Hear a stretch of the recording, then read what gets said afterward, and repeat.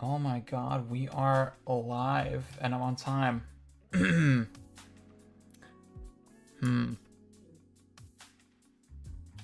Hello everybody, can you guys hear me?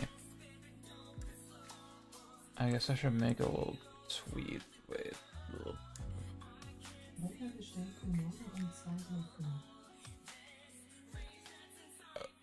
Alright.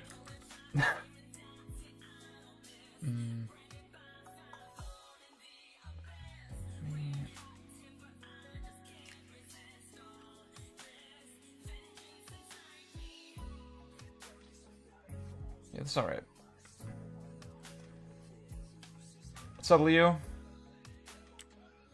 I'm using a convoluted setup again.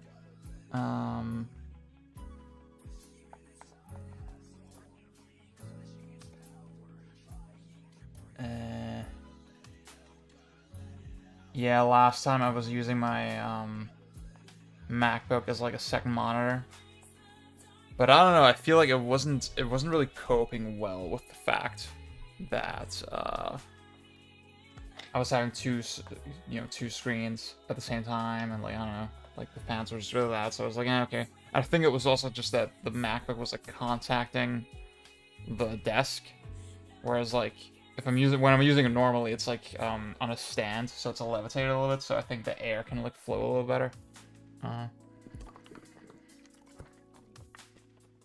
I just need to get a fucking PC again, dude.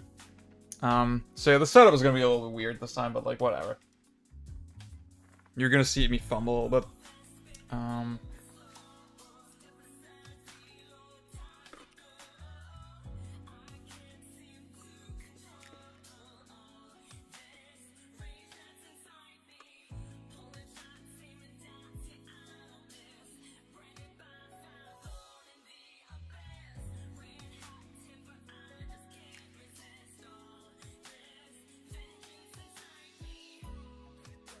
Alrighty.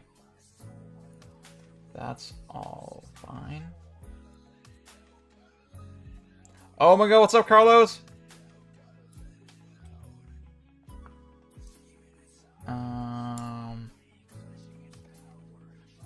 What's up, Couch?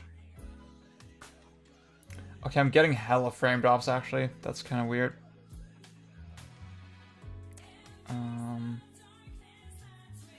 I don't know, it's weird, man. I'm doing good, by the way, Couch, thank you. Yeah, like, I was, like, really hesitant to stream, even... I mean, I wanted to stream way earlier, right? And, like, I did it today. I decided on today, because today the weather was, like, somewhat tolerable, you know? Because it was rain, like, at least in Cologne. It was raining last night.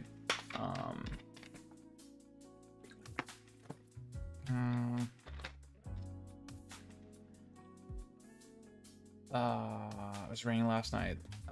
So things cooled down a little bit since. And like, yeah, overnight I had the windows open just so, like, to get all the cool air flowing in, blah, blah, but like... it's supposed to rain again, like, after... midnight. It's not so useful for the stream, but, like, whatever, I'll take it.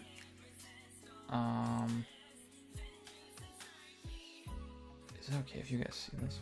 No, I shouldn't. Alrighty.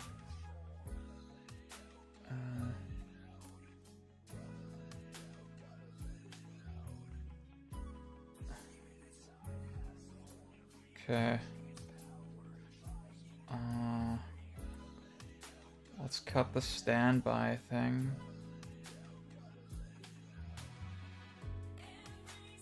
Wait, no.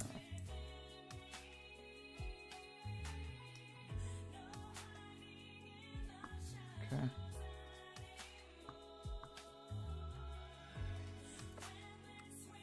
Alrighty. So you should see the fucking direct and the chat on the right, correct? I hope it's working as intended. Oh, I'm a fucking idiot. Wait. Well, I'll figure it out later. I just realized I didn't hook up my capture card yet.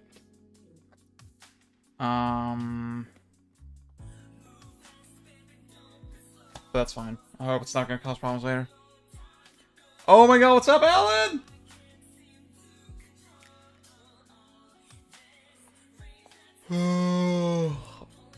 How are you doing, dude?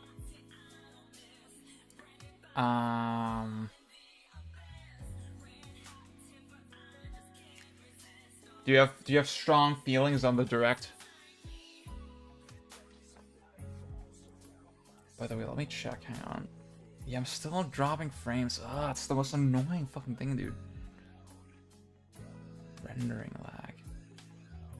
I don't even know what's going on, dude.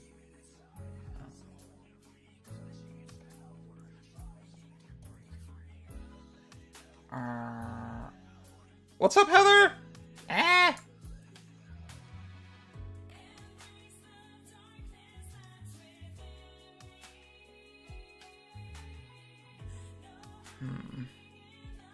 Yeah, I just really need a fucking PC, man.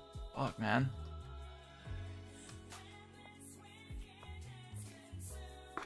Direct was a banger. Advance Wars, Monkey Ball, WarioWare, S&T, Breath of the Wild. Oh my. What's up, Boiler Pool?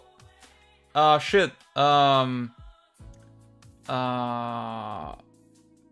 Did you test out the capture card yet, by the way, Full, that I sent you? I hope it's working, like, well. I hope it's, you know, up to your expectations.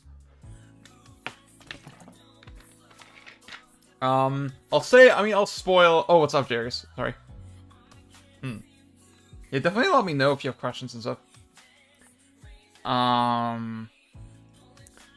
Not to spoil my opinion too much yet, but Alan, I would generally agree. I was pretty happy. I was pretty pleased with the direct.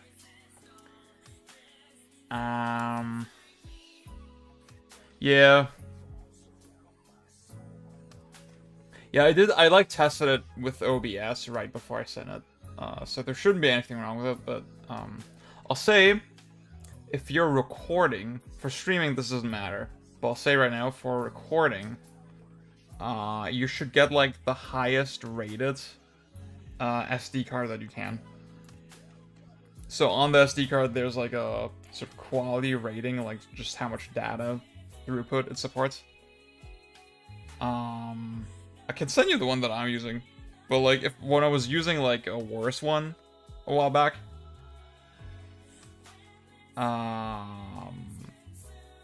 I got some frame drops. Not anything super severe, but like for me it was definitely noticeable. And then I upgraded and now it's a lot better. Yeah. And that's the thing, I mean, with the Guardians game, they didn't even say immediately that it's the cloud version, I think. And I was like, what the is this like Switch Pro? Like, what the hell?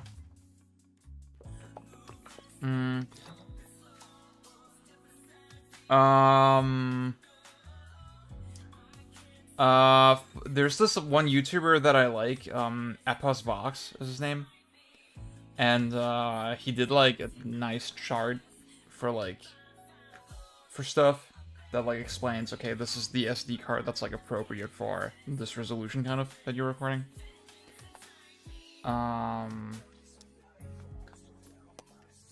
Yeah.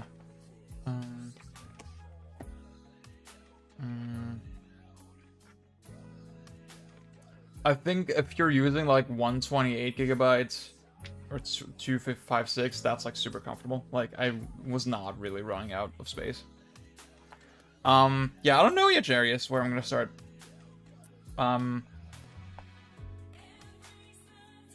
I'm thinking maybe we'll start with like lower key stuff.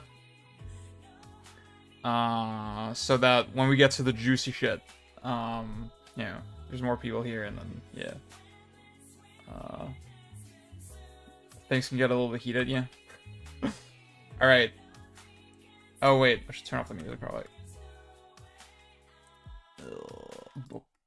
See, when I talk about frame drops, this is what I mean. It just keeps saying, look, like, this number just randomly will, like, shoot up sometimes. And I don't know why the fuck. Because you can see my CPU usage is, like, pretty alright. You know? Fuck, my 92. Check my disk space again. And like I'm not using that much RAM either, yeah. So I don't know what the fuck is going on with this Mac. But yeah, whatever. All right. I guess I'll do this. I don't really got anything to say on Kazuya, honestly. I think it's a cool pick.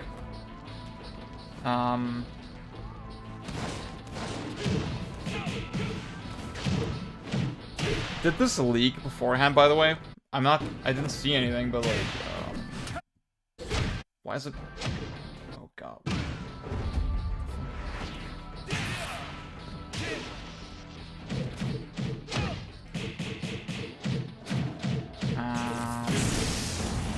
Okay, man, fucking the electric shit.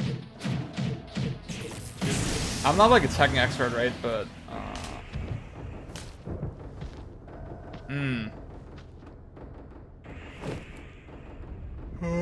yeah, that's the thing, Full. I think the, megabyte stuff, like, that's, I'm not really familiar with how it's sort of rated with those numbers.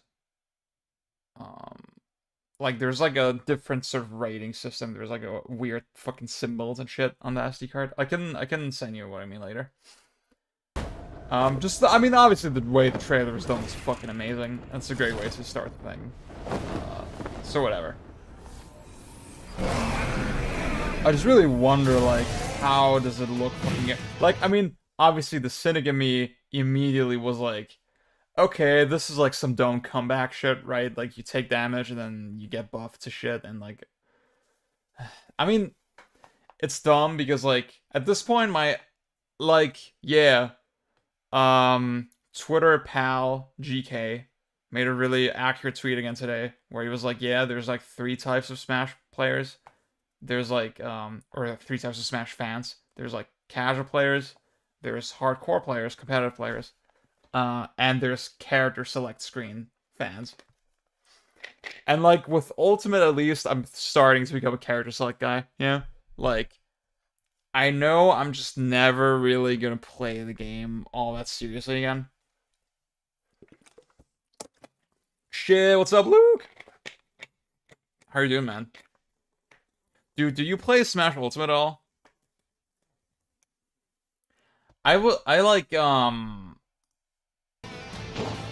played Ultimate for a good amount when it like launched, you know? I mained Wolf for a little bit. I mean, I never really said my opinion on Ultimate right on the stream. I kind of implied my opinion on Twitter and stuff.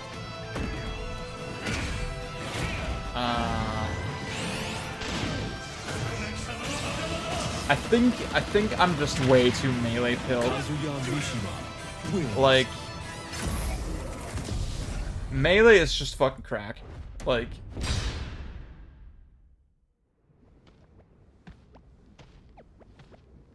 I don't want to, like, sound like a broken record and, like, just go through all this shit again, right? But just the way it feels, the way interactions kind of happen in Melee is just so fucking unique. And, like, there's no other game like it. And just Ultimate, like... And, like, Ultimate has so many from Sora Limited, just and the surface fucking Super level Smash problems. Ultimate game.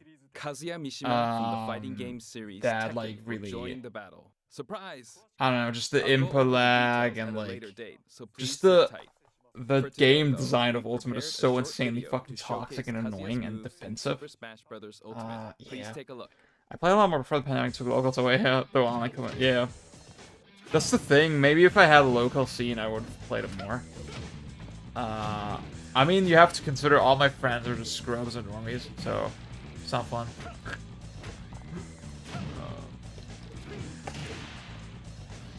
You know, I only really started playing Melee with Slippy. Right? So now I'm like, fuck, man. Once this stupid-ass pandemic is over, I gotta look into, like, locals. I gotta look into Melee locals, honestly.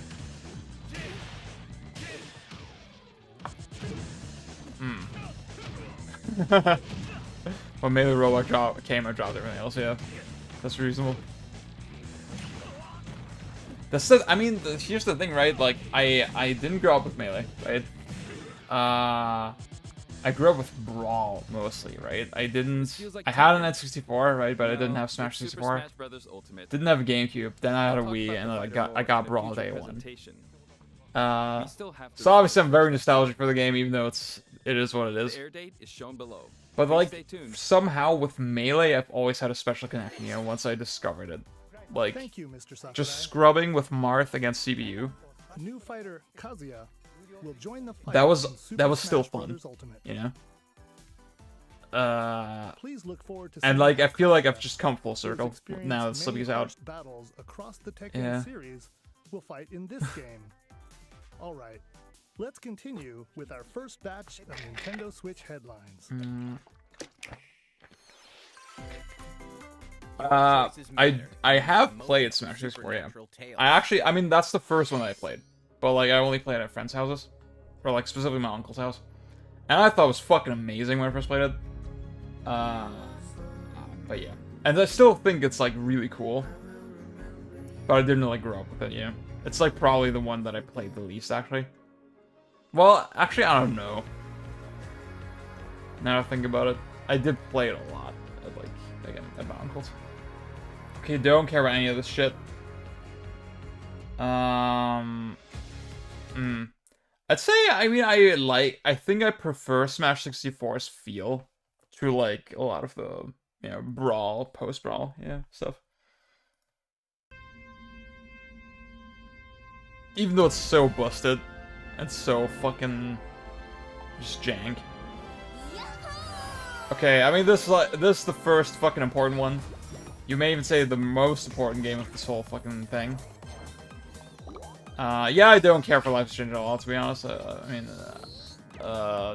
Shout out, like, fair play to people who dig that series, but, like, it's just always looked very unappealing to me.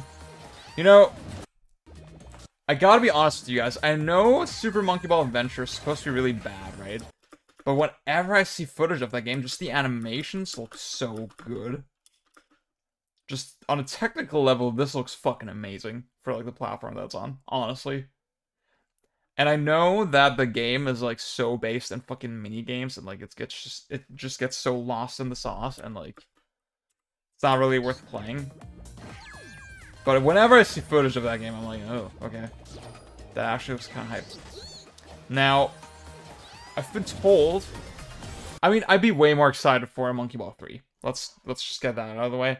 But I think with Monkey Ball, you know, it kind of warrants a re-release. It's like the perfect game for it. It's perfect on the Switch. Leaderboards. Got the deluxe content sort of rolled in to the rest. Like, I like that they probably know, right, that people don't like deluxe. I haven't played myself, but they must know, because, oh, this is really bad graphic design, by the way. That you just have this fucking big empty void of nothing. Damn. Like the way they separate them like this, they have to know. They gotta know that people don't like deluxe. But then having the deluxe content with hopefully accurate controls and accurate physics, you know, maybe that's it, right? Maybe that's it. The question is just, I mean, people have already said, like, there's a good chance that it's gonna be Banana Blitz physics. And I don't know, man. That, like, I'll wait to hear from, like, fans of the series. I've been getting so into Monkey Ball 1, by the way. I think I've told the story before, right? Like, I got into 2 a little bit. I was like, okay, this is fine. This is fun. And then because I thought, yeah, the first game was just so hard and, like, fucking, limited continues and shit. I was like, okay, 2 is gonna be my practice run, and then I realized 2 is, like, a way different game. It's, like, a more puzzle-oriented game, almost. Oh, no, Alan, we're on Monkey Ball. You came just in time. Dude, Alan, today on Slippy, I fought this Luigi player. His name was Ricky Meatballs. Or their name, sorry. I shouldn't assume. Their name was Ricky Meatballs. And I was like, I was like playing in the living room, and my sister was in the kitchen. And I was like, dude, I'm playing this guy called Ricky Meatballs. And she was like, meatballs? And she was like, yeah, like, I think Americans are just obsessed with meatballs for some reason. Vav Vivi. Wait. Is this David or Maria? See, I saw you on I saw this name on our Google Doc earlier. So that's why I recognize it. Oh, what's up, Maria? Woo! Are you gonna watch or are you gonna stay? See, that's the thing. When my sister was saying that, my first response was like, huh, okay, I mean, meatballs are like an Italian thing, right? So, Italian-American. I did low-key think of you a little bit, yeah.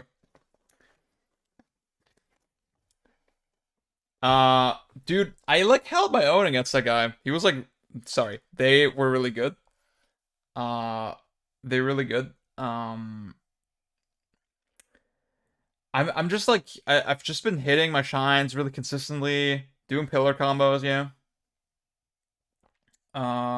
It was really weird. Like I didn't play the game for a couple weeks. And then I came back to it and like it felt like in the time that I took off, I got better somehow. I was like even more comfortable than before. It was very weird.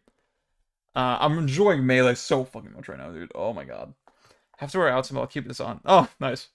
Yeah, like, I mean, if you want to, you can, it's gonna be archived, so I guess you can watch that if you want. F in the chat for the AV level, and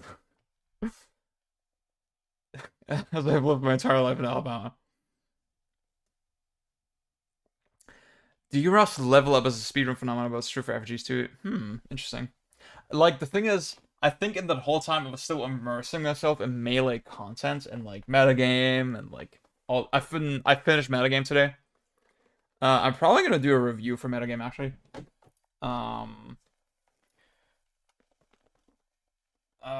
Maybe it was that just through osmosis I like picked up a lot of shit. What's up, Dylan? I ironically used cracked today. I am happy. So yeah.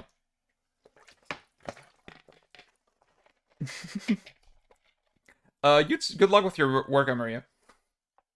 Yeah, so I'm like, the thing we can say definitively is like, I'm not crazy about this art style, like, just like this, like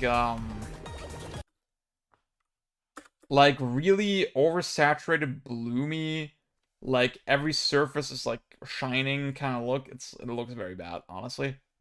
I won't say very bad,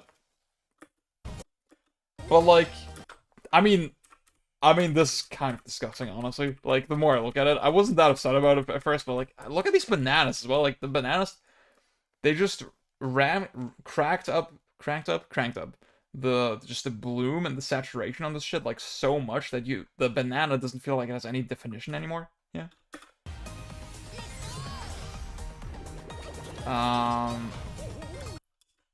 Wait, actually, where are the bananas in the ocean? Well, like, I mean, that's the thing. In a lot of shots, it doesn't look bad, right? It's only really when I compare it that I'm like, ew.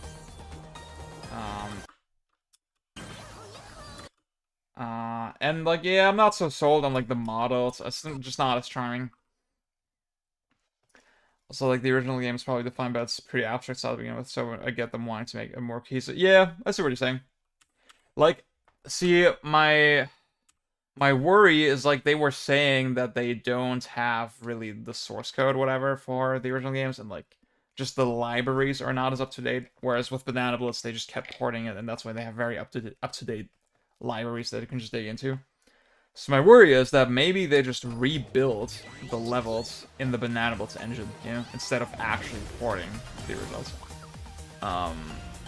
Maybe that's what this is implying, kind of.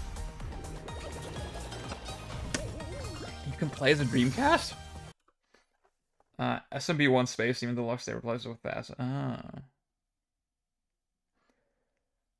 Yeah, I agree with you, Dylan. I guess we are at SC Spider, what's up? See, the thing is... So I made, like... Yeah, the physics are, like, very very big concern. But like, Go bananas. that's why I won't buy it before I hear from like Monkey Ball experts. You know, I won't buy it before I hear from Monkey Ball experts. Like the art style for me is not a deal breaker. Even though to me a lot of the appeal of the original games was just like how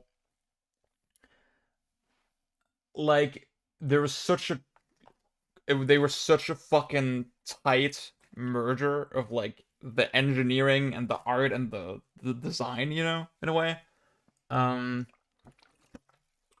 Like just the way they used the GameCube with all the nice reflections and all the shit. Just everything, it felt so cohesive, you know? Like, I mean, Alan, you used the word cohesive earlier. I thought the Monkey Ball games, they felt cohesive just as games, if that makes sense. Like, just this thing on the GameCube, you play with the GameCube controller, it feels like perfectly made for it, the graphics feel perfectly tailored for it. So that obviously is kind of lost here, but at the same time, the biggest reason obviously you play Monkey Ball is the gameplay, right? So if that stays intact, then like, then it's cool, right? Then I'm like, okay, I can play on my Switch. That's pretty neat. That's, for me, that's enough reason to buy it. Yeah, I mean, I'm like, personally, I'm just so black-pilled with ports, yeah. As someone who just owns all these fucking consoles, there's very rarely for me a reason to, like, buy ports. I'm a Galactic Shell, so I have a frame one. Probably write my extensive thoughts. Nice, okay. I'm looking forward to that, Luke. Reason to change the physical... Yeah. Yeah, exactly, Destiny Spider. I mean, they're adding jumping, optionally. You can turn it off, but, like... See, here's... I'm gonna say something really cursed, right? But, like, for a... I feel like a Monkey Ball with, like, jumping is actually not the worst idea in the world, yeah? I feel like you could probably make something good with that. I'm not saying Banana Blitz was that, but like, I don't know. Maybe that is a way to like evolve the series. I don't know. Maybe this was Monkey Ball 3. Yeah, maybe this was what the thing that was rumored. Yeah, it's off by default. Exactly. Like I'm kind of expecting that this was it. There's no actual Monkey Ball 3 in development. Because like, you know, they're tying, like, there's this new story mode thing, whatever, and like they're tying everything together, kind of. To me, sort of suggests that, yeah, this is it. This is what we're getting for a while. If the physics are spot on, it's based. If not, I'll probably still enjoy it. It just won't be what I go. Yeah. I mean, that's the thing. If it's not spot on, then I probably won't have reason to play it. Honestly, as someone who hasn't even mastered the original yet, I haven't actually touched it in a couple weeks as well. Fuck.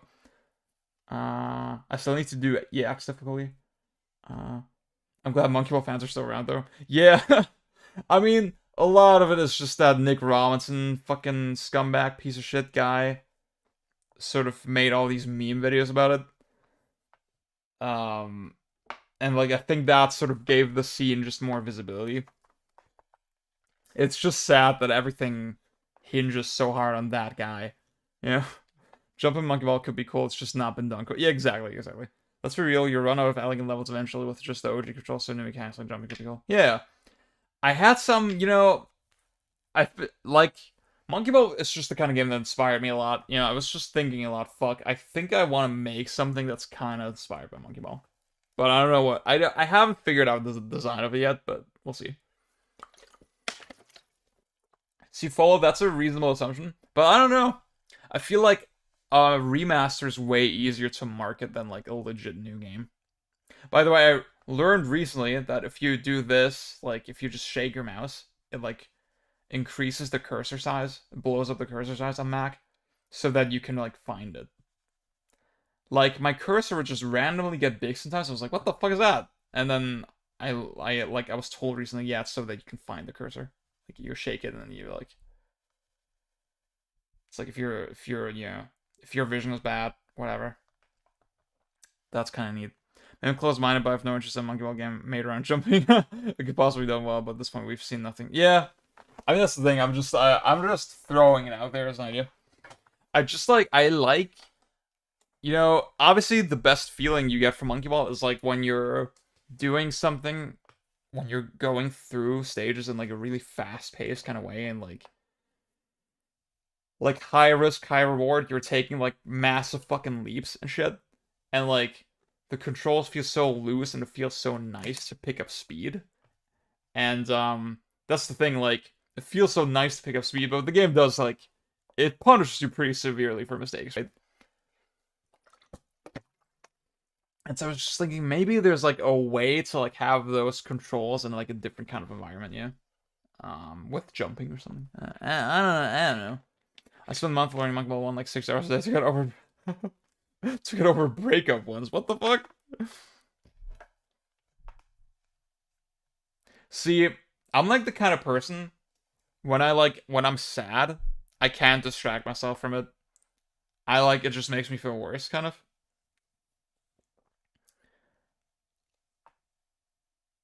But maybe that's actually toxic, you know. Maybe that's like not good for myself if I handle it that way. I haven't really felt that sad in a long time though. Yeah. I recommend checking out something called Gaiden. It's an insanely good pack of like 100 levels. Oh. Okay. Thank you, dude. I hadn't heard about this one. Okay. Check that out. Dude, okay. Yeah, fuck. Monkey Ball would be really fun to stream actually. But we're not doing that today because I'm cracked. So with this game, I do not give a fuck about Mario Party at all. I never found them enjoyable whatsoever. But I was thinking, dude, why are the graphics in this game so cracked? Like, it has this really fucking tangible look to it, you know, just with the lighting. It's like very soft and like, obviously not the most fucking polygons you've ever seen, not the best texture you've ever seen, but like, and when we say zany, we mean it. I wouldn't even say like it's not even that visually appealing, right? In the end, but like just the engine or whatever they're using for this looks very solid. That really impressed me somehow. Like, it's just something about this looks so. It has this like weird photorealistic feel to it almost. This like it almost feels like toys, you know, like actual toys. You're looking at toys? I don't know. Guidance better. Dude, yeah, like, this is the thing, in retrospect, I enjoyed 2, but then when I played 1, I was like, what the fuck? This is, like, so much fucking better. Holy shit. Like, 2 is, like, just a different fucking game. It's a completely different kind of game. Yeah. Like, it's just, Monkey Ball 1 is so insanely enjoyable to pick up and play. There's like very few games that come close, honestly. I was like, that's why I was when I was playing. I was like, dude, this could be like a top 50 game for me. Like, I'm not sure. I feel like I'm not good enough at it yet. I haven't explored it enough yet to like make a definitive call. But like, it's up there for me, I think. Just it feels so fucking good to like sequence break. Yeah, not sequence break, but like, you know, I mean, like to like do shortcuts. It feels so organic. Fuck. So good. Jump. Connect blocks. So yeah, I guess it's kind of interesting. Yeah. One is an arcade game, like literally. Yeah. For actual kids buying it on GameCube. That's a good way to put it, yeah. Doesn't the arcade version of Monkey Ball look like super janky? The original fucking.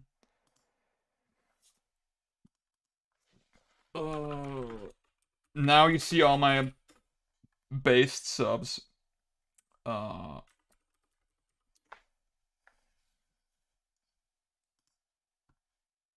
What's up, Yulia? I only ever got to rent the first one. I don't feel like it was out. Yeah, dude, Dylan, for you, I hope the remaster's good.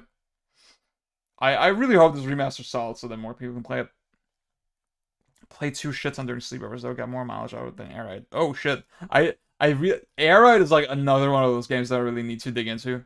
Need to dig into? Yeah. Wait. I thought I said like into twice. I don't know. I never gave the first one a fair shake because I thought 2 was the favorite. Maybe I'll get. Yeah, I wasn't really sure which one was preferred. But like 2 is such a fucking different game. It's like not the same game at all. It's like it's more of like a linear platforming kind of puzzle whatever game. Whereas 1 is like a cracked ass gamey ass arcade game. I am great. I need to pee really bad, but I won't right now because I'm a professional fucking streamer. Yeah, yeah. The banana fucking controller is pretty cracked. Yeah. But like, I like saw footage of this random. I just assumed it was the same exact game as the original, right? As the GameCube version. But then I was like, oh, this is what this looks like. All right.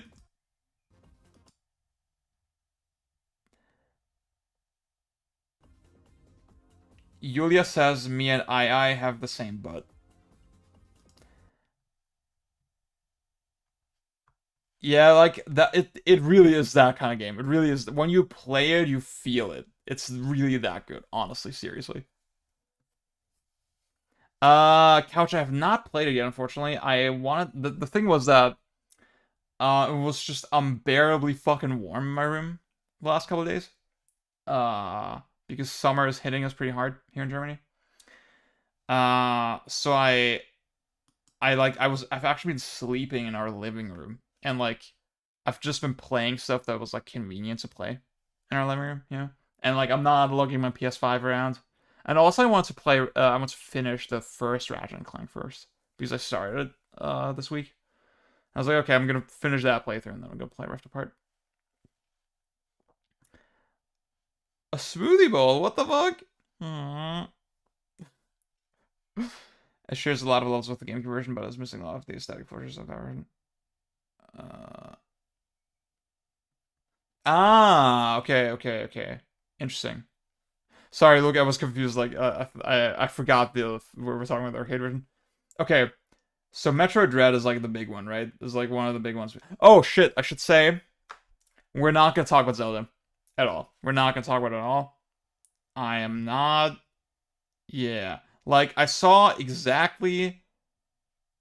I saw up to here. This is the most I saw, and then I turned the trailer off. I was told there's like they showed some new powers. I don't want to see them. I don't want to hear about them. I would really appreciate it if you didn't say anything about the game in the chat. I'm trying to be like complete media blackout, which is difficult because when I made this decision, I was under the assumption that the game was close. You know. This is the thing. I wonder what was like. So did we see like weapons breaking in the trailer, and then everyone just got upset? Like, damn. Yeah. I was gonna say I was assuming the game is close, but like clearly, it's probably not. Right? It's probably late next year. And oh fuck, dude, that's so fucking painful. It's gonna be very painful to like ignore everything. Nice. Yeah, that's the thing, man. I just remember. Obviously, Breath of the Wild is like one of my favorite games, one of the best games I've ever played. But I remember I saw the first trailer, not the first trailer, but like the trailer where they reintroduced the game, and you saw Link chopping down a tree. I was like, huh. I would have liked to find that out that you can do that, yeah. So yeah, like now I'm like, okay, I'm just I literally know. Yeah, we go to the sky. That's it. That's all I want to know. That's all I want to know. Scouts or HD. I don't really have anything to say about it, but we'll see. I'll go pee first, really quickly. I'll turn on some music for you guys as well. And I'll be back.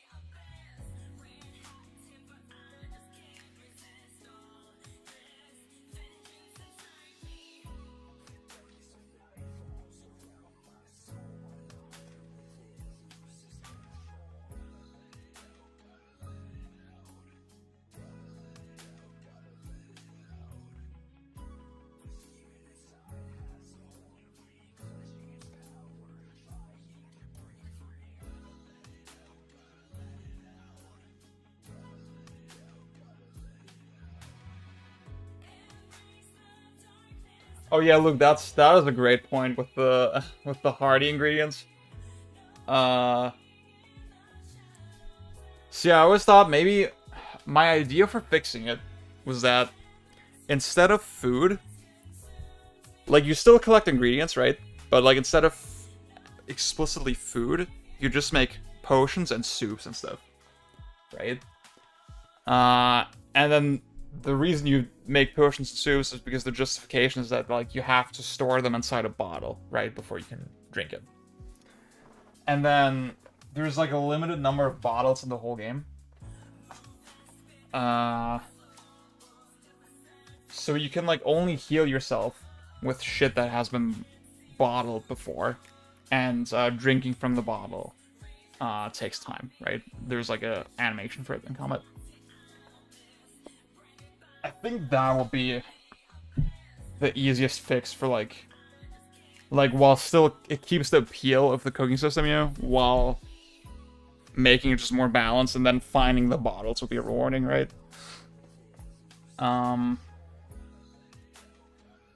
Yeah, dude, see, I wasn't like a fan of SMT. Oops, wait, I do. Oops.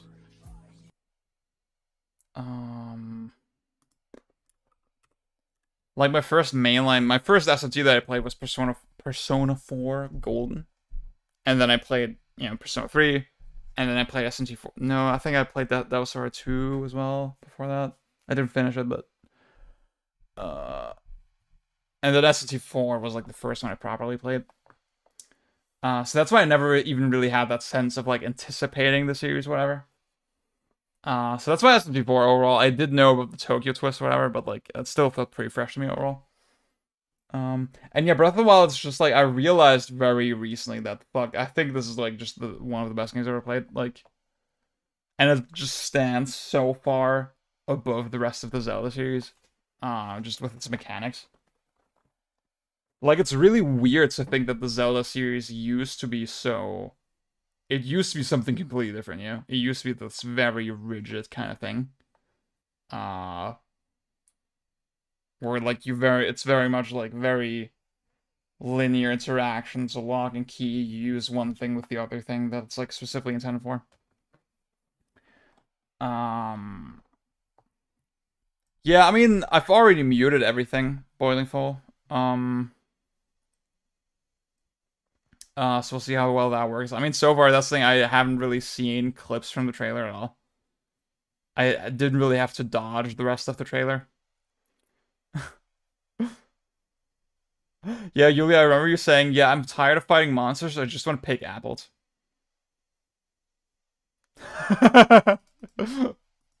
Yulia, I'm not sure you're aware, but this has been a big meme that like the SMT community, they're just such fucking tryhards, and then you know, they get told, yeah, play fucking Monkey Ball instead like a real man. The inventory in Breath of the Wild was supposed to be real time on point in general. I think yeah. Maybe, you know, maybe with the Wii U shit. The cooking is sometimes fun, how the game in particular. Yeah. I do think, you know, the one thing that I legit think is kind of weirdly done is like you can't, well, you can mark the cooking, I guess not the cooking pots, not pots, the pans, whatever. You can mark them on your map yourself.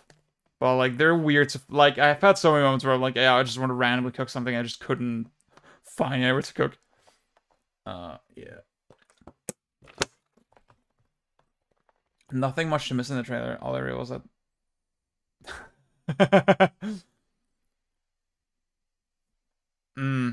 Well, I'm like, the combat is like, the appeal of it is like, that's kind of just loose and free-flowing and like, whatever, right? So to me, like, it being a little bit janky in those ways is like, it doesn't really break the fun for me.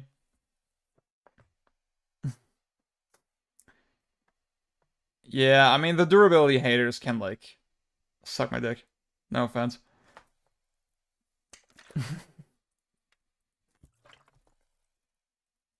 Breath of the Wild is, like, easily the best game.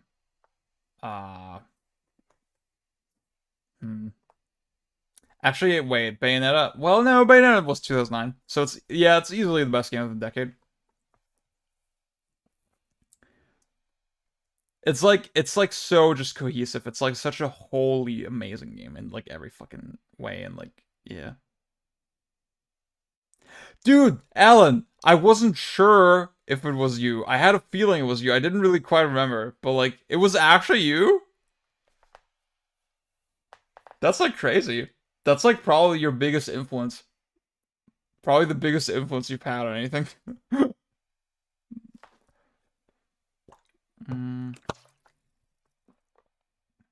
I agree, Overcross. This is accurate.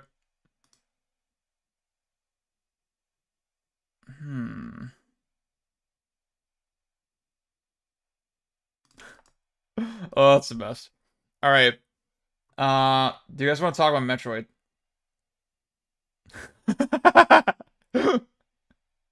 Fuck, man.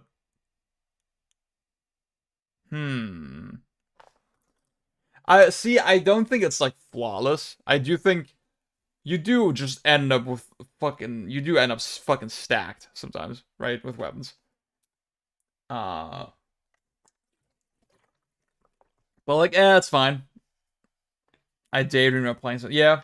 That's the thing. So there's like a couple of things of Breath of the Wild that like didn't. It wasn't exactly 100% what I wanted, right? I still think that there's like a little bit too much story with the dungeons and stuff. I said this to Alan a couple times, but like I just want a Zelda game where a dungeon is just a random cave that you walk into. Yeah. To me, that's ideal. But that's the thing, like, I was disappointed with those kinds of things when it came out, but then the more time passes, like, actually, that shit doesn't matter at all, and, like, the game is fucking, whatever. I see what you're saying, Dusty Spider. I watched a little bit of the Treehouse thing, we can tune into that a little bit, in a bit. Oh, what's up, Björn?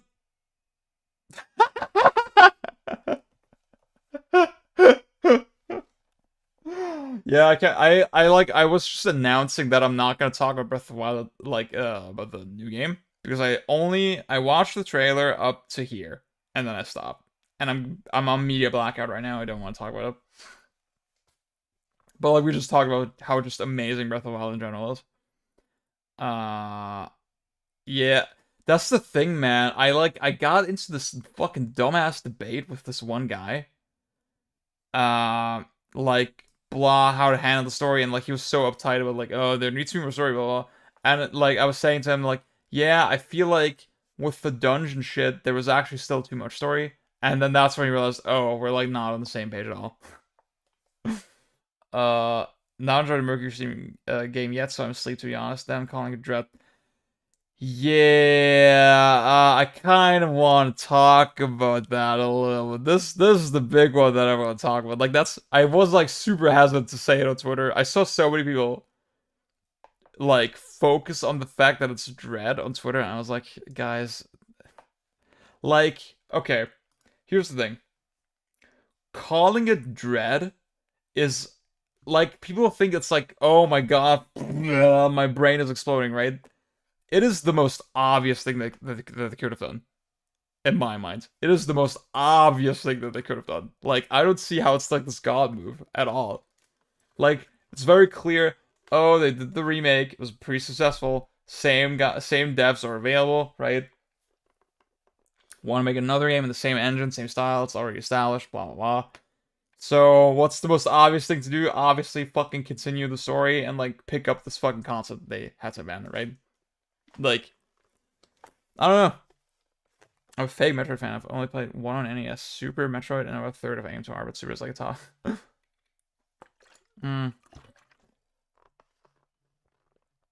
Yeah, exactly. Like, see, here's the thing. Sakamoto on Treehouse, he actually said that they picked up ideas that they couldn't realize at the time. He actually said that, like, yeah, it's like, well, I can actually show you.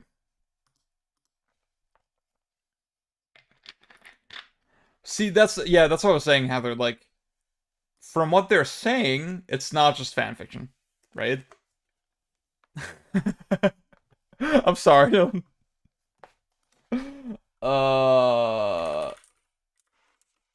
Here's the thing.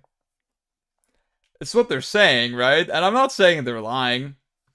But like even that, just hope they didn't pick up a story. Well, my favorite thing with the trailer was that Samus did not talk. Yeah, that's always big worry.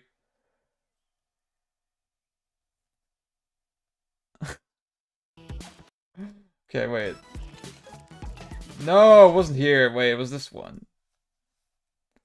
I actually didn't watch a lot all of this, but like, it was basically saying, yeah, we had to abandon it. Like, a lot of the concepts were not possible to do at the time. And then, like, now that we have new technology and Mercury's team is doing it, blah, blah, like...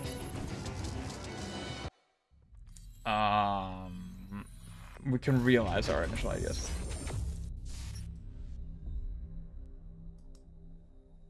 Yeah. Yeah. Let's skip ahead a little bit.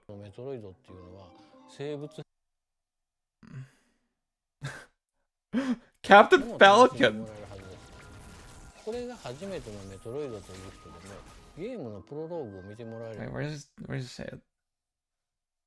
ファンには Which Castlevania game? They did a couple of them. The 3DS one? Or... See, I actually like Lords of Shadow. Well, I remember liking it. Maybe I wouldn't like it today, but like I thought it had surprisingly interesting mechanics and like it felt very... It's gonna sound corny, but like it felt very epic. Like it felt like a big journey, kind of. I think that game legit has like pretty positive qualities.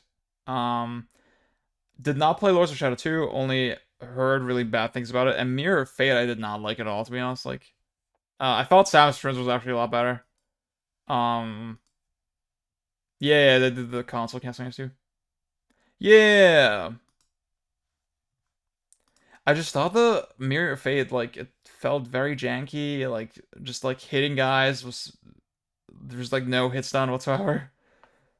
And just, like, I mean, the fucking Mirror of Fate is, like, it's like, such fucking fanfiction that it's actually ridiculous that it's a real game.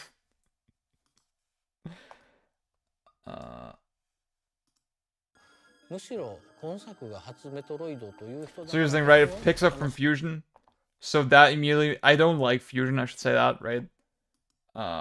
Very controversial opinion, but I don't like it. So to me, it's like... I'm optimistic about the fact that they didn't have a lot of spoken fucking storytelling in this trailer. So that's great. The idea for Metro Direct first came out about 15 years ago.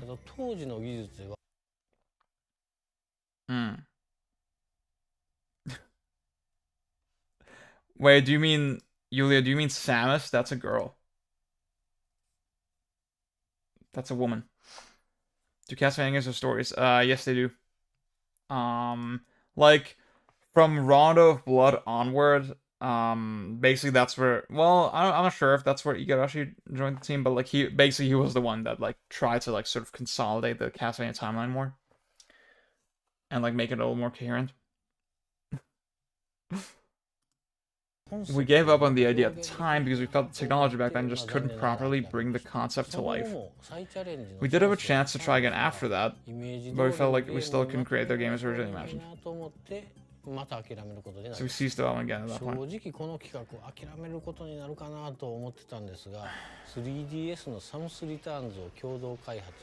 マーキュリースティームエンターテインメントがすごく優秀なチームだったんです。 They have great taste, for example, by bringing back fucking Ridley at every fucking opportunity.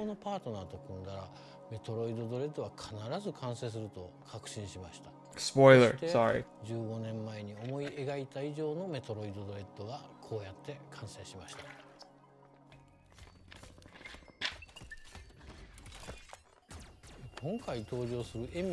So, I mean, I can see what he's saying, right? Like, as far as I understand, Metroid Dread was, like, planned as a DS game.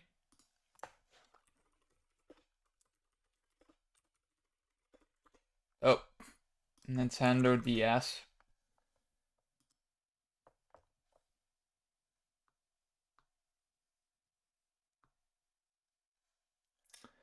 What's that one fucking website?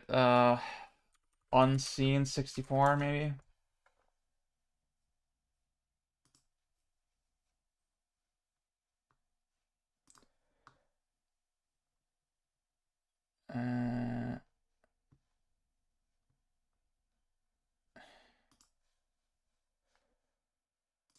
Let's watch this. Wait. What's this? 2004. I agree.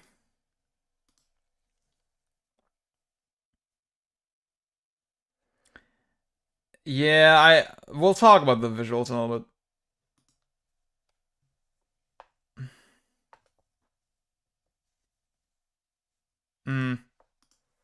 The game's unveiling, but back then it was completely bare bones. Nintendo went from being all Wait.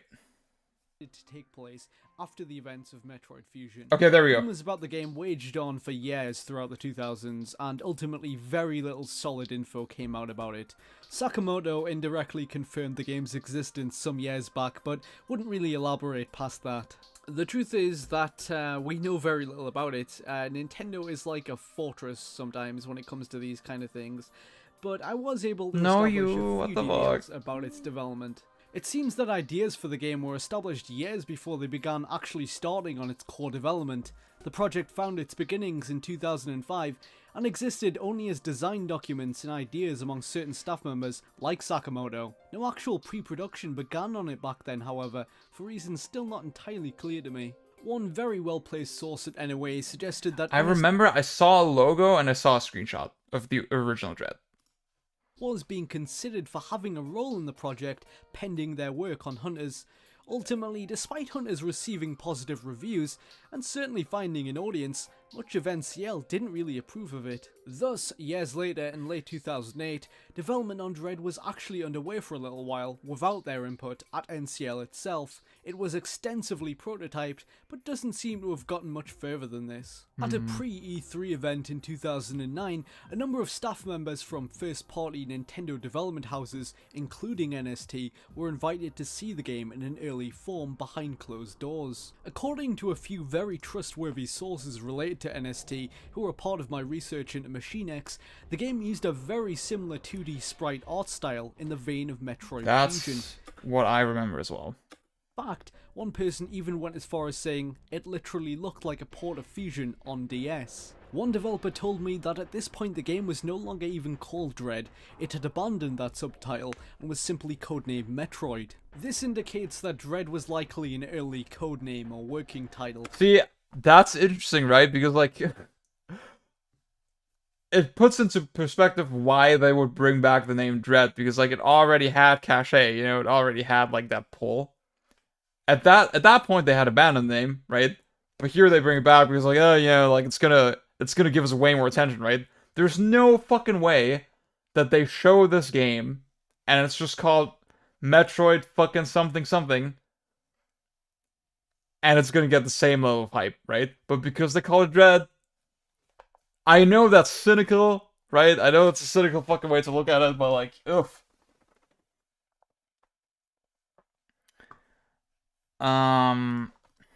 Considered during preliminary planning. Soon after this, the game disappeared. It was expected to be shown at some point over the following year, but never surfaced. A couple of the people I spoke to offered theories on why this might have been, but nobody was able to offer me a definitive explanation for this, unfortunately. Lastly, a few people were asking me if NST has any role in the development of Metroid Prime Federation Force. Alright.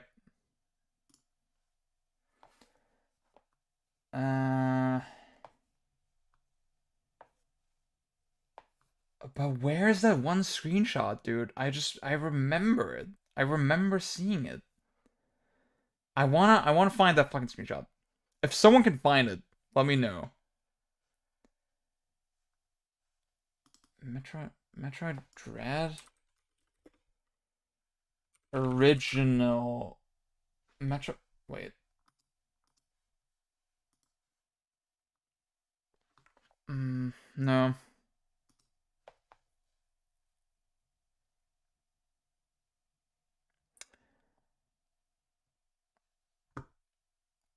Yeah, you know what I'm talking about, right? Like, was it real? I just know it was like, it looked like fusion, and there was like big fucking beam of light coming out of Samus's cannon.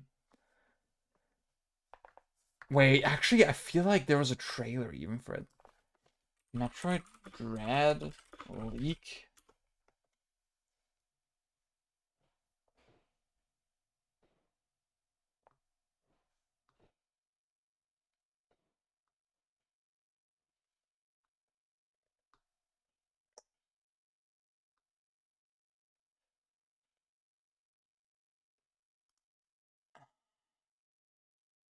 Not a remake.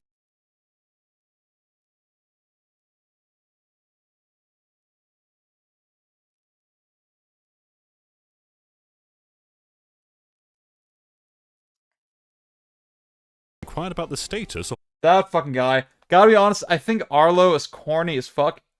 But like, goddamn, I hear way more people talk about this dude than I actually hear him on Twitter.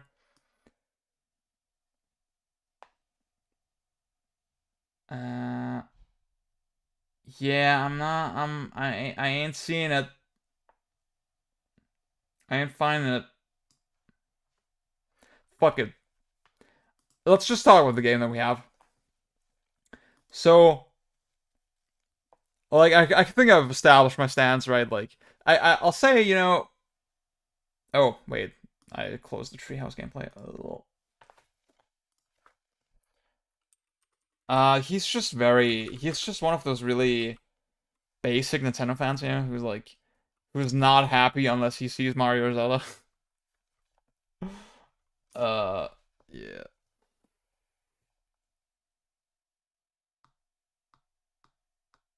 Should the fucking treehouse not be the first thing that comes up?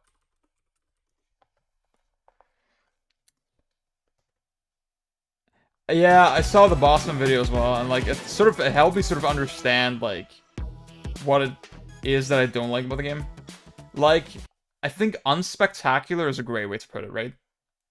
Yeah, I agree. Like, he tweeted just something dumb, but like, yeah, like, I wish they'd made they make like a Zelda that looks like that Wii U tech demo, which is like kind of weird opinion, right? But like, who gives a fuck? And I just saw so many people mad about it. It's like, oh my god.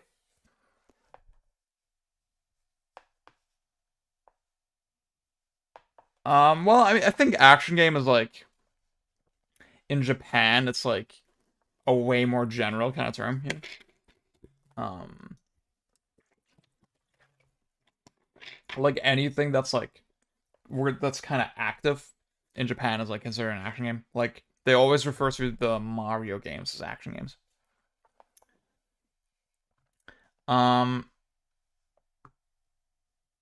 Exactly, Dylan. Yeah. So here's the thing. I think what lends credence to the whole thing that they like picked up the general idea of Dread is that I can actually see what they're saying with like new one is this wasn't possible on like older hardware, right? Because let that guy move specifically back. Yeah, when you're chased by the thing, right? Way to get to me. Yeah. Also, I don't know if it's my heart throbbing through my hands or if the controller. Wait, where are you? Yeah. So this looks like the way it's following you looks pretty dynamic, right? Dynamic. And like it clearly has some kind of legit pathfinding that the SAX on Infusion just didn't have. The door locks until they track you. It's still trying to get at her. Oh, yeah, it's still looking around. And I can see number one, just that is complicated on a fucking DS or on a GBA, but also the screen real estate is not there to really support that, you know? So now it's like it's 1080p, it's widescreen. I can see what they mean, right? That this kind of shit just was not possible before, and now it is. So to me, I do believe them when they say the DNA is still there. But I still think, yeah, like that's the thing. Like I cannot recall a game where it was like done super well, you know. That wants to be a friend of the company. Um. Fuck. Okay. See, I have some general concerns, right? I thought Samus Returns was not bad, right? I thought it was not a bad game, but I think the direction of the game, as a remake, it's bad, right? As a remake, it's pretty bad. As a game, as a Metroid, it's fine, but the fact that it is so, it's like way more focused on trial and error set pieces, you know? And I think, so this thing, the robot apparently one-shots you, right? And like people hear that and they think, oh, that's so base, that's so fucking punishing, that's so cool. Well, my thinking is, because it one-shots you, there's probably a fucking checkpoint like 2 minutes ago.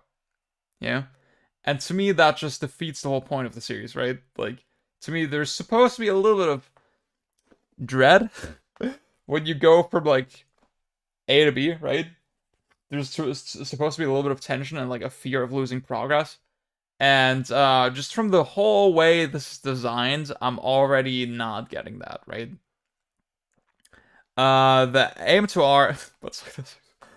Aim to R is pretty cracked. Like that game a lot. Definitely aim to R is something every Metroid fan should play. It's like, it feels very legit. Has a lot of love put into it. Now I'll say about the, like, one thing my good buddy Riff pointed out that I also noticed is that for some reason the stuff that's like the most in the foreground is just completely pitch black. And that's weird, right? Like, I haven't really seen any 2.5D games that go for this kind of dichotomy. Maybe they did it for visibility, right? To make it more clear where you're actually standing and stuff. I don't think this game looks bad. I don't think it looks ugly necessarily. I thought, like, there's some shots that look legitimately, like, this looks pretty nice, right? Like, with the lighting and the composition and, like, just, like, it's a great fucking just shape. Yeah. I don't think this is an ugly game. This is not gonna be something I'm gonna be super hung up about. But, like, kind of like what Alan was saying, like, it doesn't, you know, it doesn't feel like, again, like on every front, it doesn't feel like, ooh, oh, new Metroid, what? Like, it's just, it does not seem like a game that we're gonna remember in 10 years, you know? And, again, my biggest concern is just the general, like, design of it with the checkpoints and all this stuff. I think generally, in terms of, like, action and controls and, pacing and exploration, I thought Samus Returns was not bad. I thought it was pretty decent. I thought Mercury Steam did, like, decent job with all that. I mean, just you look at this box art and, like, huh? Right? Pretty much, yeah. I'll say, yeah, so, this trailer, right? I thought this trailer was very awkwardly cut. The music just stops here very suddenly. I think that's very weird. I think so, Dylan, yeah, it's very bad, right?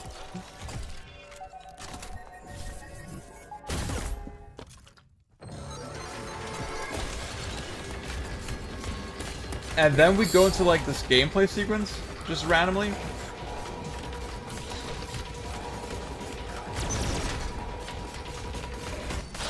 And then you just get grabbed very awkwardly, and then you die.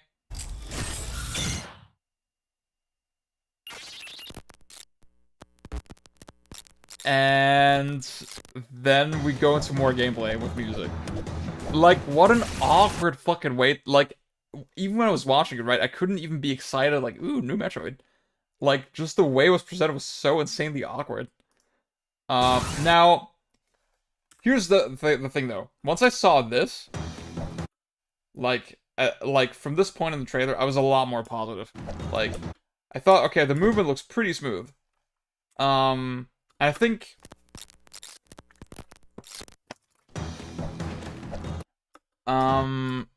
like, it doesn't look like it's gonna be, like, this cracked-ass speed game, like, Super. But, like, it looks like it has, like, a good amount of weight to it, kind of like the GBA games. And, like, I love this, right, that you can free aim while walking. You see she's, like... Wait, I'm pretty sure... Yeah, so... See, she's, like, lifting up her arm, like, slowly, kind of. So clearly you can, like... In Samus Returns, one of the coolest things was that you could, like, 360 free aim. And it was pretty well utilized, I'd say. But then doing that while moving, I think... I don't know how they're doing it, like, control-wise, but... I think that seems pretty fucking nifty. And then... Literally, I was saying this when Samus Returns came out. That the melee thing should be like this dash, right? It should be something you do while moving forward. And they did it. They did exactly what I wanted. And it seems like the enemies are not as tanky anymore. So that's all pretty cool. Like, yeah, I'm just honest with you guys. I do think there's aspects to this game that look pretty base.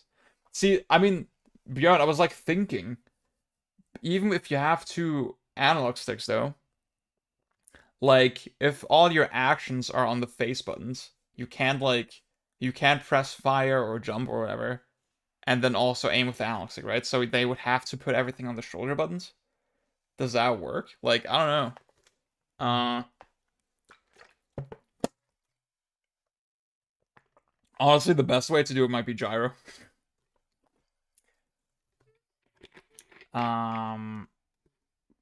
Like, unless, yeah, I could see, like, maybe the right stick just fires automatically. And then,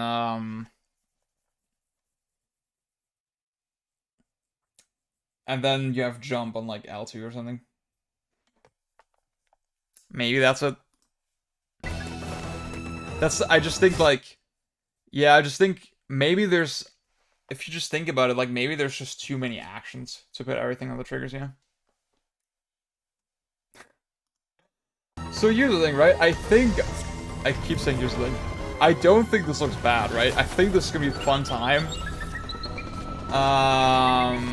It's just like the way they're marketing it and presenting it, it feels like a little bit, I don't know. Like, they just know it doesn't look that impressive, and like that's why they have to like prop it up to be more than it actually is. Yeah, I think Dill, I'm gonna be on the same page. Like, that's the thing. I didn't hate Samus Returns. I thought it was decent. Yeah, I was not mad about it at all. Now, I haven't played it since release. Maybe I wouldn't like it anymore, but like, eh. That's the thing. There's a lot of stuff about the direction again with the checkpoints and stuff that I'm like, about. That I think I'm still gonna complain about, you know, when the game comes out. But whatever. Eh. With the trailer. That's not the unlikeliest explanation, yeah.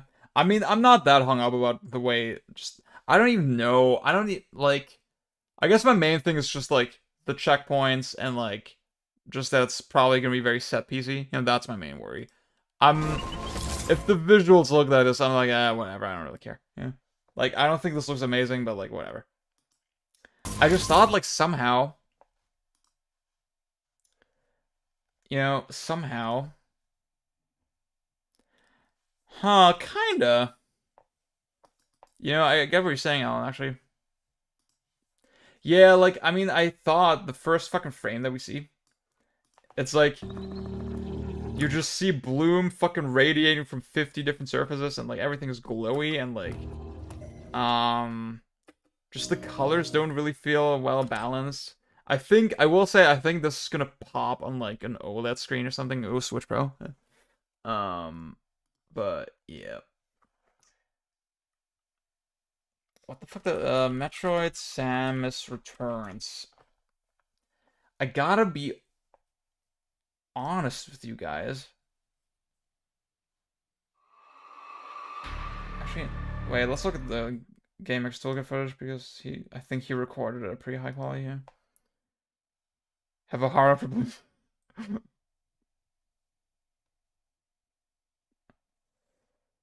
Okay, he's cutting too much. Metro 2 is like really based, honestly. How I feel about the suit chat? I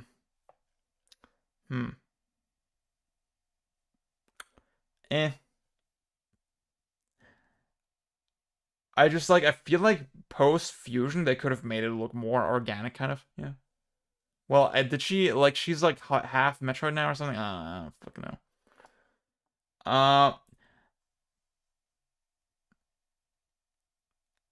Okay, I wish I could just see extended fucking gameplay of Samus Returns. Like, I remember playing Samus Returns, I was like, yeah, this looks pretty nice. This looks pretty decent. But, I mean, this looks pretty ugly.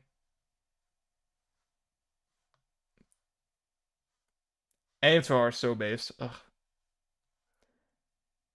Actually, yeah, now I'm seeing it, like, I wouldn't say Dread is like a downgrade from this at all. I don't know.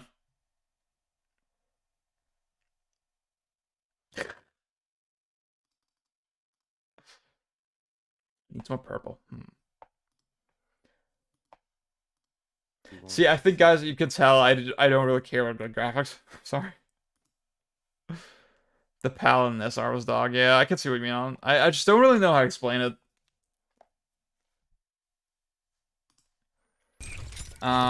Let's see a little bit. I don't... WarioWare. You know, I never got that deep into WarioWare, but I always thought it was cool. I always thought... I think I like Wario toothpaste. Huh? Get it? I always thought WarioWare appeals to me a little bit more than Rhythm Heaven. I don't know if they're that comparable, but like, just the fast pace of it, I thought always was pretty cool. But I never, again, like I said, got that deep into it. I know I first played the Nintendo DS at like a store kiosk, and it was WarioWare Touch, and I was like laughing my ass off. I was having so much fun. Like, that was a pretty formative experience, honestly. Yeah, I agree. That's inspired. Well, I mean, slick armor can look kind of cool, but like, maybe we should play gold, yeah. Oh, okay. That's pretty neat. Look at me go. Whack, rats. Check out these chumps. They came back, and they have wonderful new So wait, can you only play this handheld? Stick thing. Or do you play like Joy-Cons? Spinning, whatchamacallit. Ha! Nailed it. Same shop. Wait, they have Joy-Cons here, so it has to be like kind of playable with Joy-Cons, yeah. What's up, Lenham? I was born and raised in Germany, and I live in Germany, so that is not wrong at all. You know what? Most people don't point that out. Actually, most people say I sound like a just a sad American.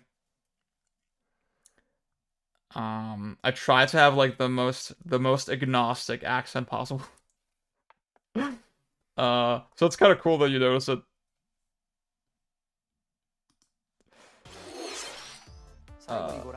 What you just saw was the trailer for WarioWare. Get it together. Oh, wait. In the latest installment of this series, there are new microgames that let you control Wario and his friends.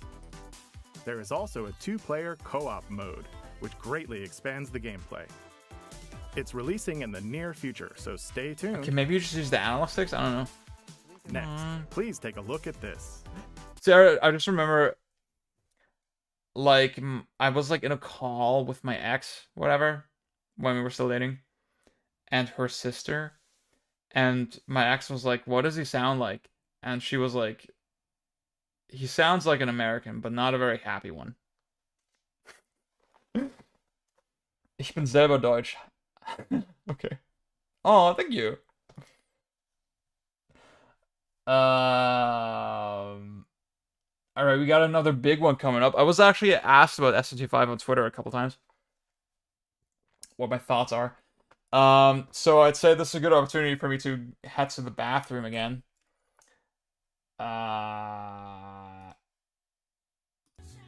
Fuck, man, I just need to pee way too fucking much. Be right back, sorry.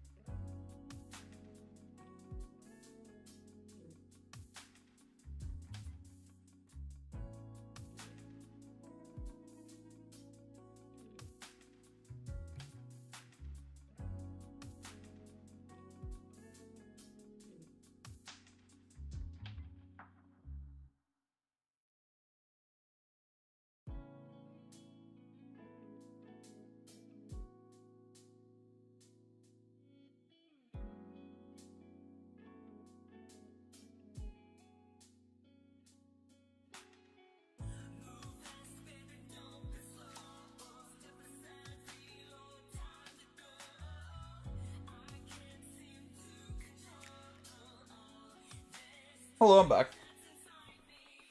Oh yeah, fuck. Alan, that's a great point.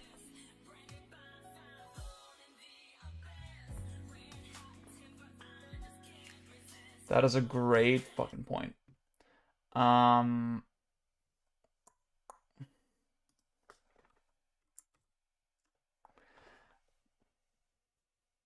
Oh, weird, dude. I didn't even realize. Japan trailer. Shave my toes 5. Atlas tube. Let's go. Dude, that's like, it's kind of cool though that they give this game like such a big fucking spot. In like the show that 1.5 million people watched.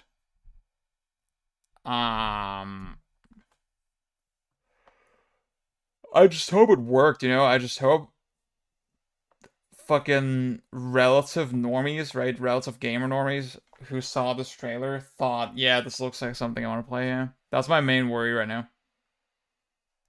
Probably punching a wall in preparation for having to lay his eyes.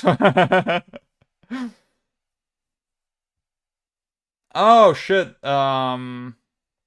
You know, Dylan, I'll say the trailer does not show anything crazy. Like the trailer that we're about to watch. Like, I respect it if you want to tune out for a little bit. Is that ideal gender? All right. It's just like random environment shots, and like I think. So, wait. How's the volume for you guys? Seems pretty alright. So, my problem, I wouldn't say problem with this game, but like my thing with this game right now is like I feel like I still don't know what it is. You know? Okay, yeah, that's fair. Don't. Oops, I should fucking mute my phone.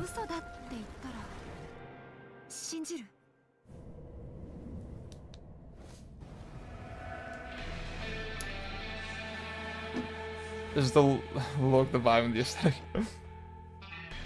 See, Alan, I saw you say that the thing that sort of, eased your worries is that it feels distinct from Nocturne, right?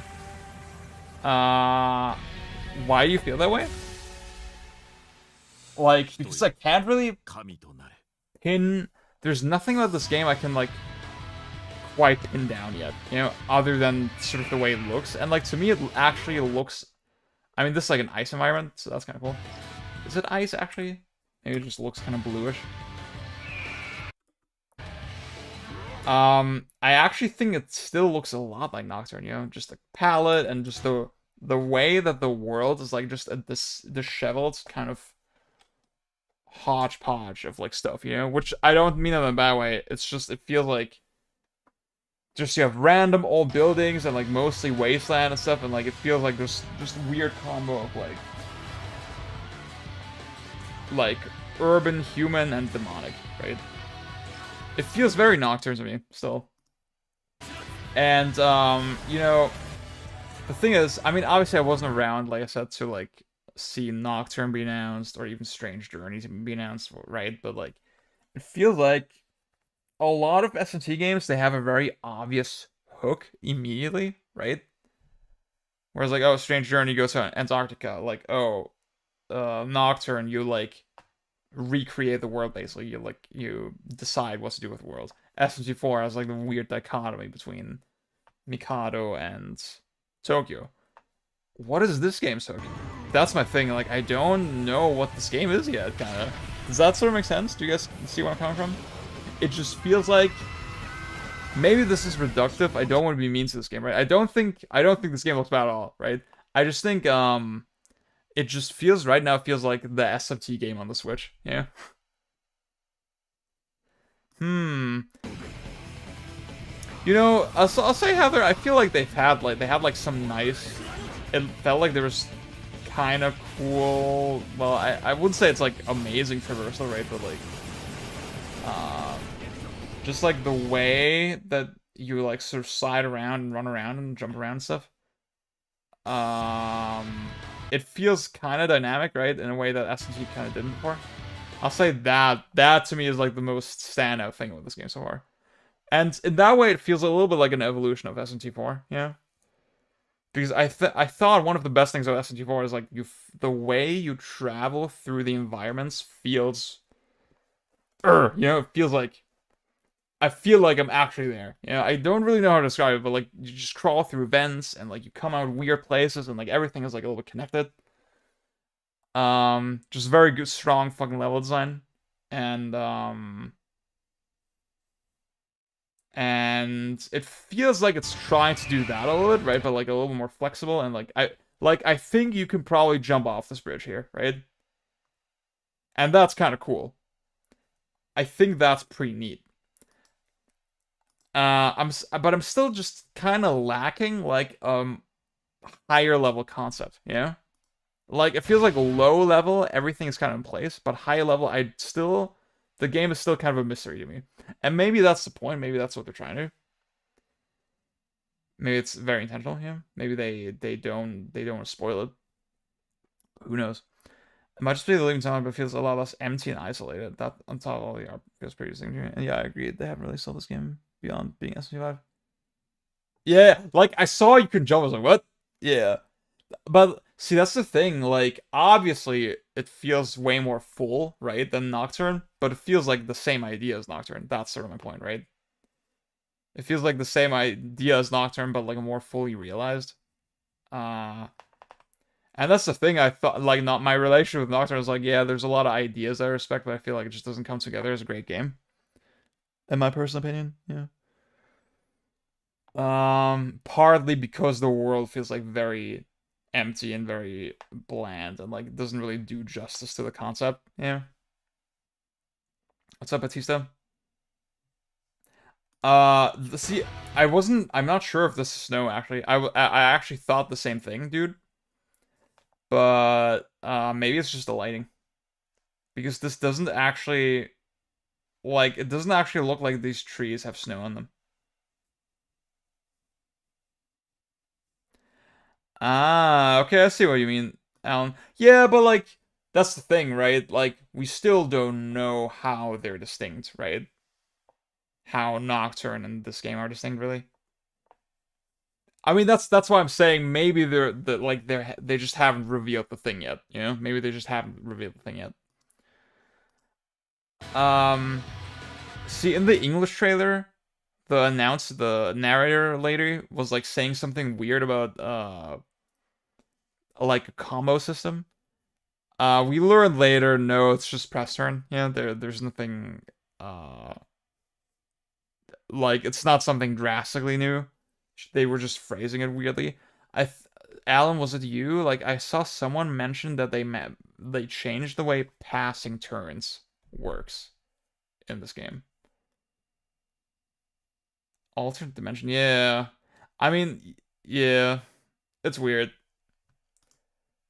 I don't really know what that's about, like, yeah. I honestly think the variety of environments looks really cool. Like, again, the game looks like, I think the frame rate is kind of rough. And, I mean, we see, Cuchulainn, I think, is how you say it, right? He's Irish, right? A classic Irish folklore hero.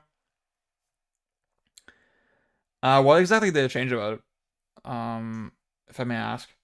I think, the gradients on the characters is, like, not super well done, honestly. I think Persona 5 actually looks a lot better. Well, I wouldn't say the game overall looks better, but, like, both games look good. Actually, I do think Persona 5 looks better, yeah. It's just the demons and the models, specifically in Persona 5, I thought looked a lot more solid.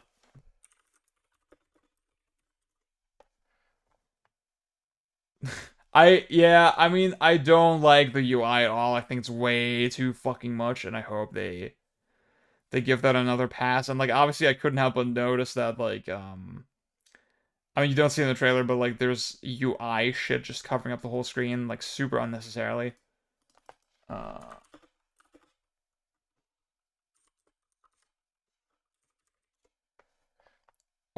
Yeah, prioritizes having a whole turn as opposed to using it up an already half turn. Exactly. Like, that's how I remember it being. And that was like, oh shit, what's up, Kudo? Dude! I don't think you've been on one of my streams before, right? Cuchulainn. Ah, okay, thank you.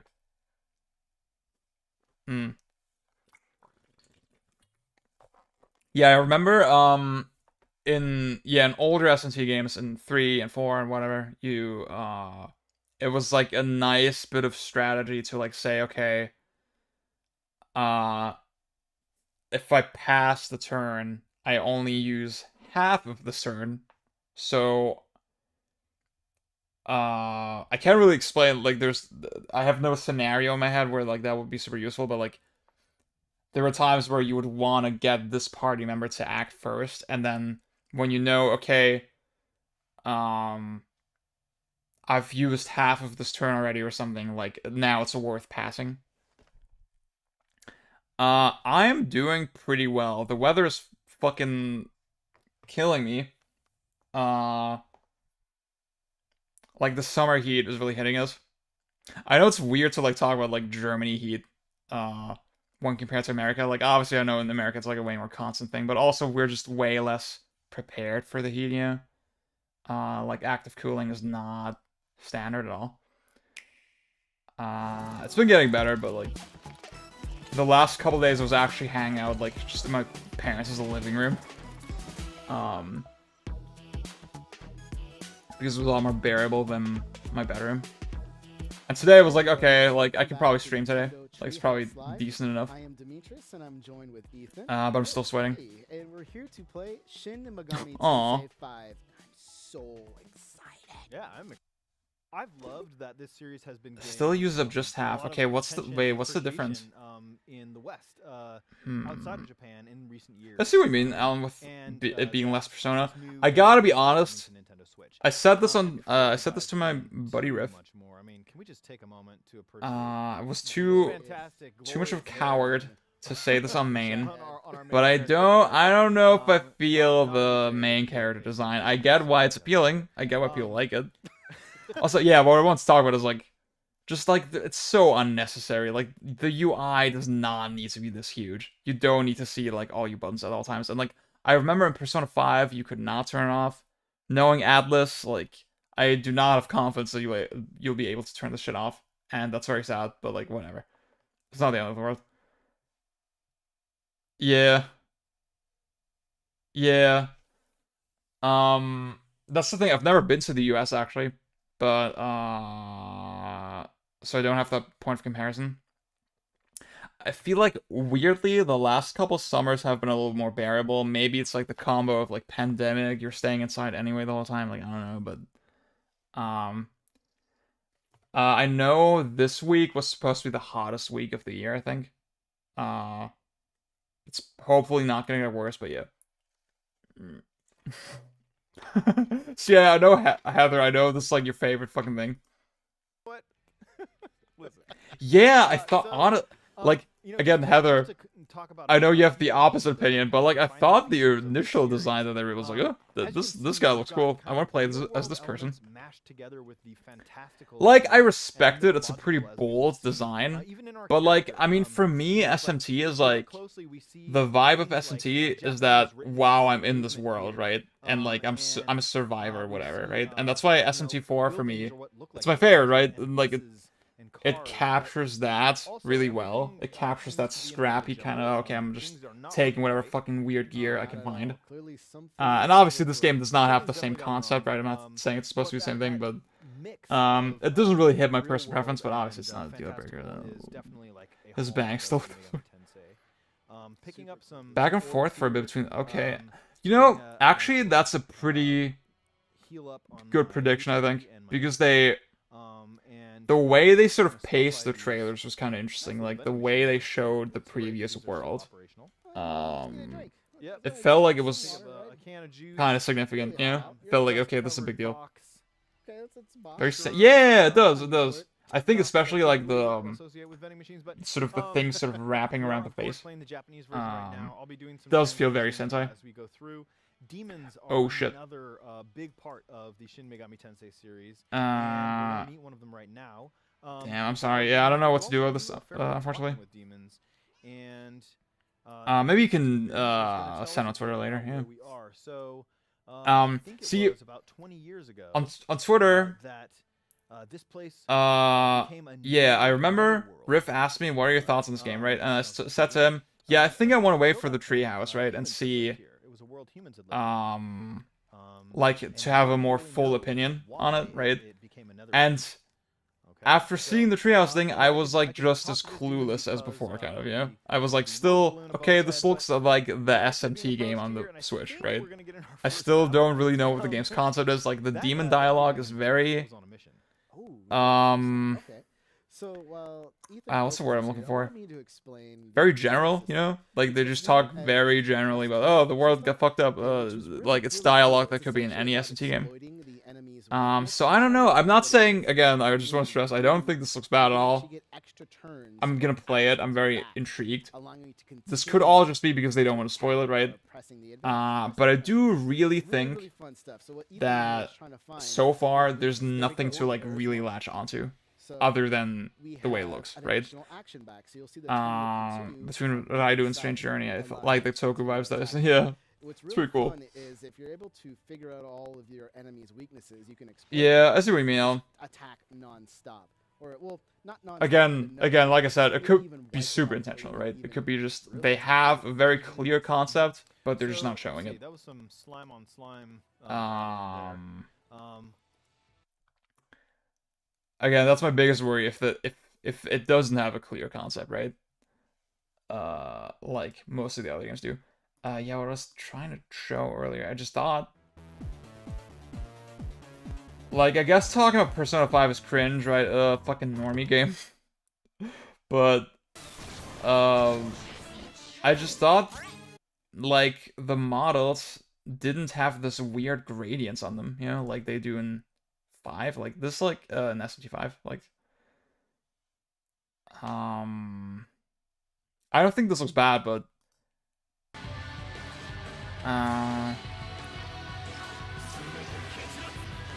it just looks a lot more weirdly 3D, is the best way I can put it. And it makes the whole thing come across as a little less polished. Man, I mean, if there's one thing you can say about Persona 5, goddamn, just the way it looks and feels is just incredible.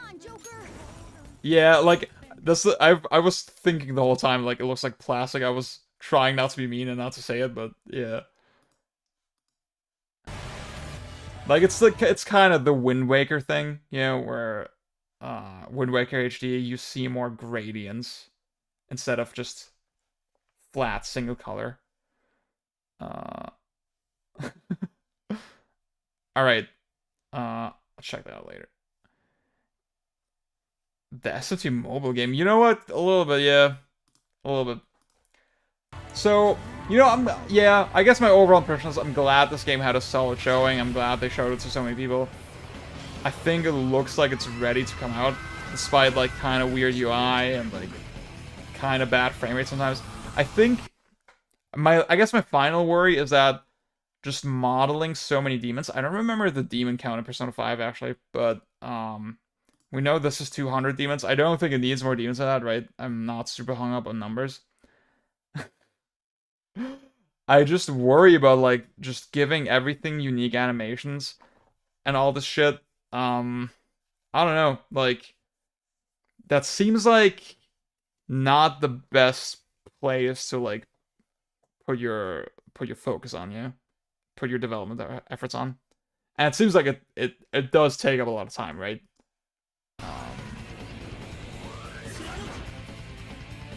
I mean, it's weird, right? The UI is so TMS that you can't imagine that it's like the final game, right? But like somehow in my brain it's like I think, oh, this is Atlas, there's no way they're gonna change it. Like this is usually when they show games, they're like close to final. Persona 5 was the one exception, right? Where they kept showing it over the years and like it just kept getting delayed, right? Generally, Atlas, their strategy is, yeah, we go dark for like 2 or 3 years, and then the game comes out. Yeah, exactly. Yeah. I think even just the... I mean, I think this text box doesn't look bad. Look at the... It's just like, there's so much shit going on. Yeah. And like, I mean, this like... Yeah, a lot of the font choices and the icon choices, they feel just a little bit too... Again, it sounds mean, but like a little mobile game-esque and a little bit too soft. And this is really nitpicky, right? But like, oh, this, I think this fucking bar here, the Magatsuhi thing, it's kind of interesting. You know, I was actually thinking the other day.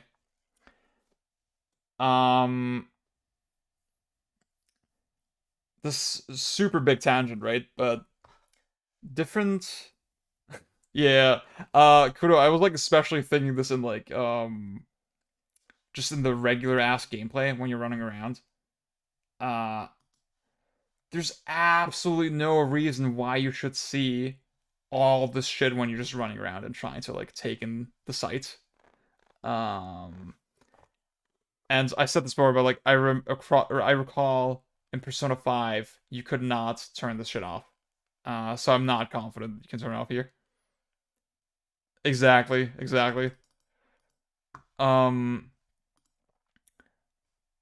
See, I was thinking about like different builds in SMT, right? For your main character. Specifically in like SMT4 and Apocalypse. Yeah. Yeah, exactly. Like, do you really need to, like, you've played for 5 minutes and you know what these buttons do, right? It's just so unnecessary.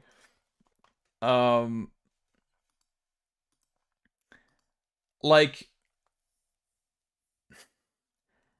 from what I understand, I haven't played, like, every old fucking SMT game. Oh, they cost MP again. Okay, I don't like that. I'm not super fussed about it, but, like, yeah, I do think it's cooler when they cost health. Like, yeah. So, yeah, it kind of goes into what I was saying, right? Like, or what I was about to say. Because I feel that obviously at this point we know SMG4 and Apocalypse, they've been out for a while. We know now Dex is the best build, right? It's objectively the correct choice. It's the strongest build. And freely sort of distributing your stats is kind of like, why is it even in here? Because like there's like absolutely no reason to go for the other builds, right? Realistically speaking.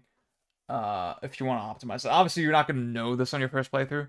But just like as a thing about the game that could make it appealing, right? I think about a game like Dark Souls. Obviously, those trade-offs are fun, right? That you're sacrificing vitality or something so you can wield the big shit.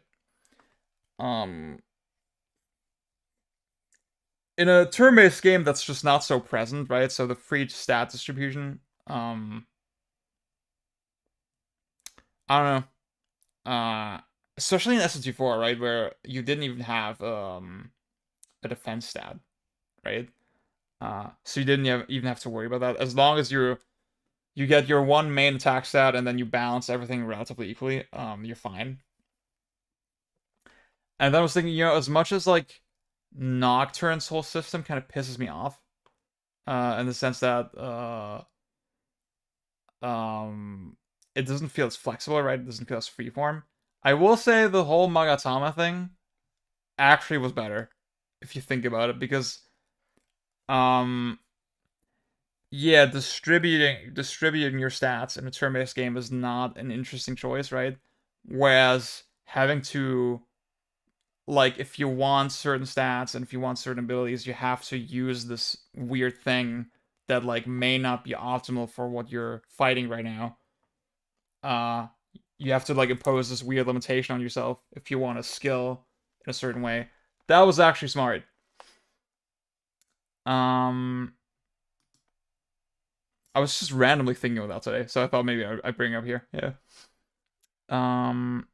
Mechanical revolution for this series. Yeah. Yeah. I guess that it ties a little bit into what I was saying about the models and shit, where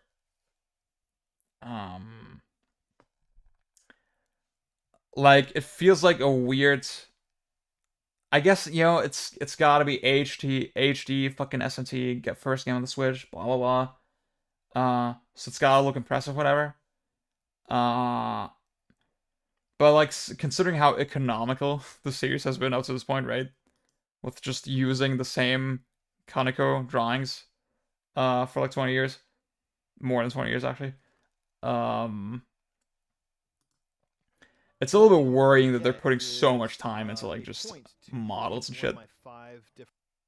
When I know, like, it looks great, right? I think the game looks great generally, but and that'll make sure that I get. I'm just not gonna care about how cool the models look after like so much, apparently. Hold on. 3 fights. Yeah. So I was actually going to show this off. I intended to anyway. So yeah. Demon Still negotiation is, you know, talking about this game a lot now. it's a big part of the Shin Megami. Still looking forward to it. Just like not even. It's not even like there's anything super fucking worrying about the game. I just have like a lot of questions, I guess. Yeah, I just have a lot of questions. Let's move on. Fucking the Danganronpa fucking hive is back.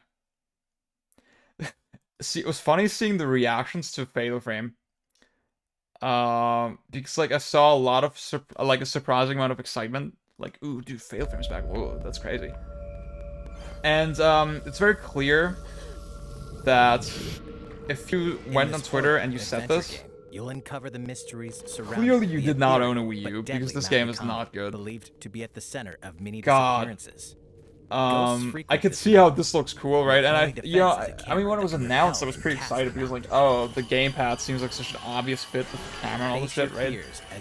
And it is, it's cool.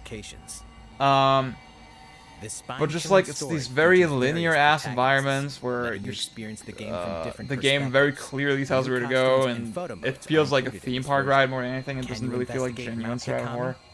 I don't really have a fleshed out opinion on it because I just played the demo, right? But I didn't hear anything good about this game either. Like for people who played the full version. Clearly, you don't own a Wii U, you fucking idiot. God, are you even a gamer?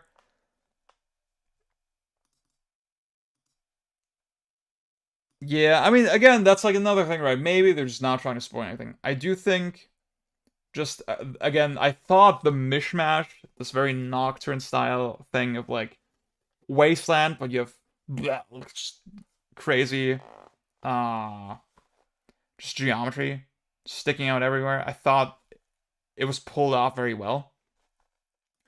But still, it's not, again, kind of like what I was saying earlier, with SMC4 or Strange Journey, you immediately like get the concept, right? You immediately you look at the setting and like, ah, okay, I get what this is. I get what this is. I get how it separates itself from the rest of the series or other games in general.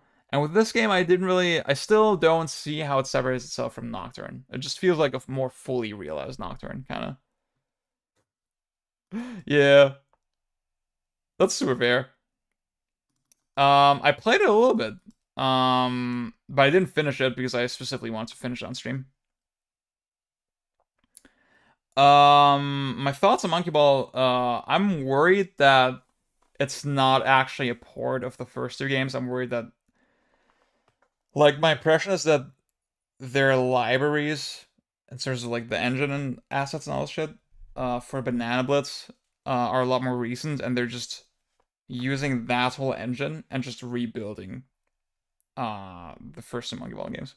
And that, yeah, I know, I haven't played Banana Blitz, but I know the physics and stuff are different. So that would be, like, my biggest concern. That's why I'm probably not gonna buy it until I hear from, like, people that, yeah, it's on point. The physics are spot on, the controls are spot on. Don't like the art style. But generally, I think Monkey Ball is, like, the kind of series that earns the, you know, it deserves a remaster. Like, it would really benefit from it. More so than a lot of other games. So yeah. I think I could get over my grievances with the art style if everything else is spot on, yeah. I guess the next big fucking controversial thing to talk about is this Advance Wars thing.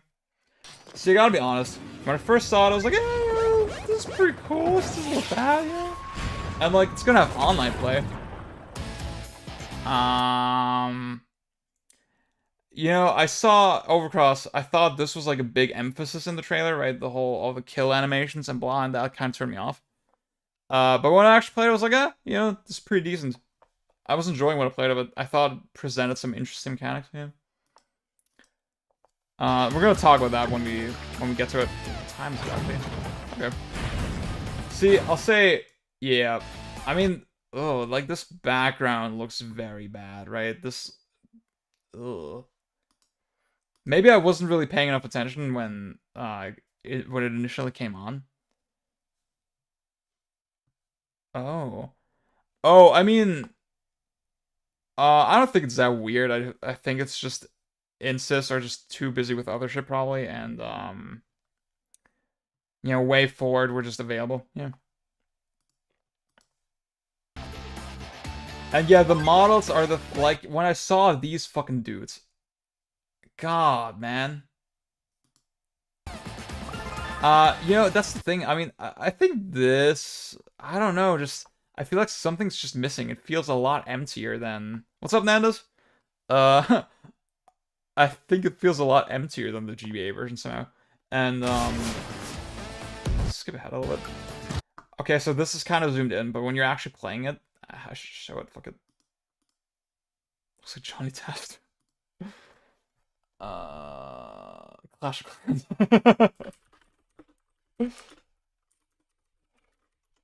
Maybe that's the goal, right? Maybe that's the audience they're shooting for.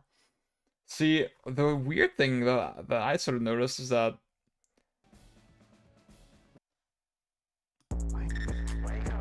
oh shit, someone just subbed to me, but I can't see who. I don't like the fact that, like, it takes place in this empty void, you know? I guess, like, the way they're contextualizing it is kind of fun, that it's, like, kind of a board almost with toys on it. I think that's kind of neat, right? As an idea. But just, I don't know, just the fucking, again, the empty ass void around it makes it feel kind of weird. And yeah, just these these models, I would say they're badly modeled, right? But they just have no style, no flair to them. It's very, and like for way forward, that's weird, you know? Because usually they're so cracked at graphics. I guess I haven't seen Way Forward do like a full 3D game like this before.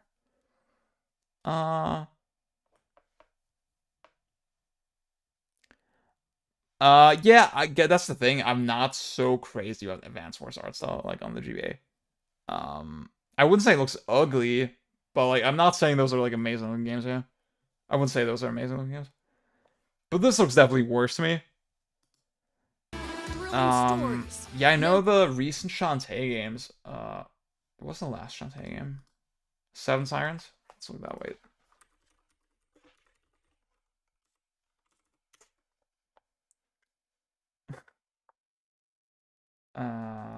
Long play, yeah, thank you.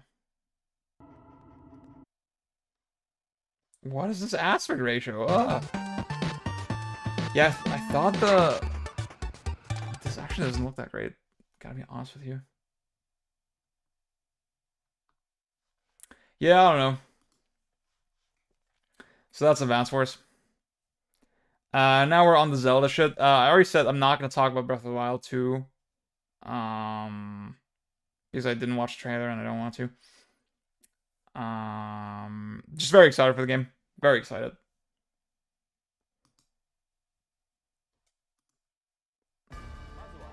I'm not, yeah, I would say I'm not even a fan of how GBA Fire Emblem looks either, to be honest. But like, I'm not a Fire Emblem guy in general, so We'll begin with The Legend of Zelda Skyward Sword HD. Oh, we can talk about Skyward Sword next month.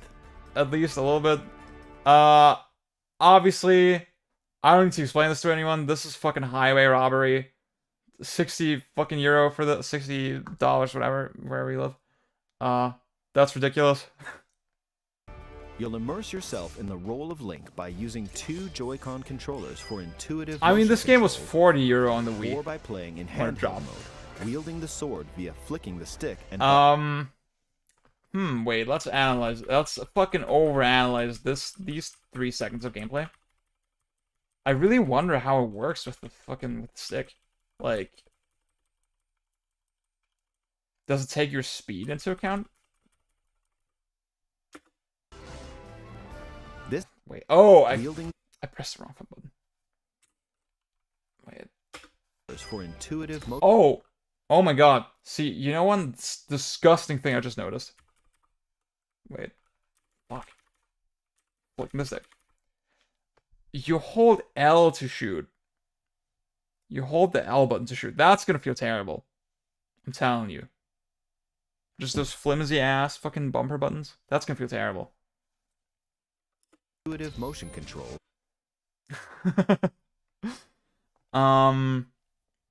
I mean, yeah, Kudo, I don't want to discourage you from playing it. I'm not a big Skyward Sword fan. I don't think you know what? I think this game has positive qualities. I'll say between the GameCube / Wii Zeldas, I actually like Skyward Sword the most, probably. I definitely like it more than Twilight Princess. I'd say it feels more complete than Wind Waker. As a game. It's just alright. Yeah, that's a great way to put it. It's just, man, how does Nintendo... Yeah, see, Batista, I noticed that as well, and I didn't call it out, but like... By using two because I Joy-Con didn't know what to controllers make of it, right? Like, it's shoot with L, and then... controls. And now it's R?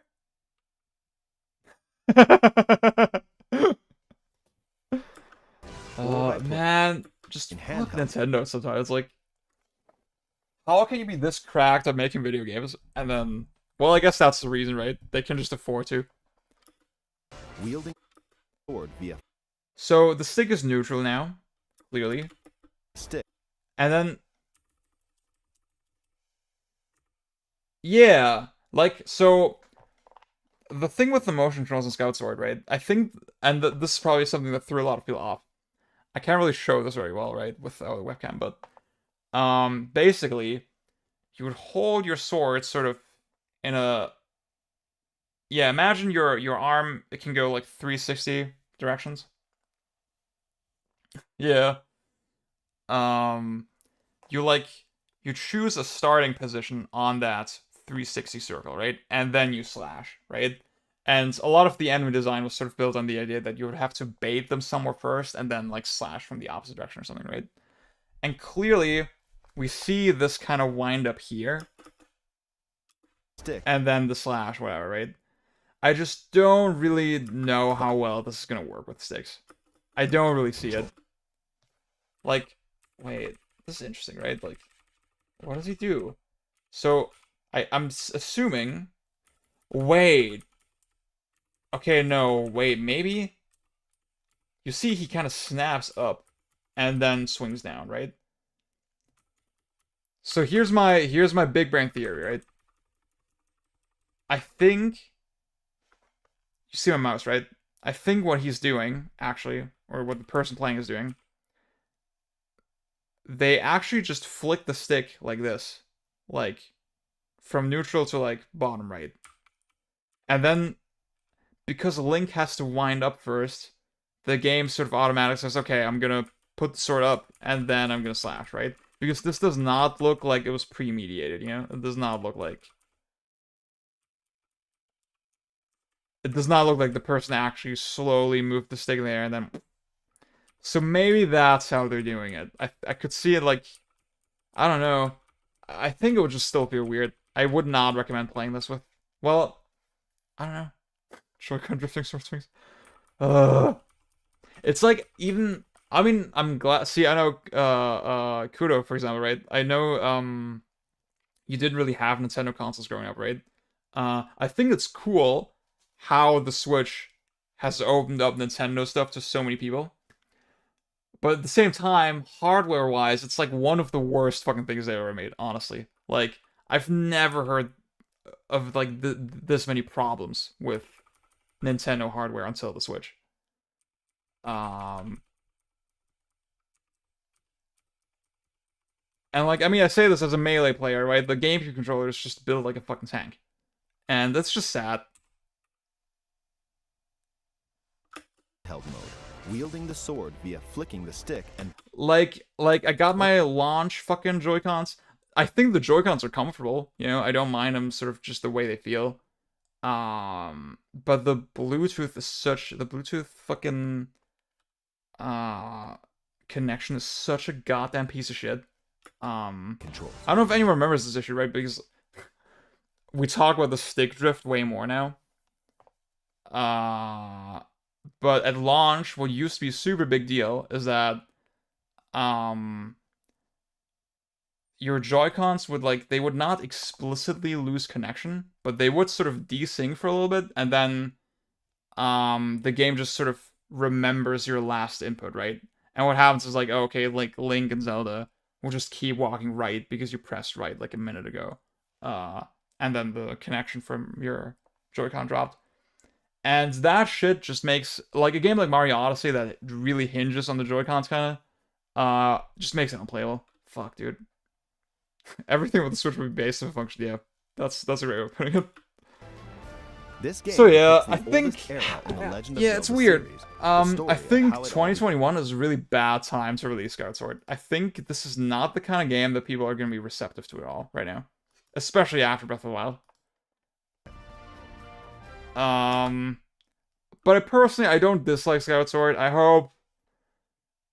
Well, that's the thing. I think this whole release is just so that I'm like, I don't want to see it do well, kinda. But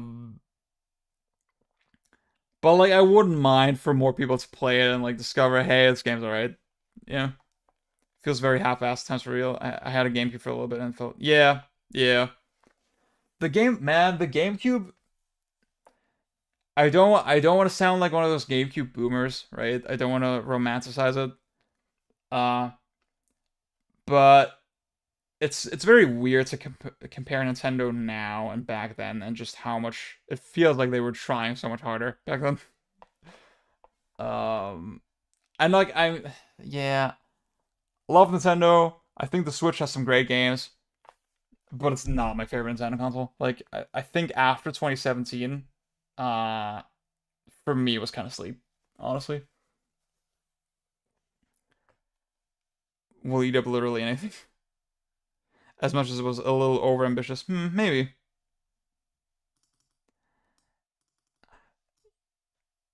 I don't know, guys. Like, I think...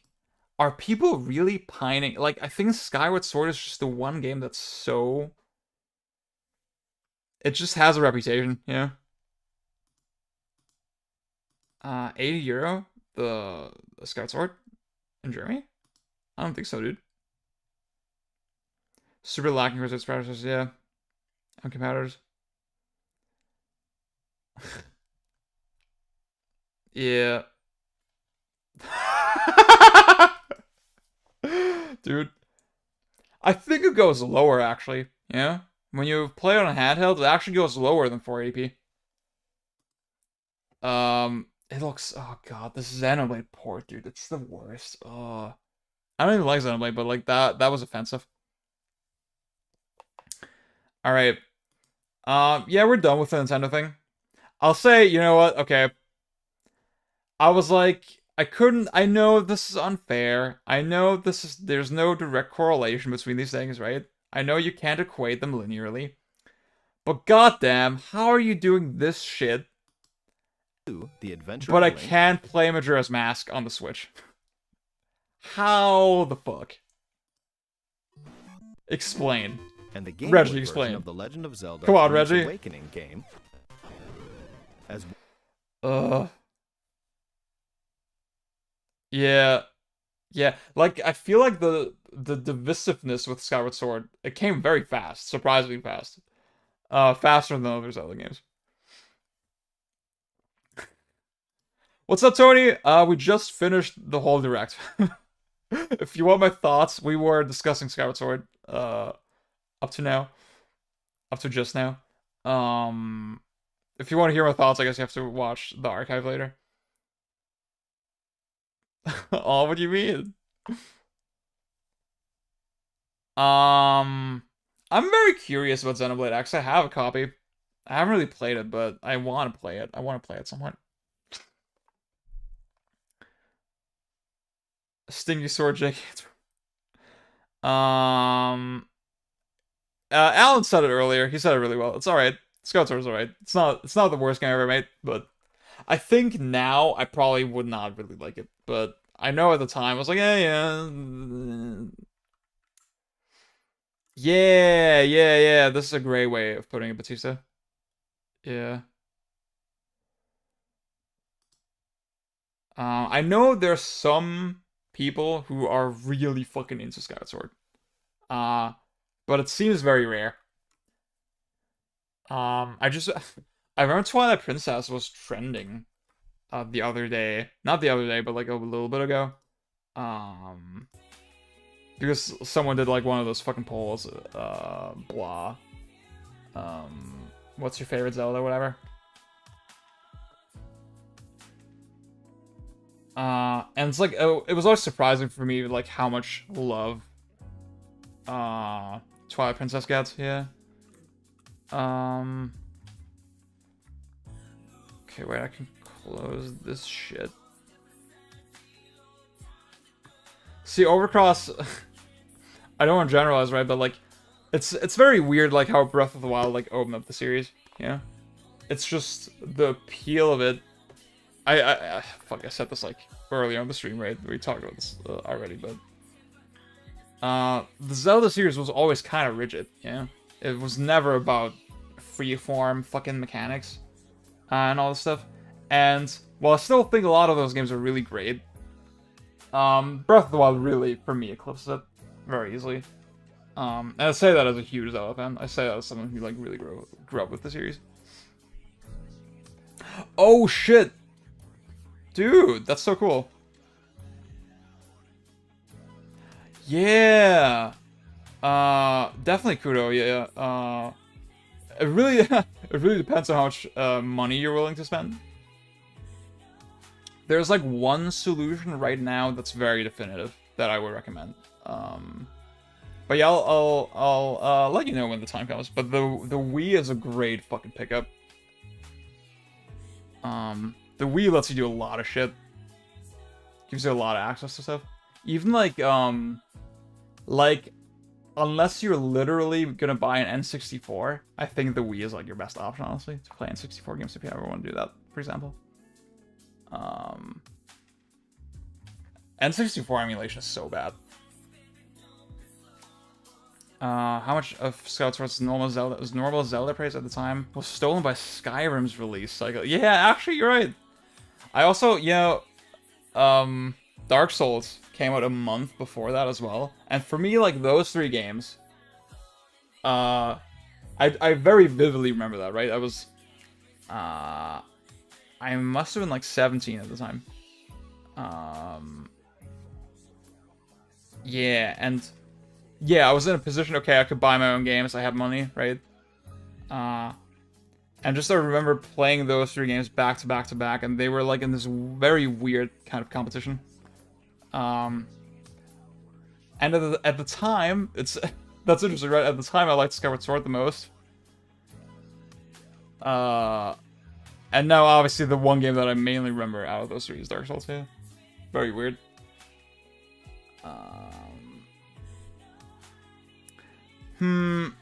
Bjorn, I don't know if the Wii dual mod is that necessary, honestly. It seems pretty overkill. Especially, like, I wouldn't... You're actually downgrading the quality... Well, okay. The best quality that you can get is you do the Wii dual mod, and then, you still use component cables, and then you put the component cables into the RetroTink, for example, right? That's the best quality. If you use the HDMI cable from the Wii, it's actually not going to scale as nicely. So, like, you're basically paying that amount of money, like $200 probably, for, like, the slight upgrade in, like, components video output, right? And, like, I mean, I guess you could also... It's also useful, I guess, for, like, dual video output. You know, you could output to 2 different screens or something. But you can do that anyway with, like, different methods. So, like, it seems very pointless, honestly. Like, it seems very overkill. See you, Yulia.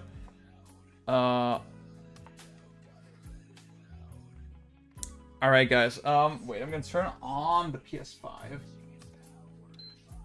We're now gonna play that that Chaos demo. Where's the... Oh, okay. Give me a sec. What's your opinion on Skyrim? I understand the appeal. I wouldn't say I don't understand the appeal.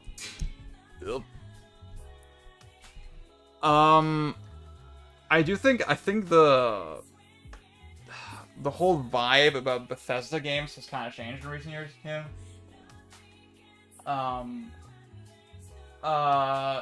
Not my first time, but I didn't beat it when I played it. I only dabbled with it a little bit, and I was like, okay, I'll save the rest for stream. And I said this earlier, but I thought it was pretty interesting.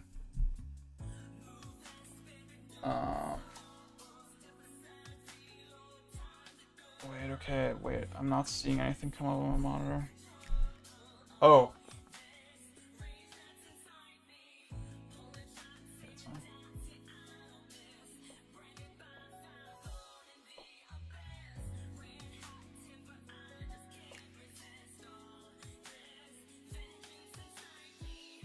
It is way too fucking warm.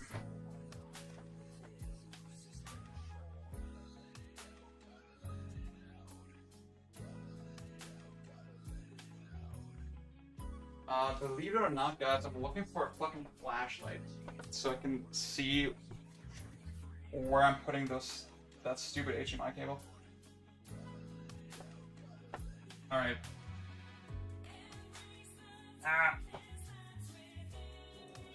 So about Skyrim, I think the appeal is very obvious, like, just big fucking open world, and you can do whatever you want, you can be with whoever you want.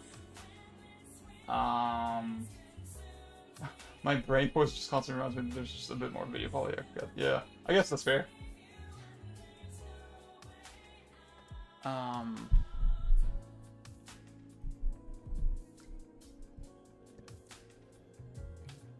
And I think, you know, Skyrim, the market was not so oversaturated at the time with that kind of game, yeah.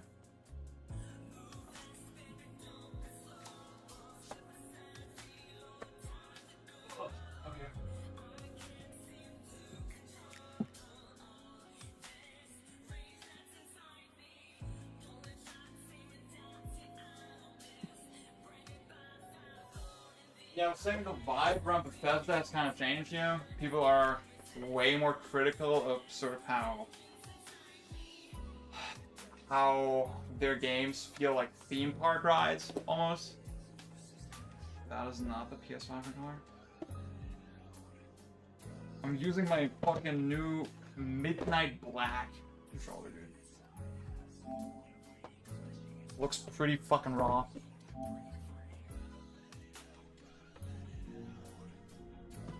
So I think Bethesda games now are very easy punching bags, but at the same time, I remember, like, I do have friends who, like, legitimately like them a lot.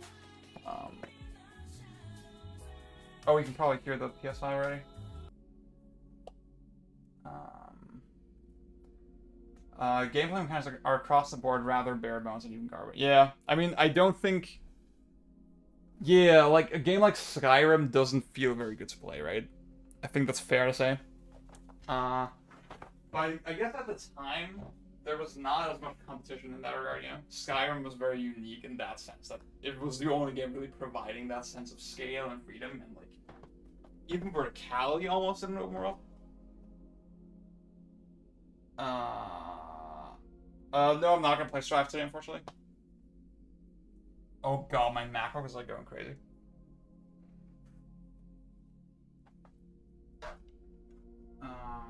I'm just gonna play the Final Fantasy demo. Bjorn, is the demo long?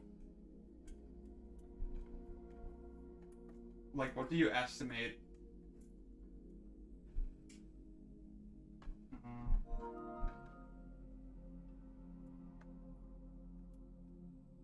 Oh god, where's my headphone thing?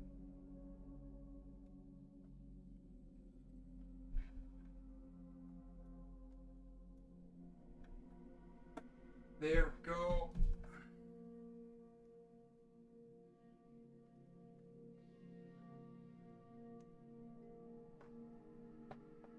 90 minutes. Okay, nice. That's perfect.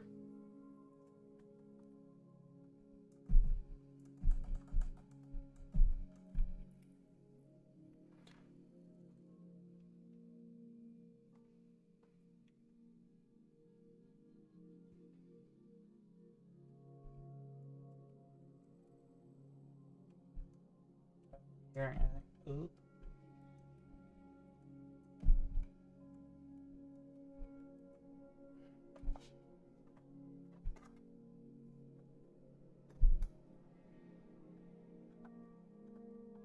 There we go.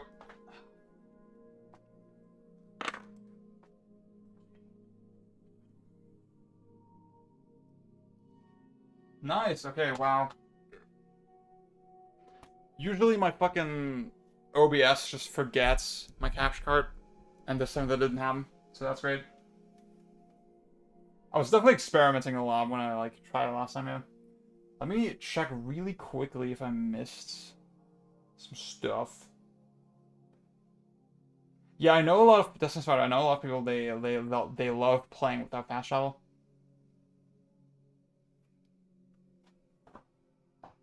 Dude, I don't know if I've ever heard my MacBook this fucking loud before. Holy shit. Is that worrying? Should I be worried? I don't know.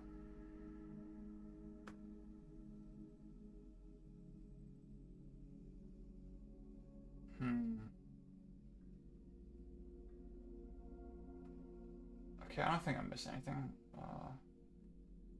Alright, I'm gonna go to the bathroom hopefully one last time.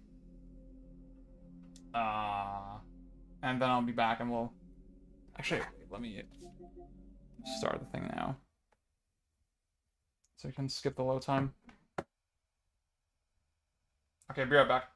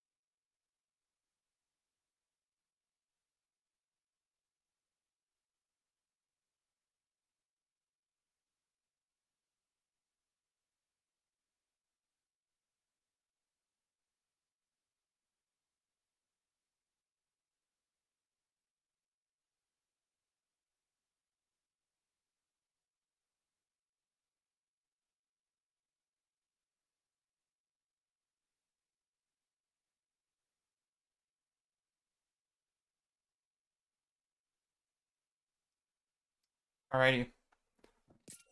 My MacBook is a lot quieter now than it was before, so that's pretty good.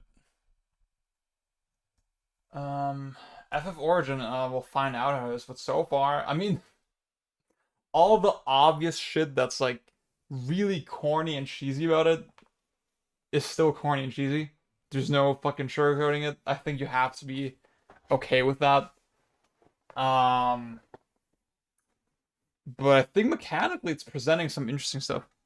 Honestly, not even kidding.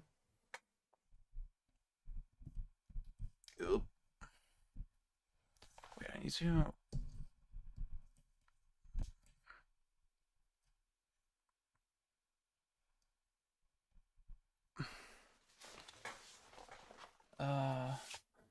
Love corn cheese.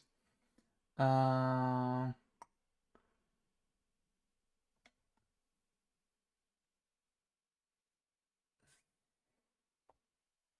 I think it's one of the side quests in Breath of the Wild are fucking garbage. You know, I'll say with Breath of the Wild, I think a lot of the side quests are pretty good, right? Because they make you figure stuff out about the world and shit. But I will say, yeah, like, character telling you to do specific thing in specific location is pretty incongruous with, Breath of the Wild's appeal, I'd say. That is true. How's the chaos? Pretty chaotic.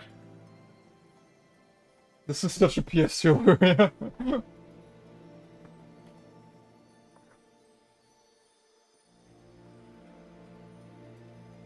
Like, I love the fake fucking Dragon Guard mock-up that one person did on Twitter.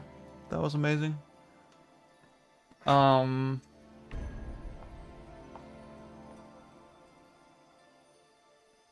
I can just continue, but I'm not going to. Wait, I'm gonna do a new game. So wait, yeah, I did like a crazy fucking button layout. I completely changed the button layout.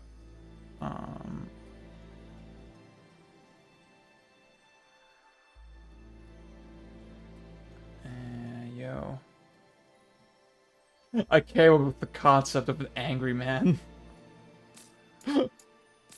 Oh, it's the best. See, you know what? I do think people are kind of shitting on it.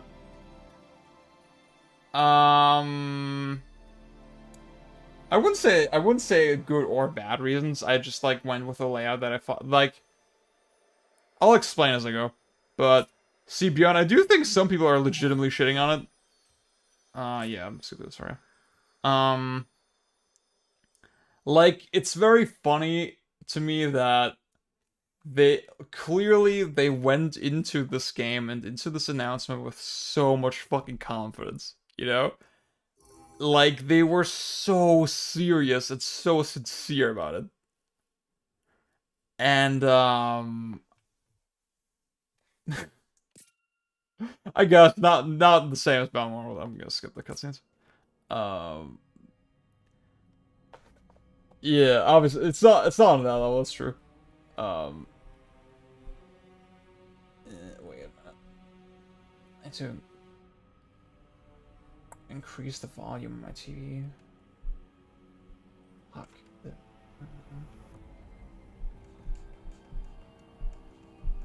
All right. So they were so fucking confident, sincere about it, and then everything that could have possibly Quantum Theory 2, yeah. It looks so much like Quantum Theory, unironically. Everything that could have possibly gone wrong went wrong, right? Nobody took the game fucking seriously. What's up, Dennis? A coupon.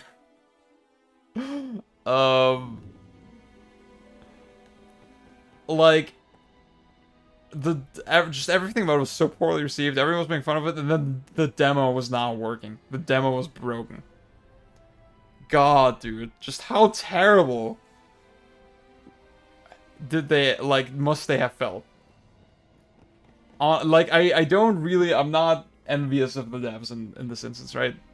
Well, I mean, with the barrier between us and Japan, I guess you have to wonder, like, how much of our reaction is, like, actually filtering over to Japan, right? The marking has ended up being good by accident. Yeah. That's the thing. I mean, the demo, I'm so sure so many people are not going to try it after the update, right? They have exactly one chance to, like, get people's attention, and I think if you miss it, like, a lot of people are not going to go back, right? They're not going to bother with the patch. Yeah. I mean, most people are thinking it's like an isekai. Which would be pretty funny, yeah. The Japanese memes of this game are really funny. Okay. Alright,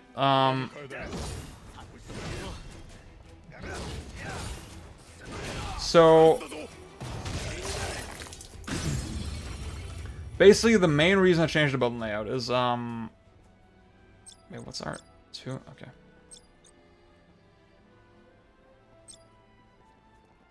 Actually, I don't like that way.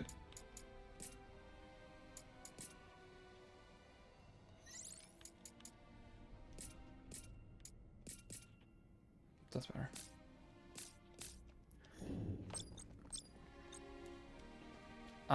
So the main reason I changed it is that you have a regular block and you have this weird parry thing, right?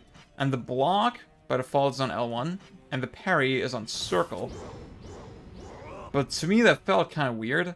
And also you do need to combo between the 2 attack buttons. So in my case, triangle and circle. But by default it's actually R1 and R2. And I don't think dialing between those 2 feels that intuitive.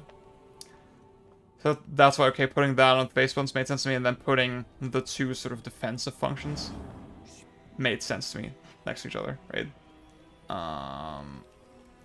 That's basically it. That's the reason I changed it, but, like, it wasn't, like...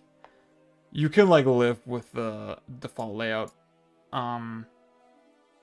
So this is, like, a little bit Final Fantasy 15. Yeah, it's like... Yeah, it's Souls. It's definitely Souls. It's more Souls than Neo, actually. The layout.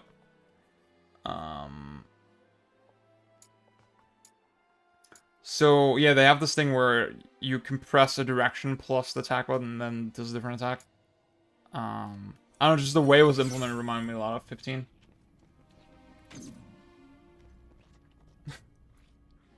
Dude, I also, you know, I used to think triangle is a weird attack button, and now it's like my go-to kind of.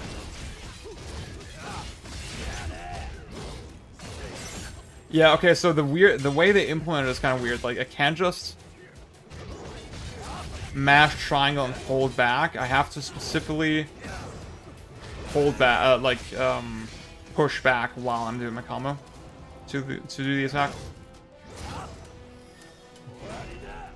I like most of the shit, like, it's hard to see. I mean, kind of like with, I'll talk about this in a little bit. You know, the thing with Souls games, Souls-like games, is that a lot of your attacks don't really have unique reactions, and, like, you see, I'm trying to do, like, my specials, whatever, and most of them aren't even hitting. I just keep whipping. Fuck. Wait. I mean, he's gonna die with the next hit, probably. Fuck, see? I mean... But that's the thing, even if I hit with this upward swing, I don't know how much it would actually do. It wouldn't really launch the enemy up or something, or anything like that. Oh, the brightness, for sure, I can do that.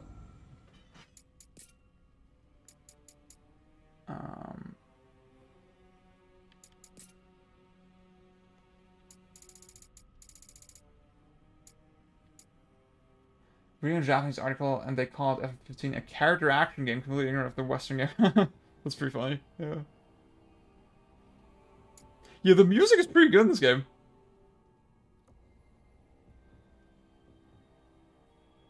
Oh shit, what's up, Flo?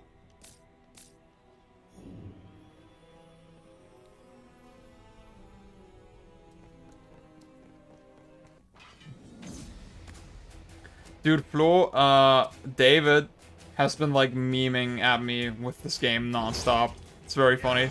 He's very much enjoying it. Fuck! See, I mean, okay. You, like, literally just cannot hit this stupid attack.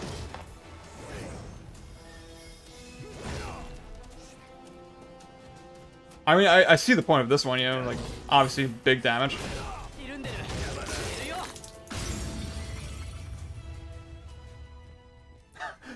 They're slowly taking away elements from Souls games so we have regular action games again. Fuck. Yeah, so you saw me earlier, you can, basically, just like in old Final Fantasy games, the enemies will announce their attacks with, like, sort of titles over their heads. Attack names. And the blue attacks, you can actually, if you parry those, you absorb them, essentially. And, you can use, like, you see my square button, is stone throw now, because I absorbed the stone throw from the goblin earlier. This game has a Sekiro-like posture mechanic as well. Kinda, yeah. It's a little weird. I didn't really get it, but, like, we'll dig into it. I'll say this menu is, like, unnecessarily convoluted. Like, you have a really important option between, like, these two options here later, and it was very weird to, like, find it.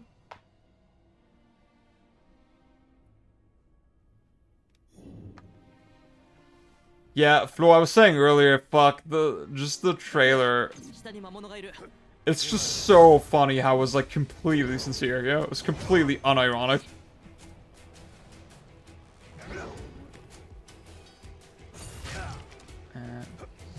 Oh, wait, I can charge, like, outside of the thing. Okay, you get some super armor. It's pretty dank. See, I'll say, just in my short time playing this game, I already saw a lot of just interesting reasons to utilize your different hitboxes. Even though, again, I was weirdly whiffing a lot of attacks and shit. I could have probably stolen that, yeah. Okay, I should probably just heal.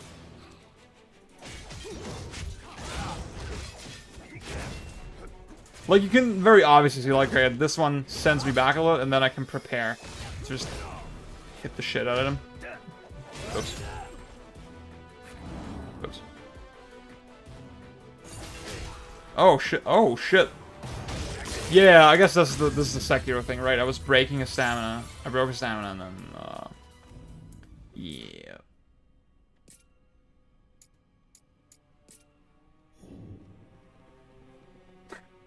Yeah, everyone's assuming that this is an isekai.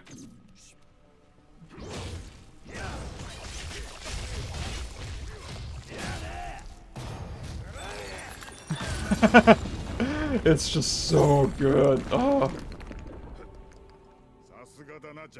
Sasuga dana Jakku. I can, yeah. It's possible. But, like, well, I mean, I could do, like, the big gamer thing, right? And just ignore optimal stats.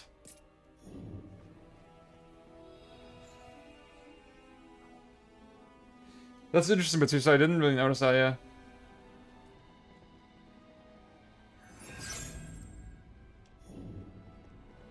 Oh my god, you guys, we got the Dark Souls shortcuts. Do you see this?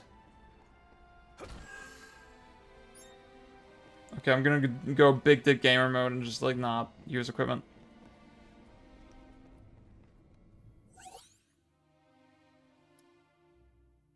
Yeah. Like, I think they managed to sort of, oh shit, I love this. Okay, wait. Watch.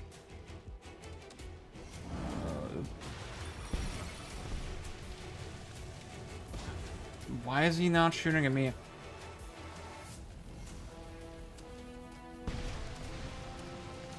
Oh, you can't. Yeah, you can auto-equip. I forgot about that. Okay, fuck you. That did a fuck ton of damage. Holy shit. See, okay.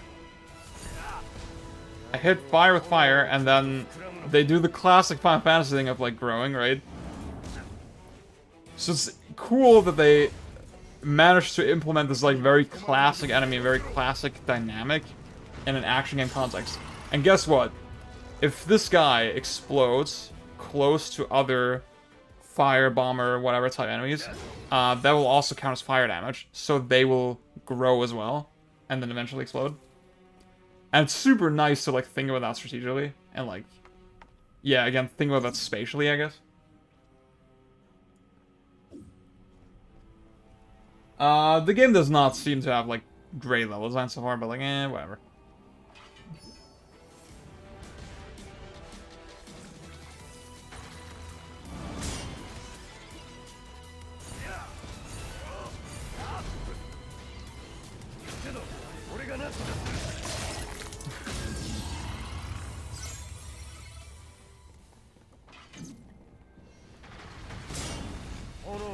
See, you saw this is nice, like you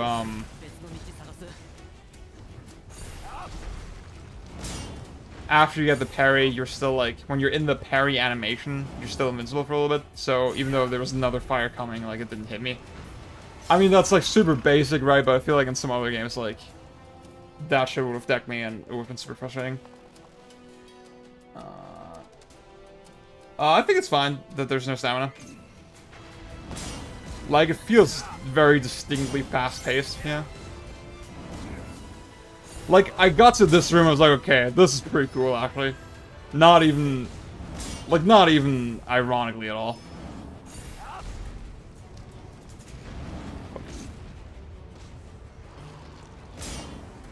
Like, it makes the just like the way you engage with the enemies with this steal mechanic feels very dynamic. I got one more.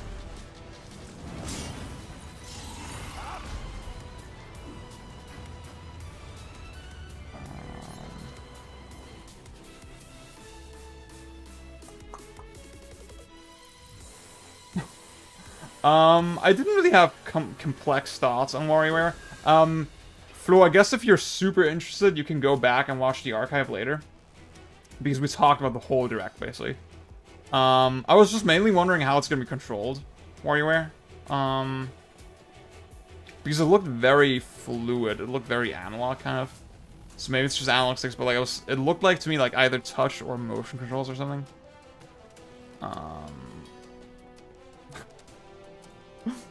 Oh, you're still here. Yeah.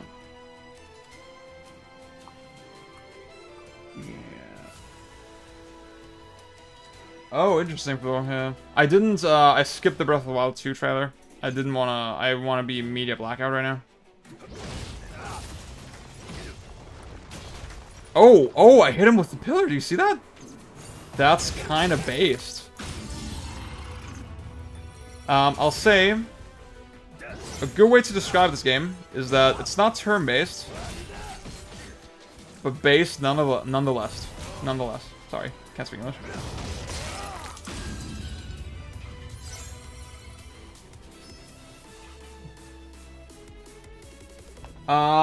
It's hard to tell yet.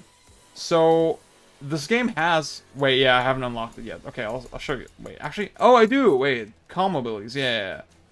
It has this weird kinda... I don't want to say God Hand. You know, it's easy to name drop God Hand, but... Name drop God Hand, sorry. Yeah, you have a little of customization, like... oh, actually, it's way more similar to Neo. Yeah, Neo had the same thing, where... You can press, like... You can basically... You have a set of different button combos and sequences, and then you basically decide what happens when you press that sequence, right? And now I only have those two skills, but like, yeah.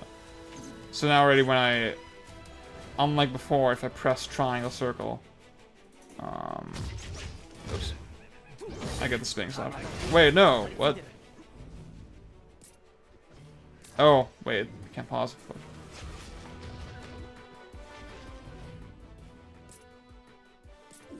What the fuck? Alright, there we go.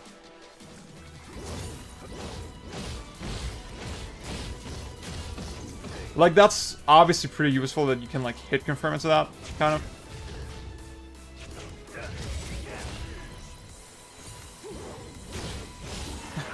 Like, from the trailer, I thought the hit reaction stuff didn't look super satisfying, but now that I'm playing it, it's like, ooh.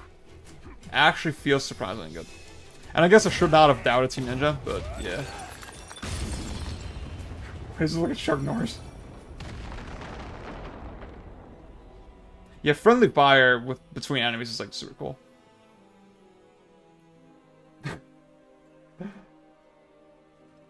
Well, I want it to be nice about turn-based games. Does parrying an attack with low stamina break you? I think... Oh, actually, that's a good question, yeah.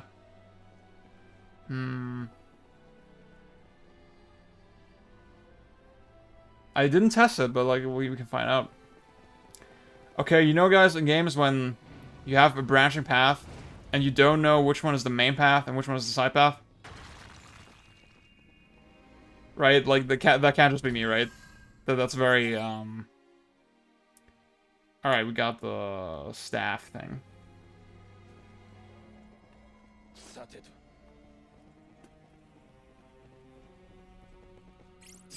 Yeah, the way this was implemented was super interesting to me as well. That yeah, like you basically get this like radial menu, and then you can select the spell that you want.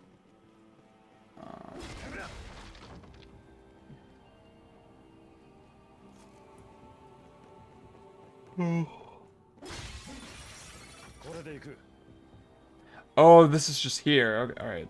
Oh, wait, you can fall down here? That's cool.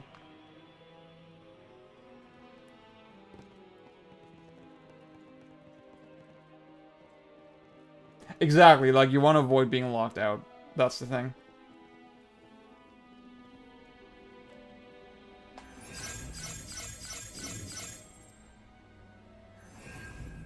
I just think the way... Again, I kind of mentioned this already, but the way they're using sort of Final Fantasy conventions, like, jobs and shit, in this context is very interesting.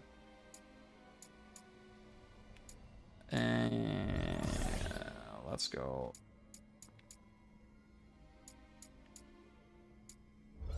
Let's see if I can unlock this. Oh, I can! Woo! Okay. Matoya is in this game.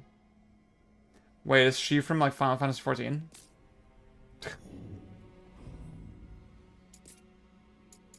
Alright, let's see.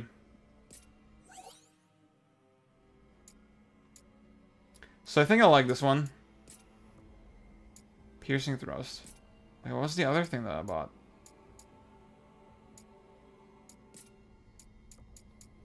Oops.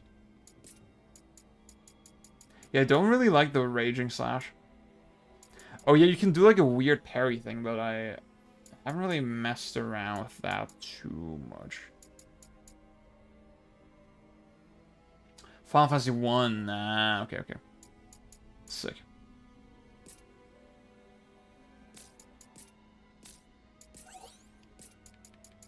Oh yeah, so some abilities can only go into certain slots, which is also interesting. Certain kinds of slots, I should say. Ah, this is the one I want. Okay. And then...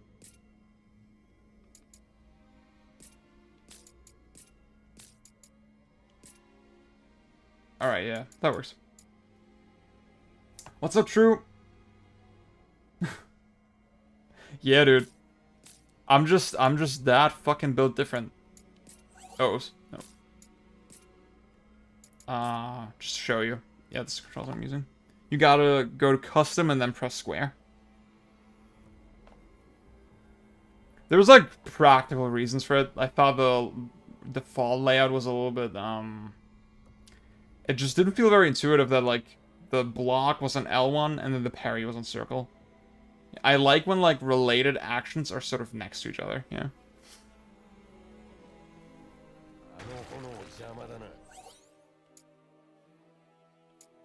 See, this would really make me wonder, like, how is this kind of stuff gonna be used in, like, oops, wait. With the environment and shit.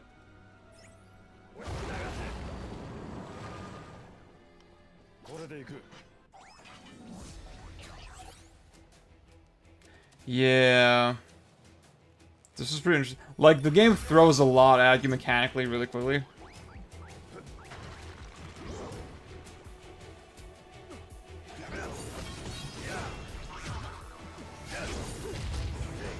Oops.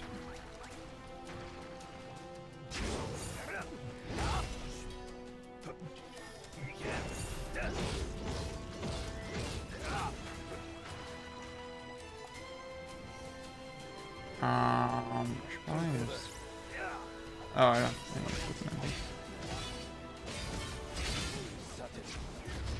What's my other thing? Triangle. What? Oh, I don't have... Ah! I'm out of MP. I'm not paying attention. I guess it feels weird that, like, physical attacks also use MP, you know? That's something you don't even think about actively. You know, it's... I mean, it's not really weird about the game, but, like... Oh, yeah! I noticed the grass... can be set on fire as well. Or the, you know, all the vegetation. Oops. I do like the just actively attacking builds MP.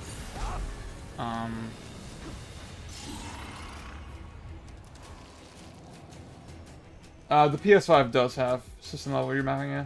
I never really use it because, it's just very awkward, you know, the way it interacts with the games themselves. Like, obviously the game doesn't really know that you remapped your control, so, it's always just a little weird. The soul shield draining your break gauge really gets on my nerves. Feel like it should have.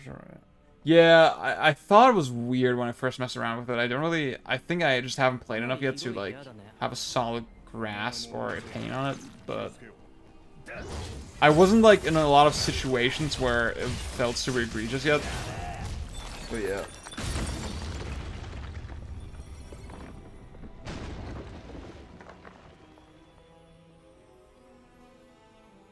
Oh no, sorry, I said physical attacks, but I meant like just, specials, you know? Like, my circle attacks, basically.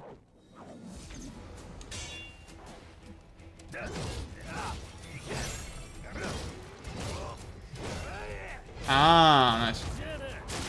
Okay, can I stand up? Yeah, didn't... What the... Oh, okay. Alright. I was like looking away from the screen for a little bit. I think just one, right? Just Garland.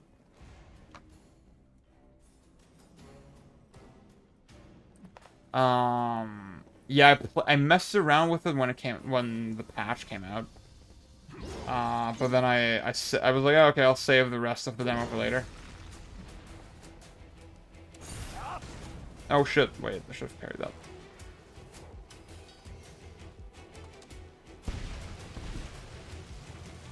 I doubt it, Gogeta. Oops.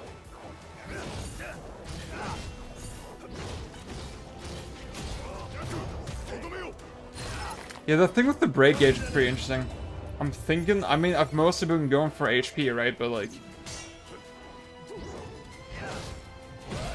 So wait, do we like know? If you just attack very consistently, you get breakdowns, right? Is there like differences in terms of types of attacks and shit? Or...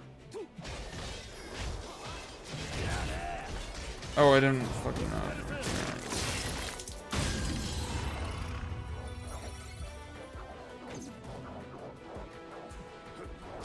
Oh! Alright. Oh, I'm dead! What?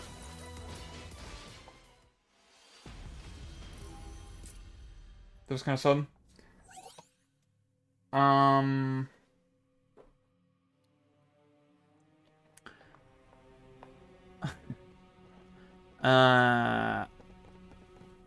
What the fuck was I gonna say? Yeah, I totally forgot about Lightbringer, and that shit seemed kind of busted when I was trying it. But,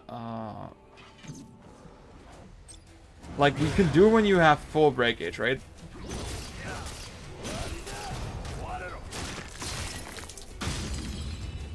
The MP attacks lower. Ah, okay, nice. Okay. That was kind of my feeling, but I wasn't sure. Yeah, when I fought that guy here, I thought, okay, maybe it's the MP attacks that, like, really do the shit, right? Oh! Like, you can just do really weird chain reactions in this game. You have to use leverage. Okay. It was one... Yeah, it was one sort of MP chunk. Yeah, I remember. Thank you. But, like, it seemed, like, very powerful. when I just use it against random enemies.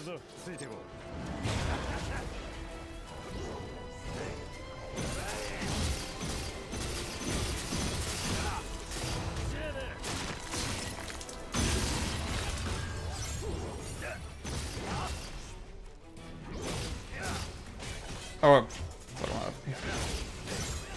gotcha. Yeah, like, just the way this game encourages you to be aggressive is really fucking cool. And again, because of my setup, I'm now thinking about, like, all my moves differently. Like, I have to do a certain amount of blah, blah, blah, and then I can do my spinner smash. It's very intelligent. Like, just for a game that looks so dumb, it's such an intelligent fucking system.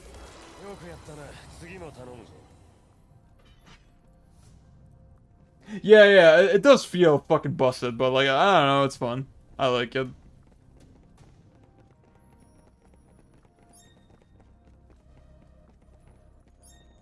Nah, we don't need any of that. Actually, wait, I'll do the greatsword, fuck it.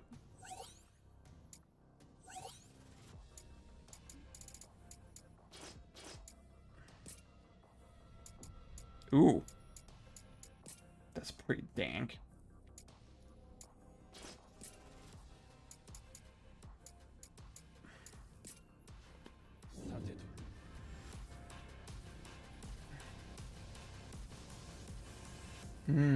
Okay.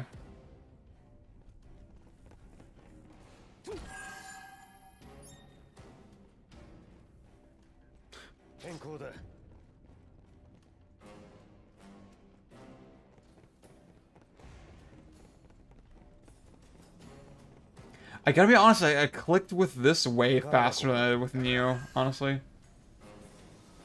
Yeah. Ah, see, I think this is where I stopped last time, actually. I got the fucking halberd, and I was like, oh, okay. I'll save the rest for later.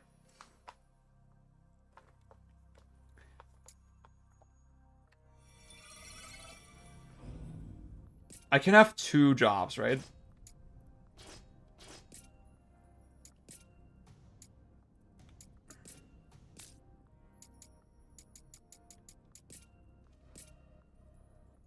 Ooh, okay, wait.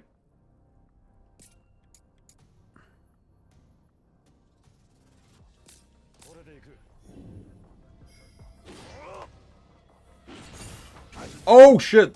Oh, wait, this seems like an attack where... Ah, fuck. Oh, no. I clicked with the spasm sticker. Yeah.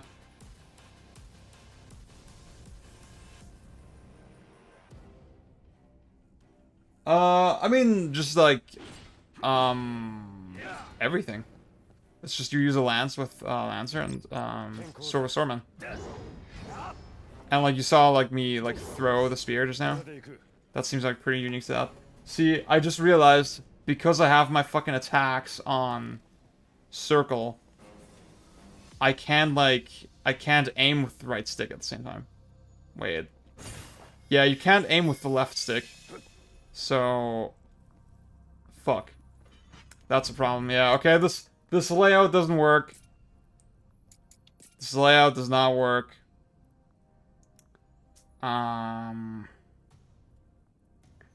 What do we do?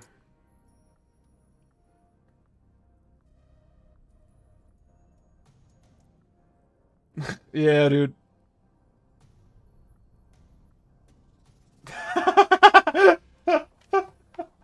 Alan.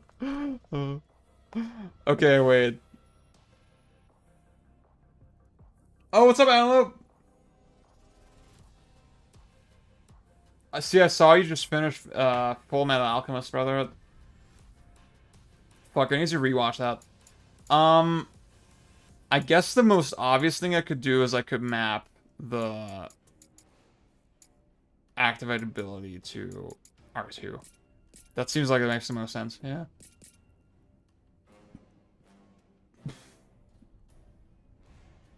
Yeah, I don't really want to change anything else.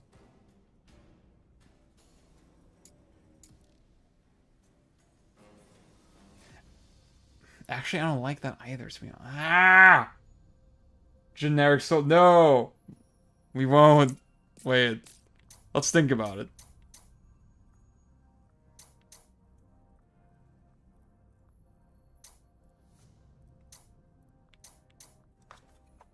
This is fucking type A. Just sensor. Fuck, man. Hunter x Hunter. That's the shit. That's the good shit.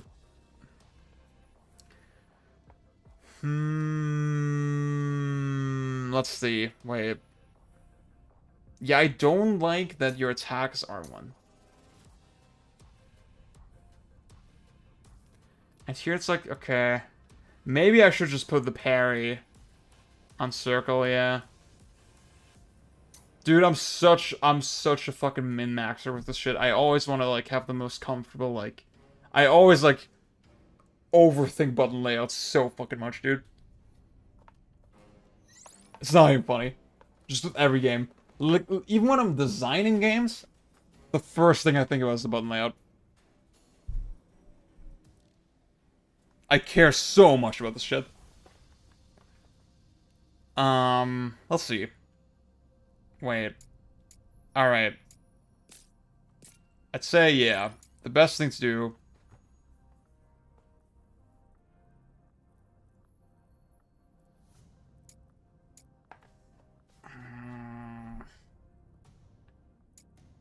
Like, the thing is, the change battle set, it makes sense to put on a shoulder button, so that you can do it mid-combo. So...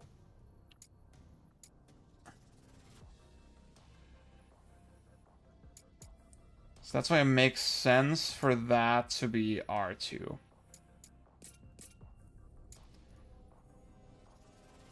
And then the alt attack has to be R1. Like, I cannot do it any other way. And then the soul shield has to... Wait. Yeah. This is really the only way it's gonna work. Maybe I'll do it like this. So that like X and square are my two defensive actions, kind of. And then... Wait, what's instant ability again?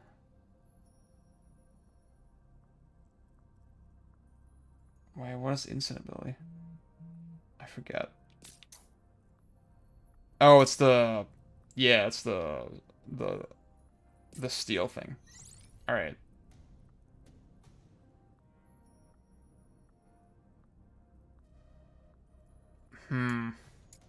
I guess that kind of works.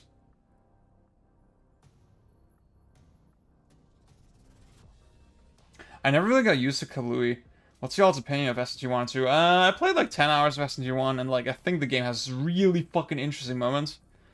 Really cool ideas, but like it's just so boring. And like I think legit it's not well designed as a... just as an RPG. Used to never customize controls until last year, and then I clicked when I was able to actually use Kablooey and Cool Helmets and these things without concern for it. Yeah.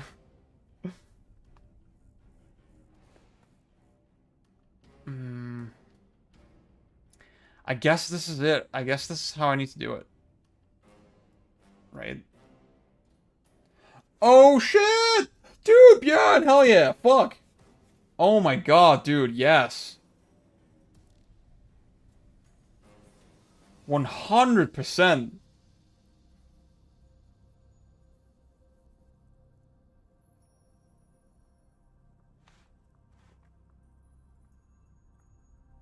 Hell yeah, dude. Oh my god, I'm excited. This is gonna be Beyond's Redemption arc. I haven't really played them, the Mario Luigi games. They don't seem bad to me. I was never really interested. I just think like in SMT1, just the fact that the most appealing thing about the combat system is like, oh, you get to have all these crazy demons, right? And you can fucking fuse them and shit. Well, in SMT1, having them out costs money, costs a resource.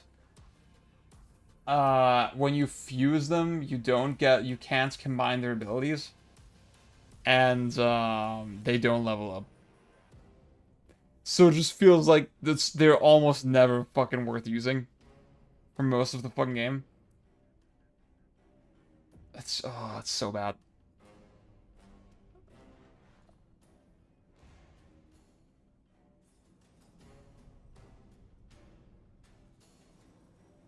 Oh, I see what you mean, Analog. Yeah, that seems pretty cash. Even just, or like having the paddles on the Xbox Elite controller and then being able to jump that way or something. Yeah, it's kind of cool. I don't really like this layout though. I don't know. I guess I'll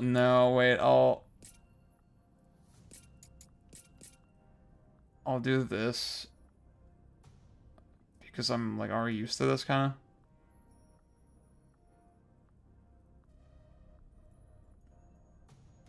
Yeah, like it's just, to me it defeats the whole point of like the gameplay kind of, you know, it doesn't feel fun. Beyond, do you have anyone you want to play in Strive?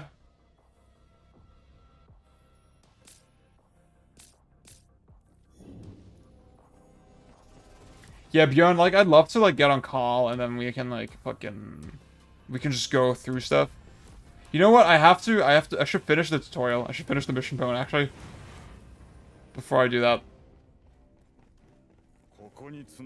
Just so that I can like be your enlightened sage.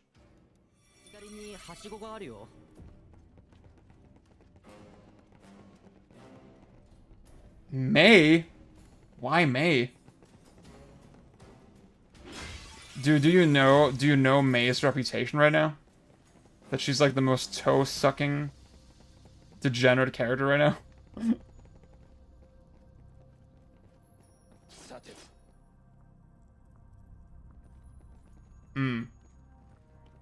Of course it's that. Okay. I'm not surprised. You should know she's a charge character though. So you have to be prepared for that.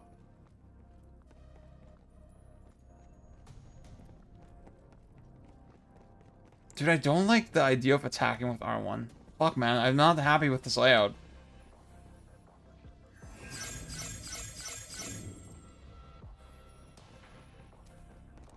Oh. Like, I cannot vibe with charge characters, man. I cannot get used to them. Very accessible, it's different maps for sure. Yeah, that's the thing. I always think it's probably not that hard. I just would have to get used to it.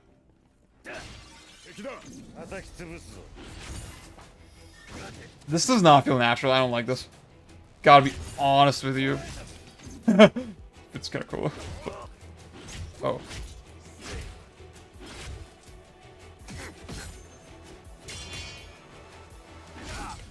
Why is the first hit so slow?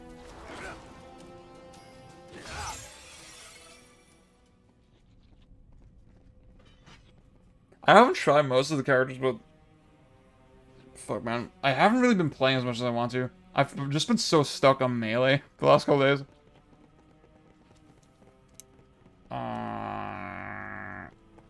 Where'd I go?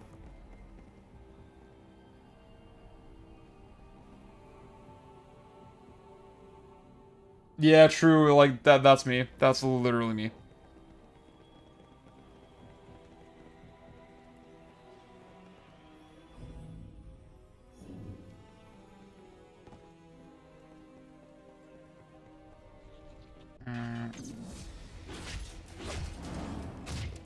Wait. Oh, pressing the wrong button.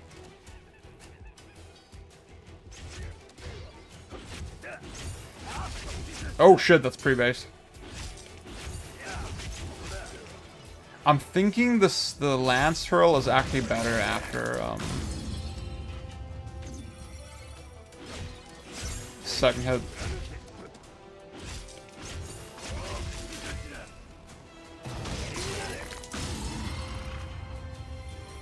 Guys, where the fuck am I going? Normal mode. Because I'm a fucking scrub.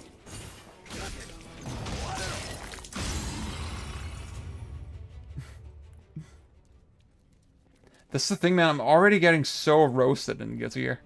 It's not even funny.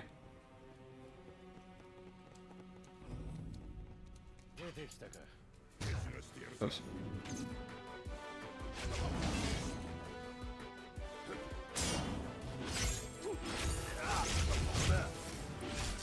That's why I'm like, I'm already thinking maybe I should, like...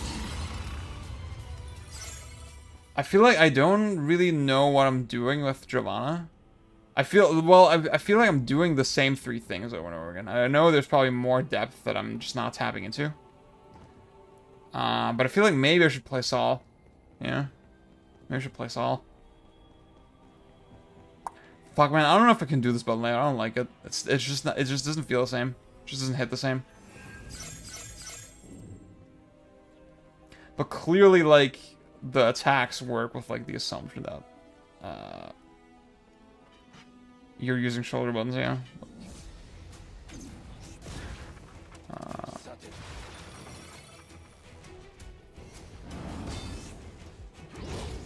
Like, Saul is definitely one that I've been clicking with. Fuck.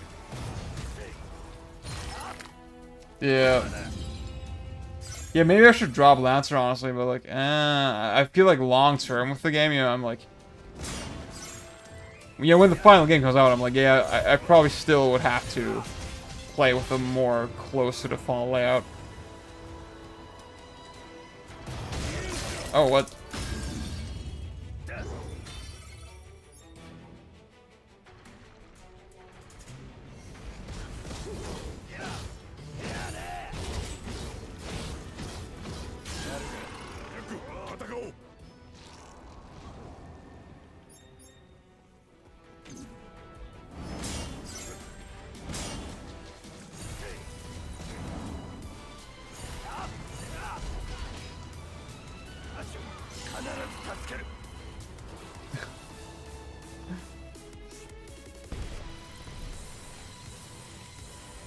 Oh.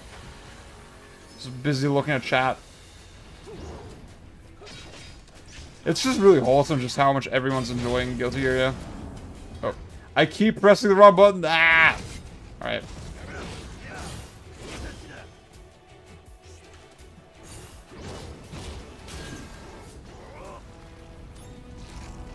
Like, I'm thinking I would like the special attack more on, like, R2 or something. Even.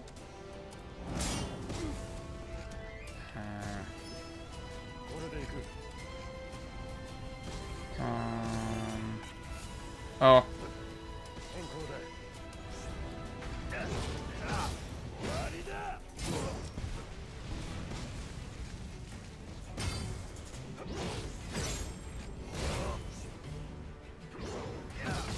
Oops.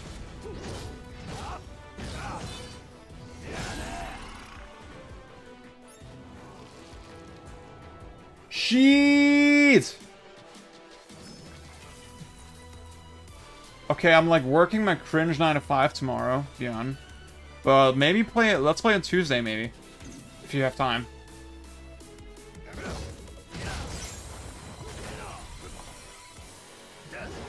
Oops.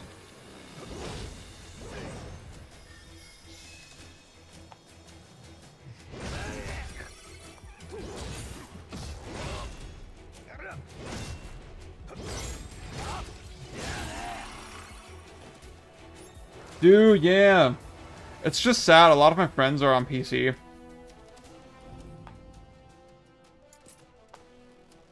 Alright, wait. No, we gotta change this. Okay, sick. Alright. I was thinking maybe I'll put block here. And then blah this here, and then... whatever. And this here. Maybe this is what I want. And, actually, is it gonna change that much? I don't know. Fuck it.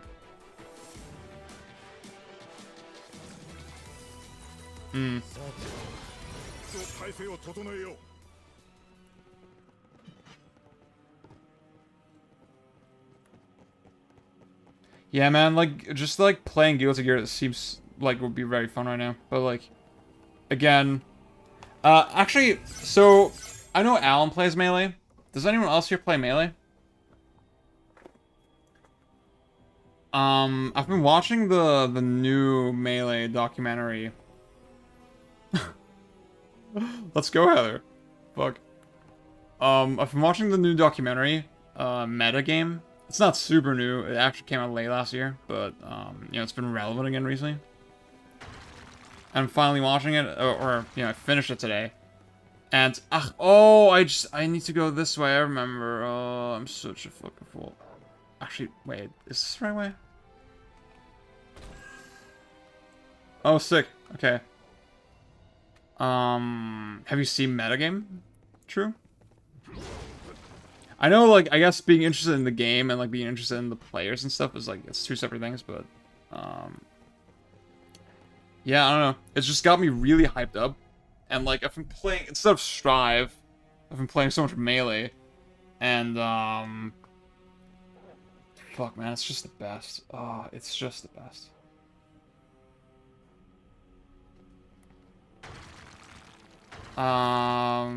Wait, Alan, do you mean the new doc is as corny as the original doc?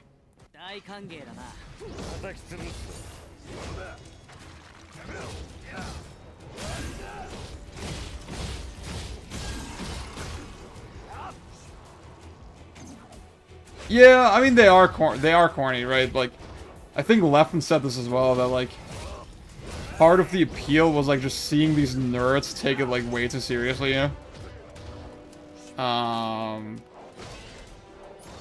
Just like it's wild in the first doc, for example, how many badass lines Ken gets, you know? I remember just the ending of the first episode. It's like, ooh, okay, it's on now. Oh shit. Bjorn, did that like get you interested at all in like Melee? Oops. Yeah, I want my old button layout back. Maybe I should just not use the lance. Fuck it. I don't know. Eh. Wait, where's the...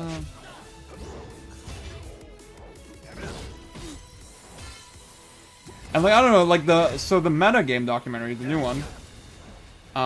It's interesting because it's way more of a story than the last one. It has like actually like a full arc to it.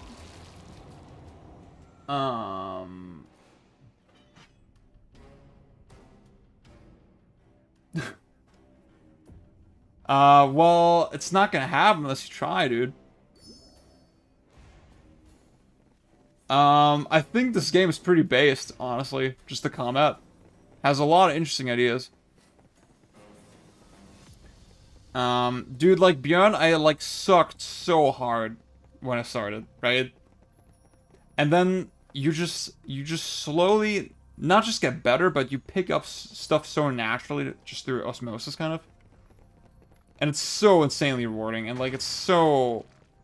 Like, so much of this game is actually just being happy to, like, land stuff, you know?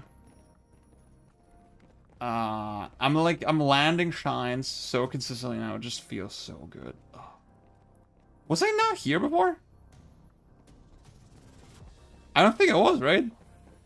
Oh my, I think I walked past this door, like, I was, like, trying to, like, oh, I'm gonna explore everything, and then I just fucking walked past. So, yeah. I'm actually, I think I want to do a review of Metagame. That was the thing. I walked down the ladder and then I forgot where the fuck I was going. Oh, yeah. I'm so stupid. I'm sorry, guys.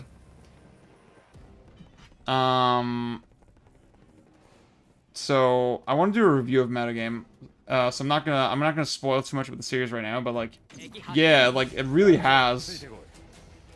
I like, this is something that, people have been saying with the whole thing that,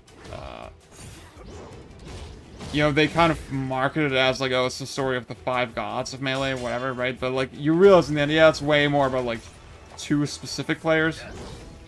Namely Armada and PPMD. And just, like, with both of them, for some reason, switching weapons with R1 was, like, kind of slow. Sometimes? I don't know. With both of them, like, at the very end, seeing their character growth, like, it's not even super explicit, right? They handled it, like, really tastefully, and, like, I don't know, man. I was, like, pretty emotional by the end.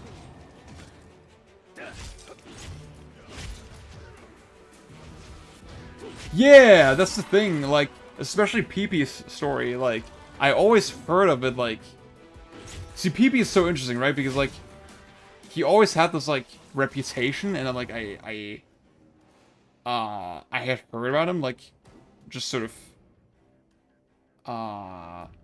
like in this whispery kind of way, right? But I never saw him in tournaments, you know? He was never so prominent in, like, streams and stuff, and I was like, what is the deal, right?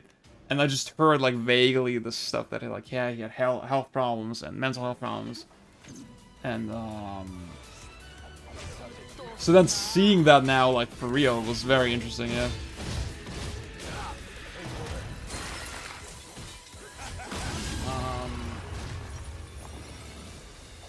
And just, like, his whole philosophy to me was, like, so inspiring, and, yeah, just very, very cool. And it made me, honestly, it made me like Armada a lot more, too. Especially, Armada's relationship with his brother. Fuck, man, that really hit me, yeah?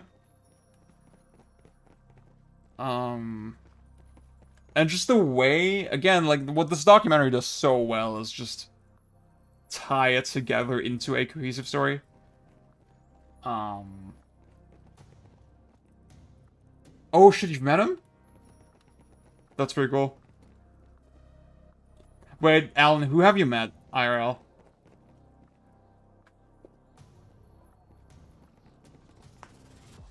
That's the thing, PP seems like such a... He has such a good head on his shoulders, yeah? Just the way he talks about life is so cool to me. And that's why, yeah, I was saying I took a break from the game a little bit, but I was still, like, immersed in it the whole time. And watching the documentary, and then...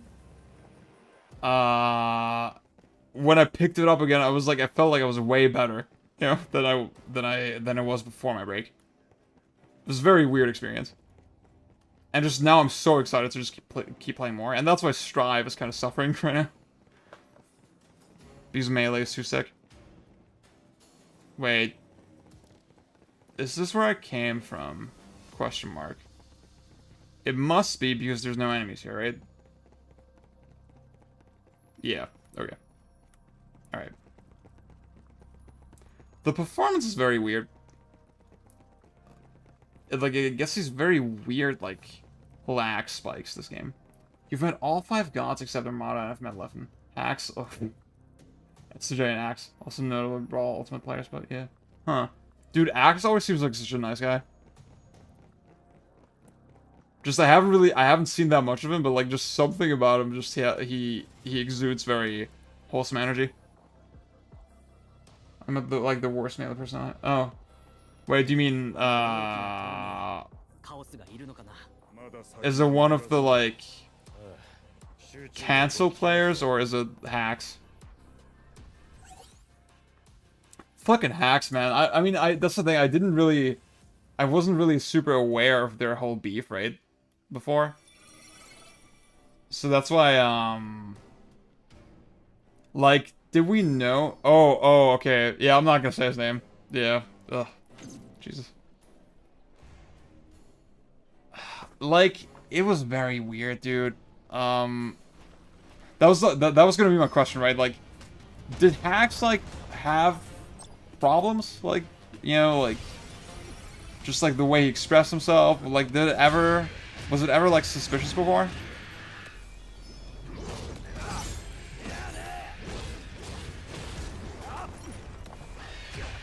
Yeah.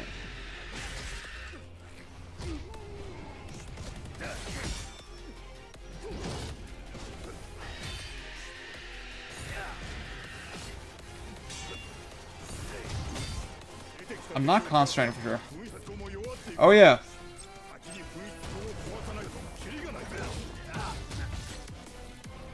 Dude, this music is fucking hot. Oh god.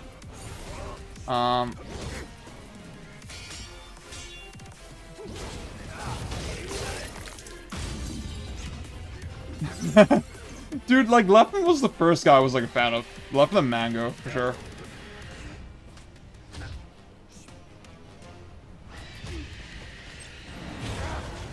I know Mango is, like, low-key a little bit problematic, right?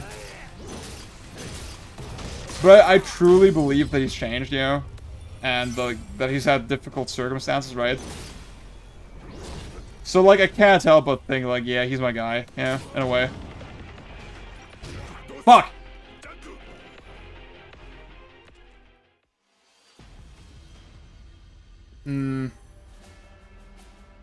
Yeah, see, I mean, if you look into the new evidence.zip,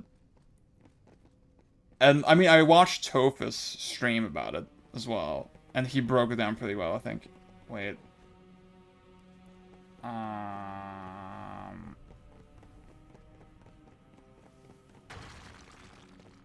Fuck. Where's this stupid ladder? I don't like this button layout, dude. You know what? I'll go back to the one I had before. Fuck it. Or maybe I'll just play with the fucking Souls layout. I don't know. Wait a minute. Do I like this? I don't think I do. Fuck it. Yeah, so... like, basically Hacks was hung up on a lot of stuff that Leffen kinda had already, you know, been punished for.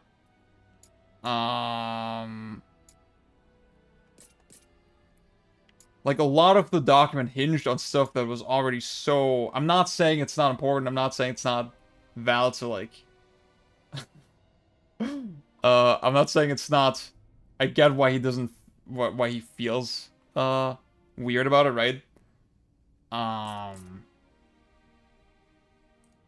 But dude, I'm so sorry. I'm just... I need help.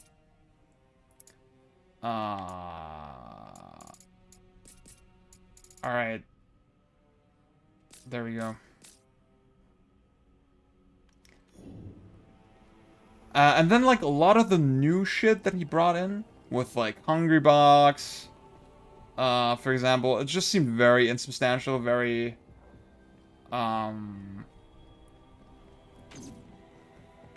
yeah.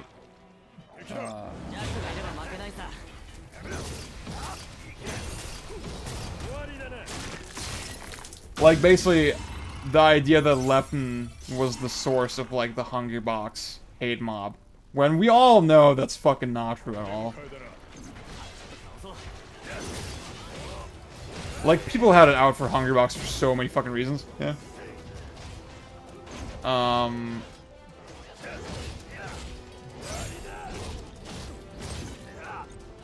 Oh, shit.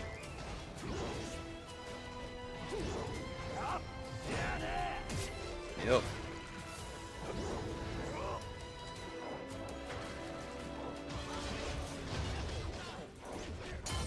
Yeah, this frame rate is not the best, dude. But that's okay. I like, you know, my thing with Neo is that I feel like I can't really make confident decisions. I never really have confidence, like, about whether the enemy will, like, retaliate, whether I'm doing enough hit stun. Oops.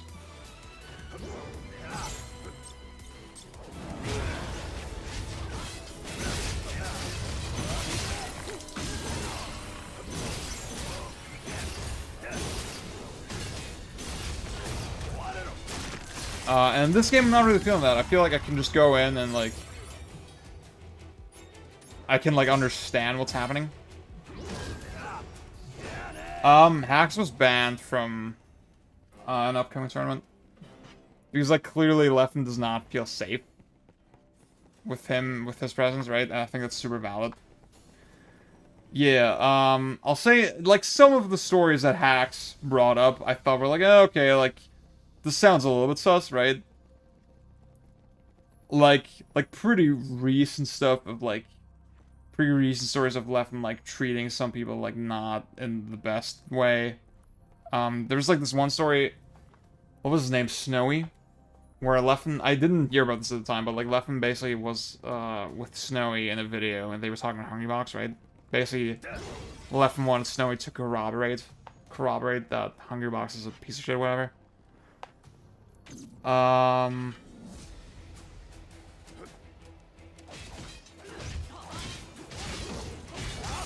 And basically the way Hacks portrayed it is like that, yeah, Leffen was just using Snowy and like he didn't really care about him, yeah. And he was kind of talking shit about him, shit about him when the cameras were off and stuff. And that seemed like semi-believable. But even that was like, it was like 2018, you know? Which I guess it seems like not that long ago, but still, it's 3 years, so I don't know. It just seems like, yeah, Hacks just has... He just cannot get over, just his history with Leffen, you know? And just any sort of... Any seed of, like... Any seed of, like, a thing is, like, blown up. From Hacks' perspective. Oh, yeah, this parry thing. Like, yeah, I haven't really done anything with that. It's just so sad that, like... I don't blame you guys. I don't want it to sound that way, but, like, it's just sad that, like, whenever sort of, Melee and Smash comes up, it's, like, very hard not to get into drama shit, yeah. When I was thinking, like, oh, fucking metagame, I'm feeling so hype, I feel so wholesome and positive. Yeah, that's the thing. Hungrybox and Leffen had gotten over it, yeah.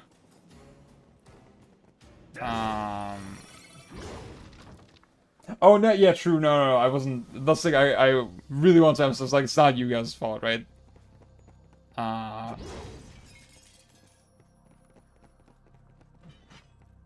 I didn't want to be a downer for everyone listening either, yeah? Like, that's why I feel a little bit bad for, like, elaborating on everything so much. Like, I could have just easily said, yeah, I don't care, yeah. That would have probably been a better way to handle the stream. I don't know. Yeah, I don't... I think I used to be different, right? I used to be also... I need to be careful with what I'm gonna say, but, like, I think I used to have an easier time just canceling people, right? Being like, oh, fuck you, asshole, like... Whatever, right?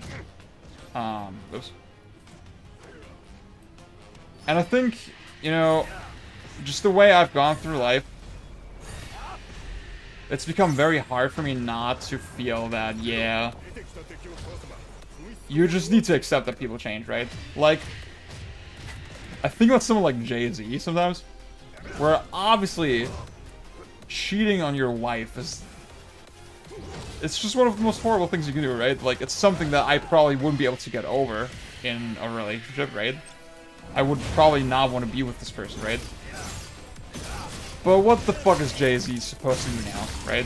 Is he supposed to kill himself? Like life has to go on somehow, right? He has to be able to come back from a mistake like that. There's mistakes, I think, in life that are reconcilable, you know? That you can come back from. And that we should allow people to come back from, right? And, yeah. That's what the Smash community makes me think about a lot, yeah.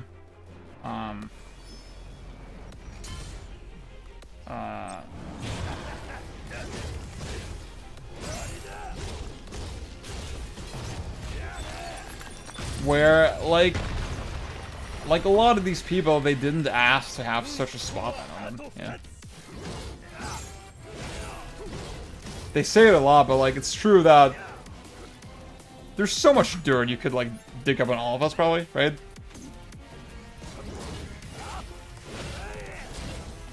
And, like, I don't want to sort of feel comfortable in my privilege that, like, I didn't have to share. I never had to share, like, some of the stuff that I am not proud of, right, as a person. Publicly, right? I don't know.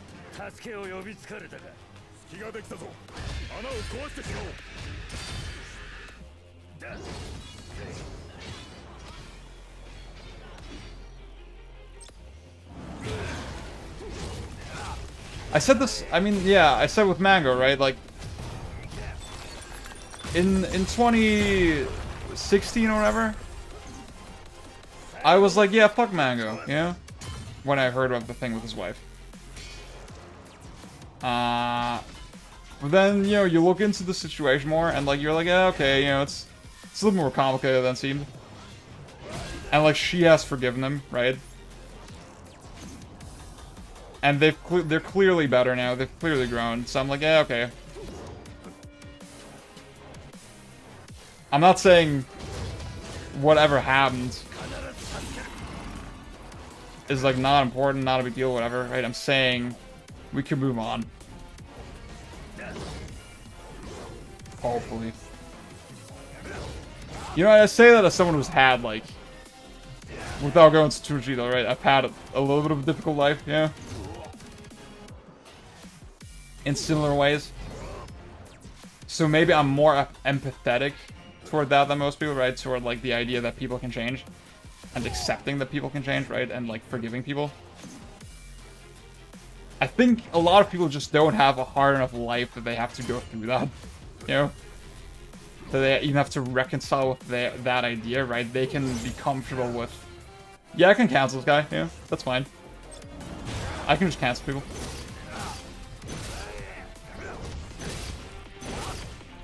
Dude, this is the kind of shit that I would never say on Twitter. Fuck, man. Fuck.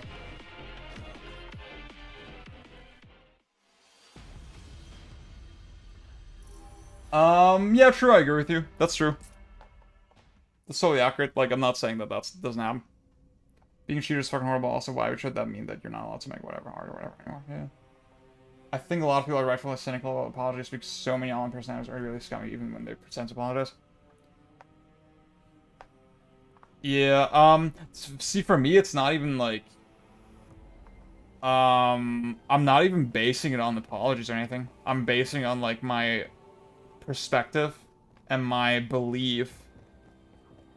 Not from this person telling me that they've changed, but, like, me seeing it, you know? Me thinking I'm seeing it.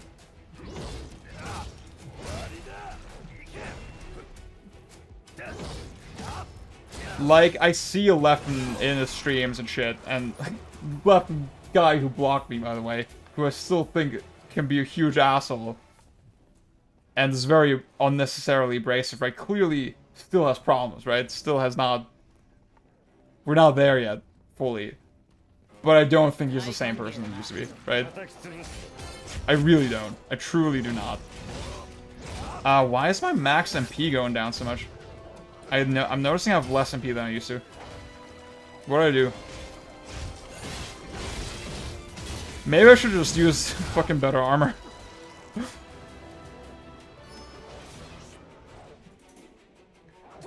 Also, maybe I should use the wand.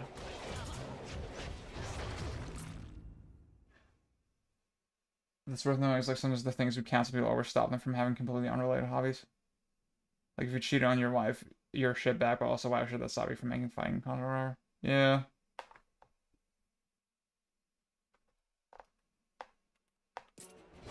And like, I mean, see, you gotta remember, I'm not trying to be friends with any of those guys, yeah? I don't know them really. I think as long as you maintain a healthy distance and like healthy amount of skepticism and just accept, yeah, everyone is a person, they're all flawed, whatever, right? And you can just enjoy what they're doing for what it is and not feel bad about it.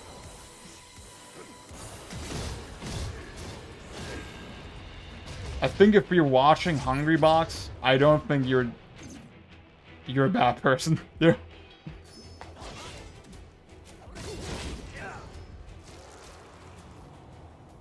doing bad things in the community, then maybe. Yeah, exactly. Yeah, that's true, Antelope. Like, yeah, see, Hacks is probably someone who doesn't have that kind of dirt, right? As far as we know. Like, we haven't really heard any story like that about him, right?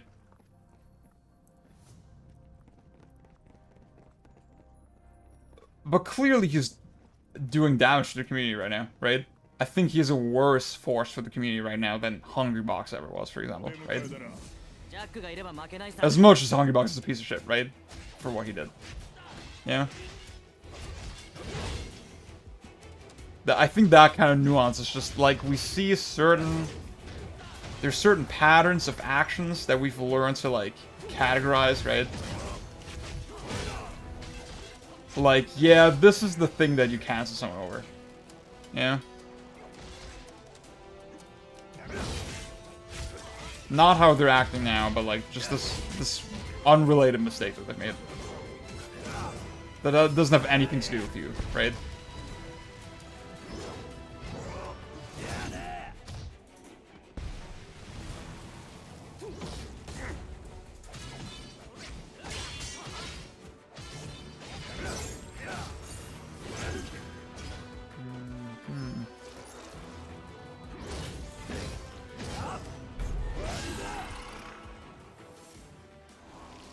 Okay, yeah, I'm sorry guys, but I need to go for the optimal fucking armor.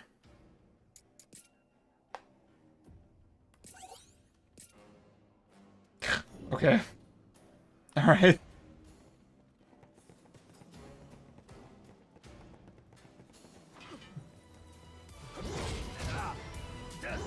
So yeah, I feel like I'm taking way less damage already. Fuck. Dude. Okay, that's ridiculous. I was just playing my own hard mode just now. Until now. Up till now. So, TLDR, melee is sick. Go to slippy.gg right now. Play that shit. I main Falco. You can play Falco, okay. Too, that's okay. This game or melee? I mean, this game's pretty good, but it's not melee. Alan, you play Marth, right? Dude, this will be so good. I'm so excited for ranked eventually. That's why I'm just saying, like, Strive is great. Yeah. Strive is great, but, like, when I can play melee, it's, like, so hard to work with the motivation for you. Yeah, I've been... This thing, I haven't really had a good opportunity to, like, get it. Fuck. Wait, I'll try to get it. Wait, aren't there bats here? Sometimes? Just fucking song, dude.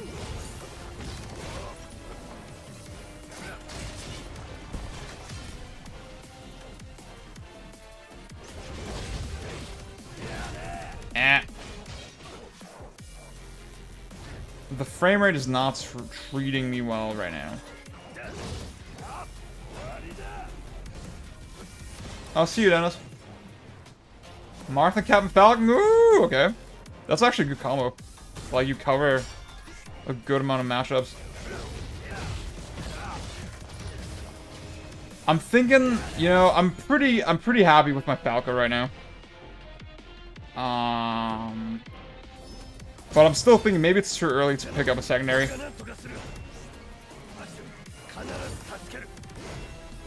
Fuck, that was a waste.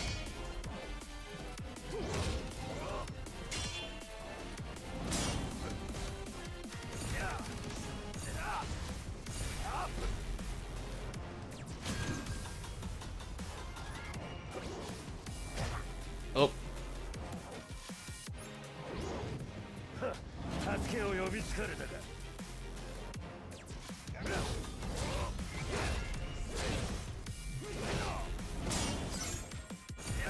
Okay, that was pretty smooth.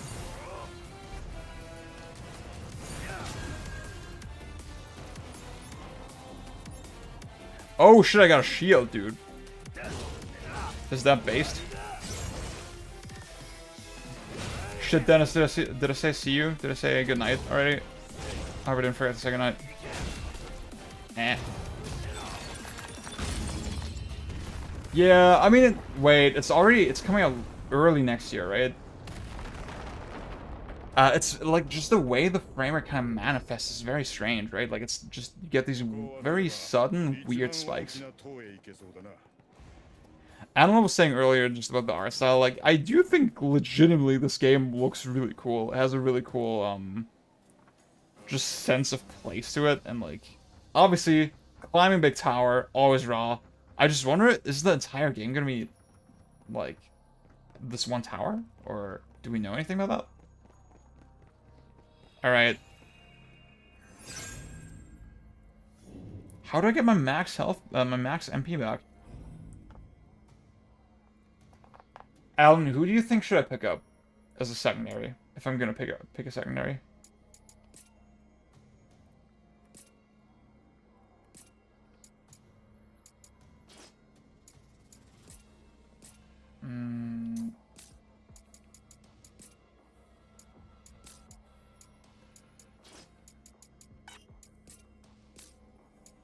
Wait, how do I do the shield?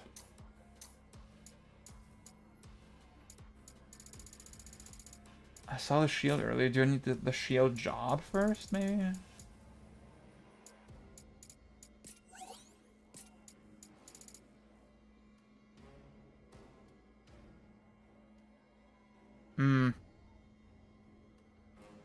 Yeah, beyond somehow I feel like on PS2, in the PS2 days, we took that kind of stuff way more for granted, yeah? Somehow. Donkey Kong.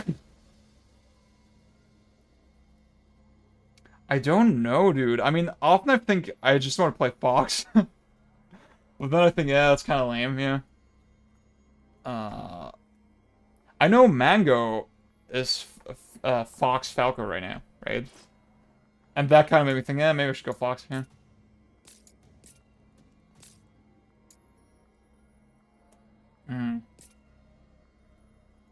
See, it's interesting, right? Like, I remember reading this, like, one blog post, years ago that was like, yeah, oh, you can do the, I get it. Sucker hip. That was, like, complaining about screen tearing in Alan Wake, and they were, like, saying, yeah, maybe you could just remove, like, a bush or two, right, to get this checked, to keep this in check. And I was like, just thinking, dude, they probably already removed like 20 bushes. It's probably already way compromised from what it was supposed to be. Single-handedly remove the aggro Marth. I should probably watch those, yeah. I was really into what I played of the first Ratchet, honestly.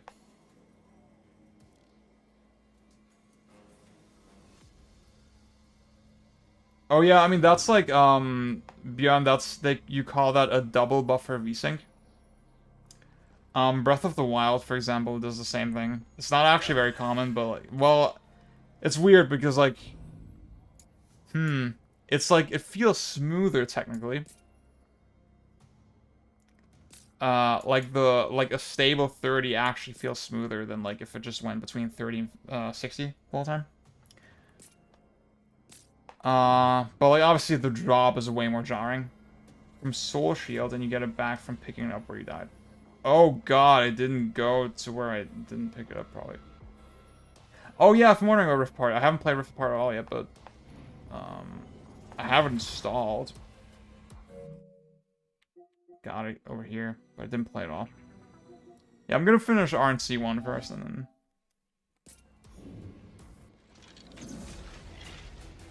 Wait, if I block or just unblock one second, what?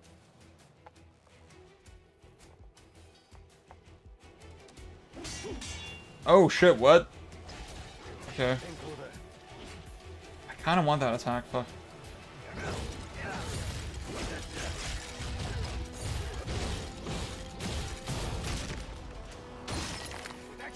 Yeah, I think the way I'm gonna do it is like I'm gonna finish RNC 1 because I had already started it, right? Okay, this move was like pretty busted.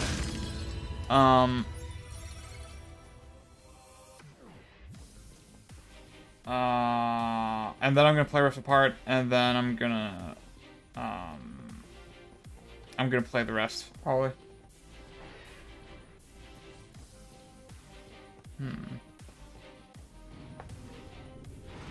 Does Ratchet, does Rift Apart have movement? Does it have legit movement?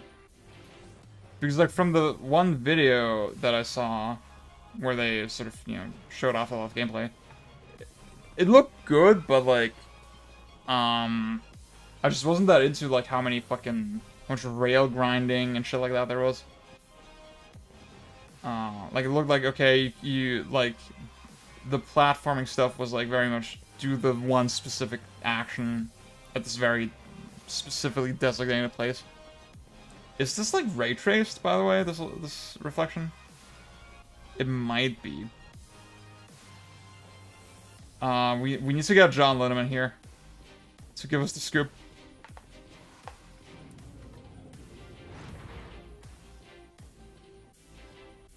Makes it a lot better. Okay. But can you wall jump anywhere? On any wall? Or most walls? Or how does it work? Key to Fate's... Oh shit. Fuck man, I wish I could have gotten some more of the abilities. Ah! Yeah, got it. Nice. Okay, wait. Press square, right? Oh shit! Okay, this is legit pre-based. Fuck, dude. Most walls. Oh shit, dude. Okay. I'm hyped. That's the shit that I want to hear. I don't care what the graphics look like. I care wall jumps. Bjorn, what do I need to do to get you to play Melee with me?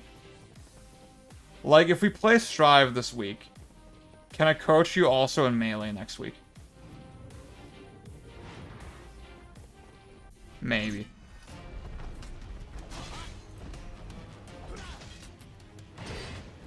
So that's, like, I feel like I haven't really had to worry about my own break gauge at all. That's my main... Like, I was asked about it a couple times, right? And I just feel like I haven't really had to think about it. Oops.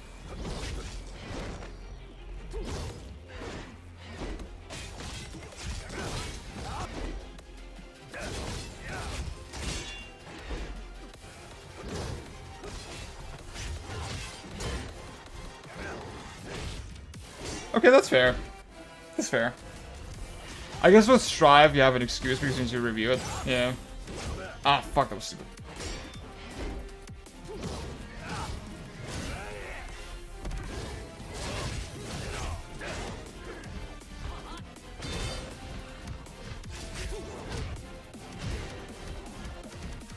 Ah, yeah.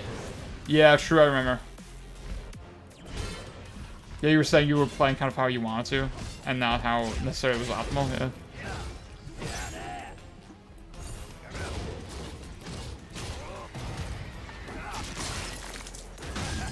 Bjorn, I see you as, a Peach player.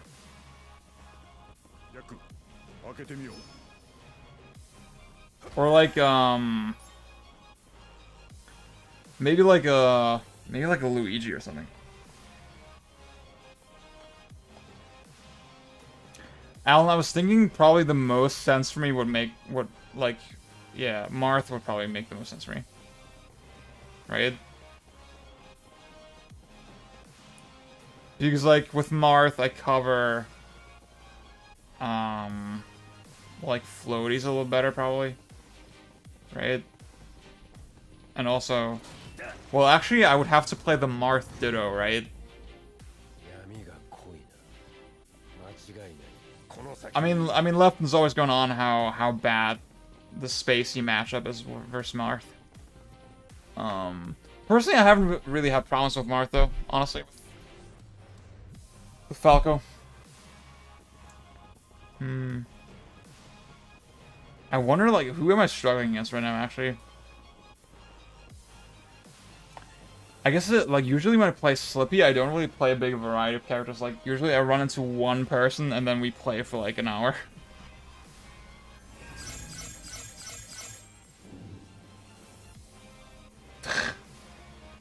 Dude, Link sucks, yeah. Link's not good. Well, actually, so Armada, he had like this crazy counterpick, Young Link against Jigglypuff. He was struggling with Peach against Jigglypuff, and then he just picked up a secret Young Link. If you main Zero Suit Samus and Wario in Ultimate. That's a good question.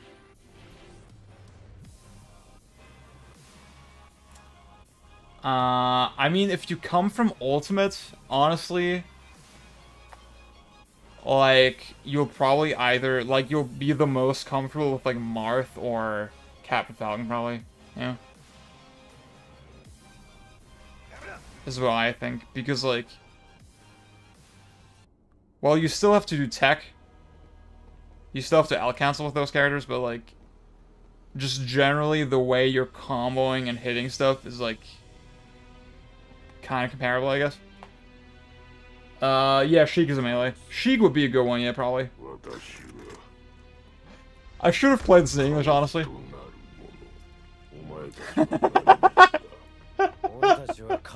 Oh, you guys. Heather, I just love how you were, like, asleep for, like, the last 30 minutes and just woke up for chaos. Maybe Sheik is also a good one for you, Beyond.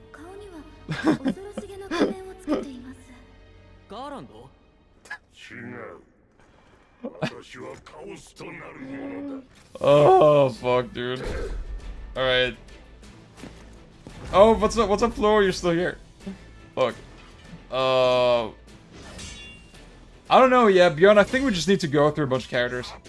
I'll say, like, if you play Jigglypuff or Peach, you don't have to learn as much tech. Yeah, like, you don't have to out-cancel nearly as much.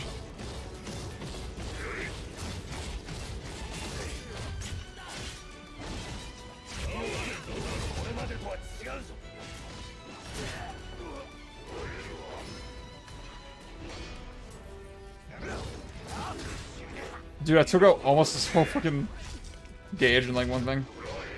It's pretty based.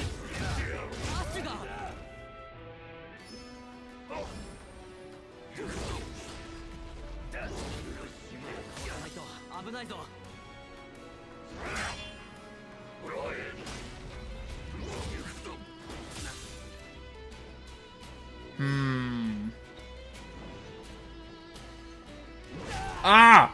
Okay. I'm not very good at this.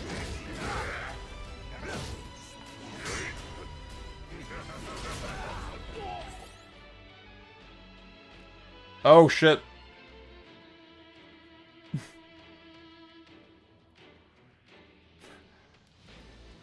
I didn't realize the name was Chaos question mark.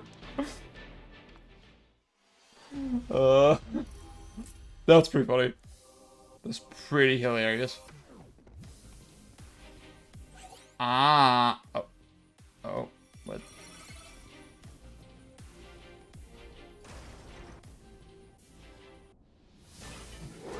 Yeah, that was the first time I got broken. That's the thing, man. That's why I was like, I was so confused about, like, how relevant the, like, how relevant the break gauge is. I'll just do this again, fuck it.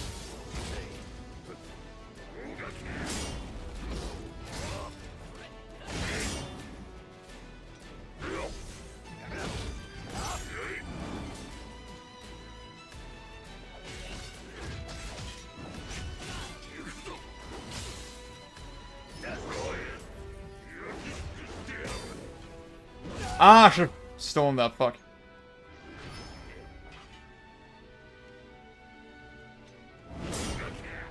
Okay, fuck you.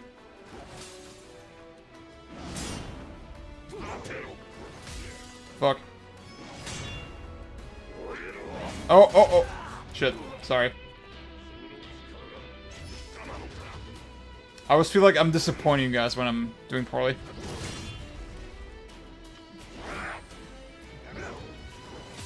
Fuck.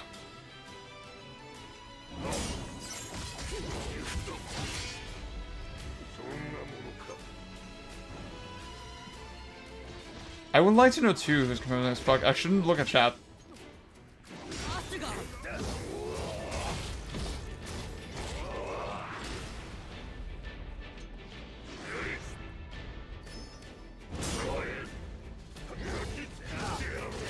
I should have blocked, fuck.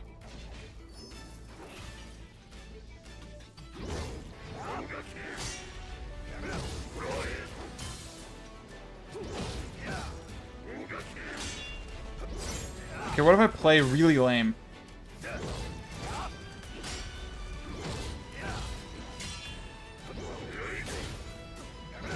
Oh shit, okay. Alright, let's go. Alright. There's a person under there? It's not just chaos? So this is what Dark Souls feels.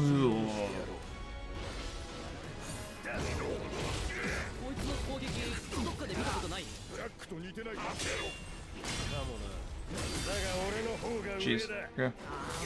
Ah!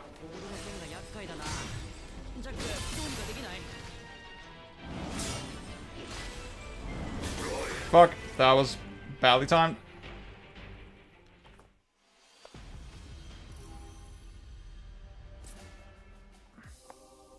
Okay, how am I doing so far, guys? Am I doing really poorly, or just a normal amount of poorly?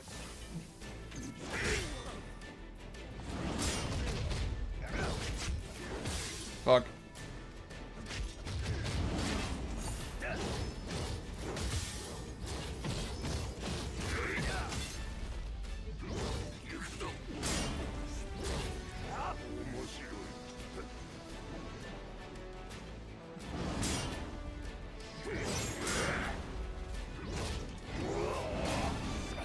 Oh shit, what? Wait, what? Yeah, I mean, you were playing hard, though. Yeah, I mean, the break system is, like, pretty similar to Sekiro. It's, see, Bjorn, you were talking about this, right? Like, so I do lose break if I parry, right? Ouch.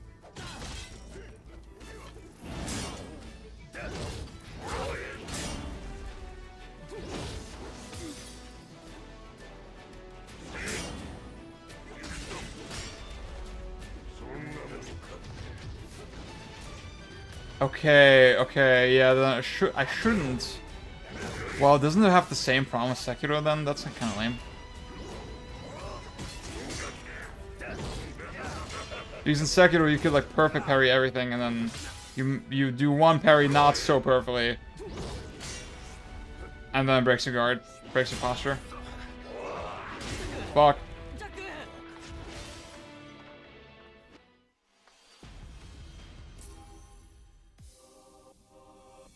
Wait, do you mean the L1 parry? Maybe the blue one? Yeah, okay. Maybe I'll try that one. Fuck. Alright. That one, right? Yeah. Oops. I feel like this game would be cooler if you didn't have your mates. I feel like the vibe of this game would be stronger if you were just like... just a one-man mission, you know? Fuck. Wait.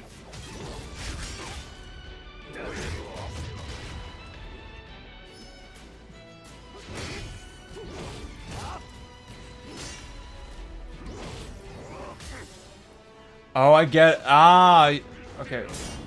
I get it. I wasn't like conscious of it, but like, yeah, okay, if I do the L1 perfect parry, then I don't use break, right? Yeah, okay.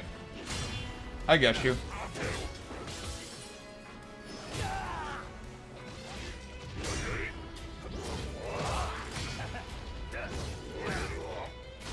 Fuck. Okay.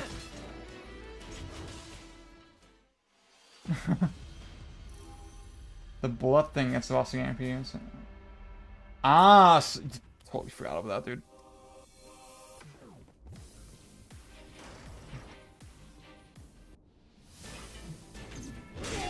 Oh.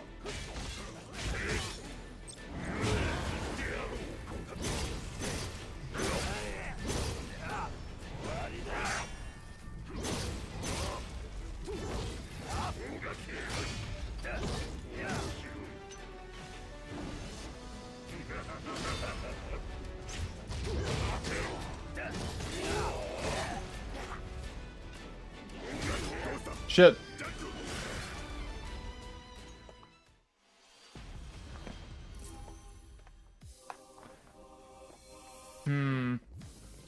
I'm definitely not at the height of my concentration. No Johns, but...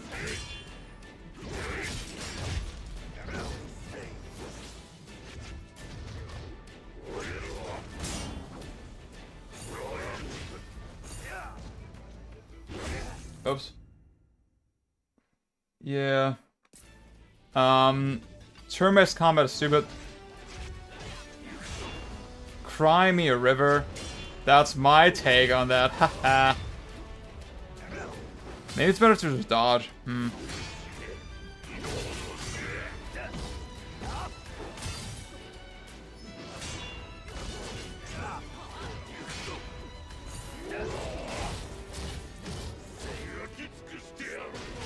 See, the thing is, in this boss fight already, even though I'm doing very poorly and I don't really have a plan, I feel like you can do nasty shit if you want to, if you have a plan.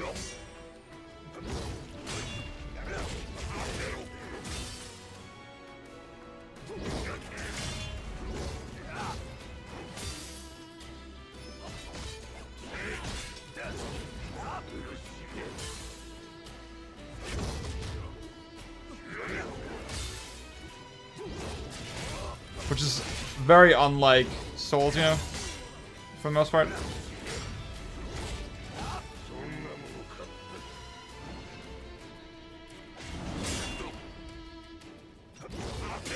Okay, I guess you can, like...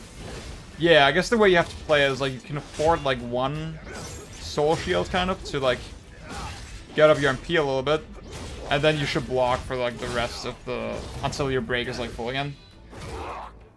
That seems like the meta right now.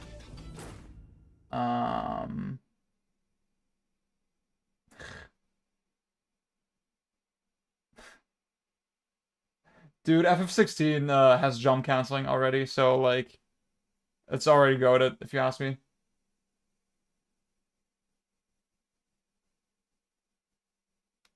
Just staying the other from Rex's stamina.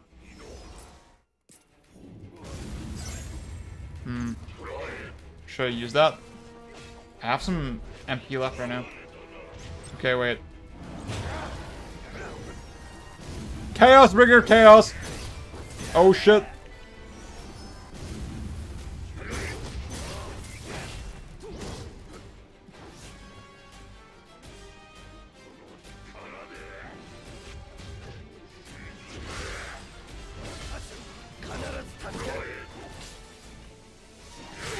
Oh, that was worth it.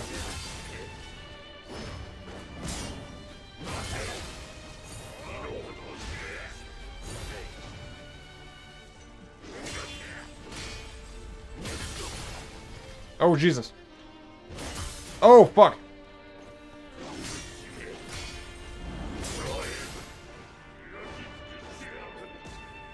Fuck! Jesus, okay. It does, yeah. Second phase has fire throws you can catch. Yeah.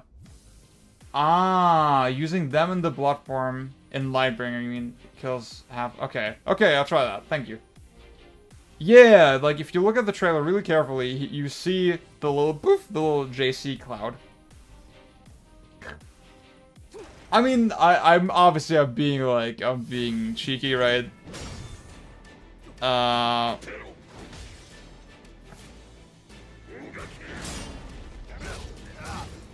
Oops.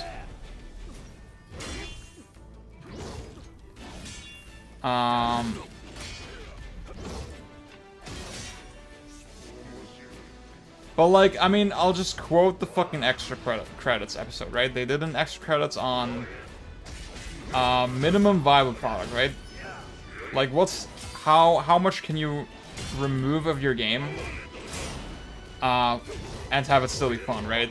As like an exercise for, you know, how to learn to make games and how to scope and all that shit, right? And specifically how to make your first game, right? That was sort of the context of it.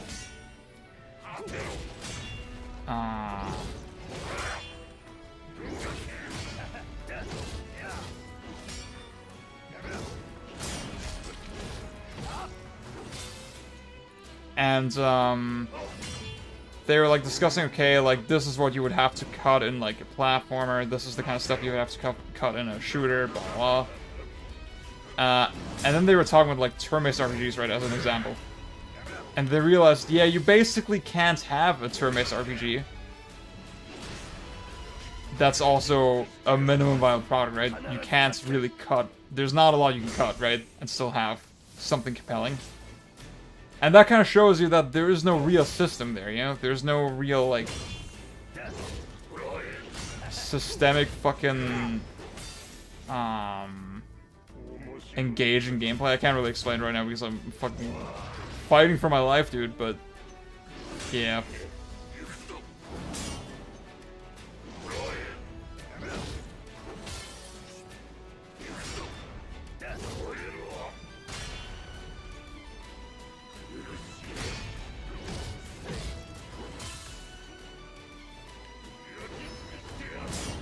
Okay, I'll wait for the second phase.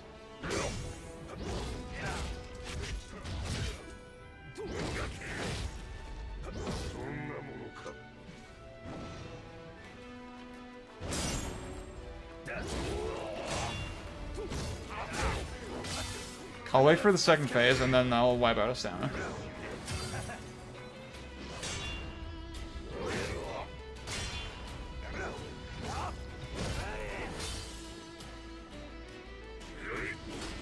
With the tip that Bjorn gave me.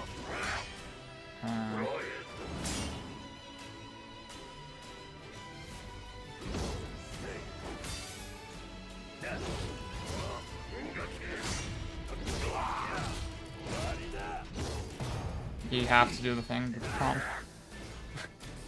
Yeah, it's literally JC, dude. All right.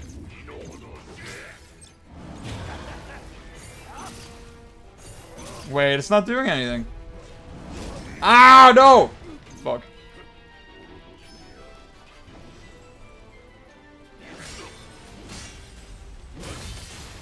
Wait, Bjorn barely did anything. What the fuck?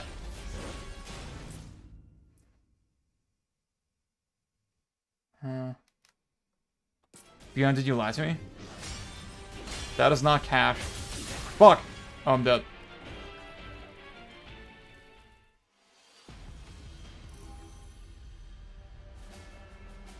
Try doing the blood parry. It not only gives you back MP, but also takes away a bit of stamina. I mean, blood from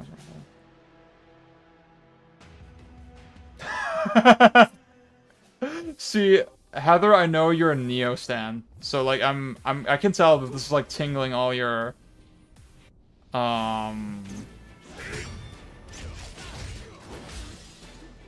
senses right now, probably. But also, I mean, you have to remember this game's gonna be. Is it gonna be on PC? Actually, I don't know.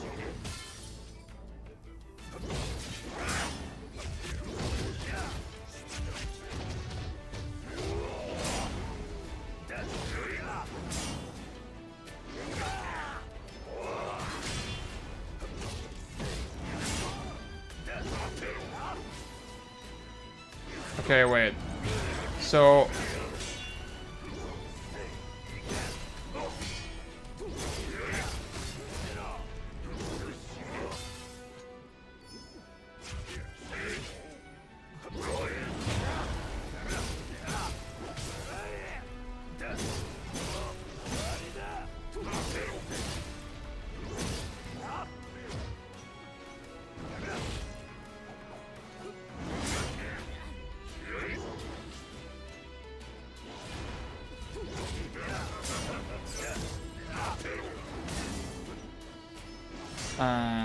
and now I do the Lightbringer again. The way he laughs is like, it's so good.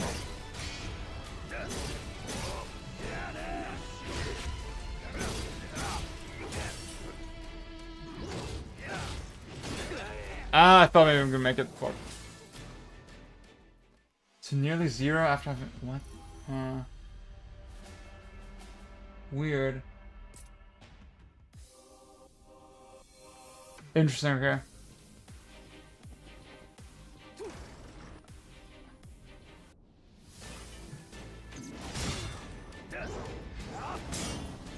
Alright, fuck it.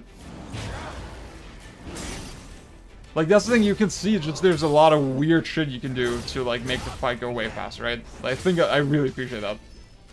I think it's very easy to, like, have a boss like this be very rigid and, like, you're just dodging and whatever. But no. This is pretty cool. I fucked up. I think I should just die. Yeah. Yeah, maybe. I'm not mad, though. I'm, like, okay retrying. Yeah. No, I'm playing normal. I think I'm just bad at games, dude. Also, I'm not... that's the thing. I'm legit, I'm just not concentrating. Okay, fuck it.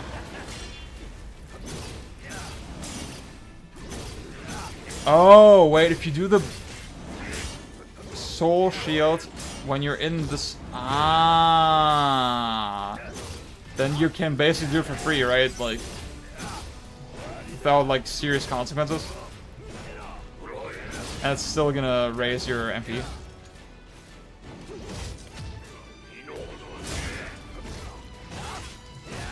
Oops.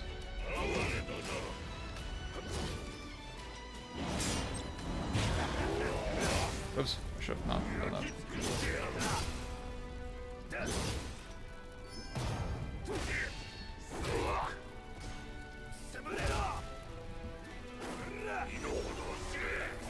Yeah, I didn't realize I should parry while I'm in Lightbringer here. But it actually makes a lot of sense. Oh shit, okay. Yep.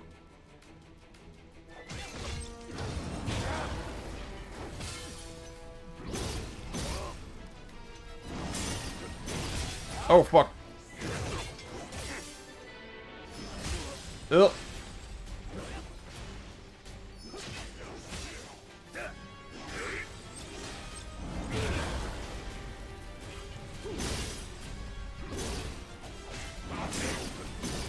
Fuck, I should... Nah.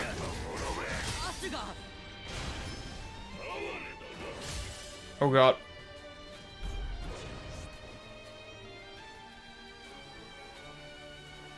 Oh, wait, I need to use potions to revive them. Oh, I didn't realize I fucked. That's stupid.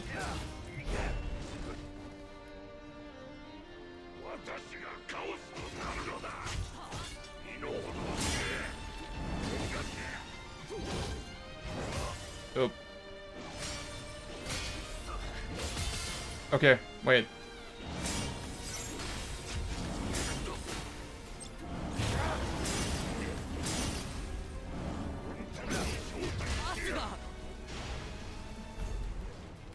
Wait, where's my blaze?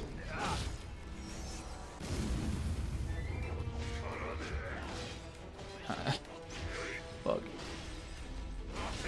I got like a strand of hair in my eye. And this gameplay is like too... Fuck. Oh, I didn't realize I didn't have any break gauge anymore. Fuck, dude.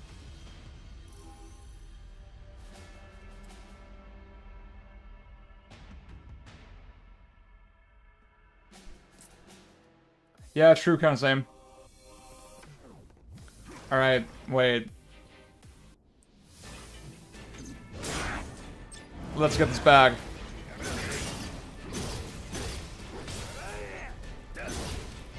Let's get this dub, gamers. Let's fucking go. Oh, we fucked up, dude.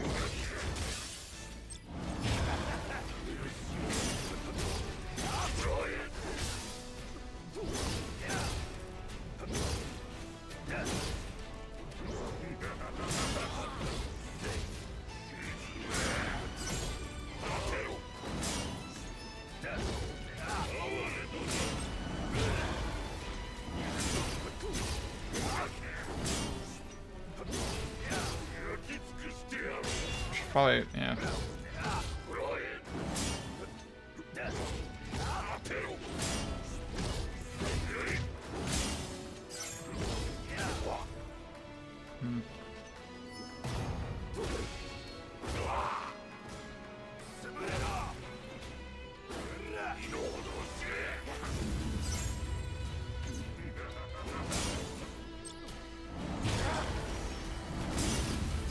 Oh shit. Ah, you can't block that. Fuck. Oh. You can... Fuck. Okay. Alright. I kind of messed up, but that's okay.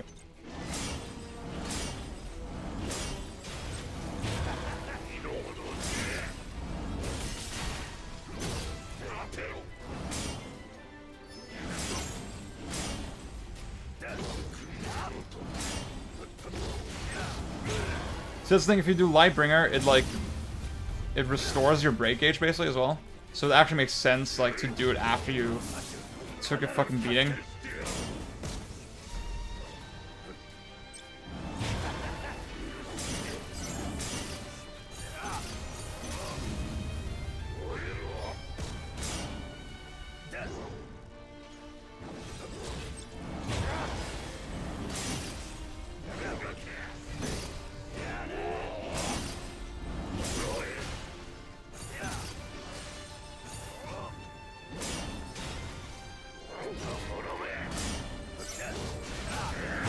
Okay, I get it.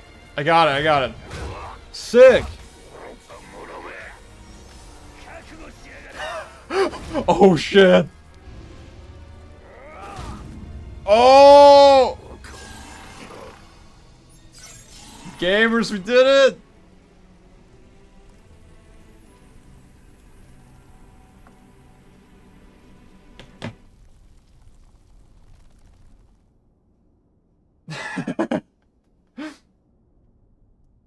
Fuck, dude. That was fun.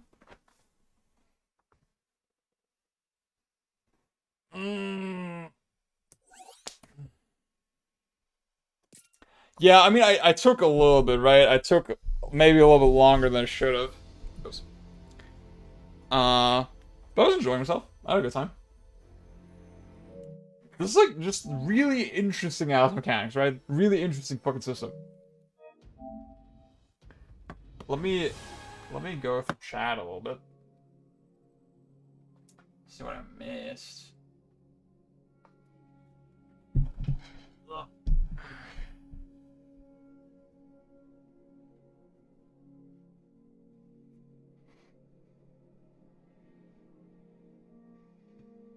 Oh, you can get out of Ice Sword and Fire Sword with opposite magic. That's pretty cool.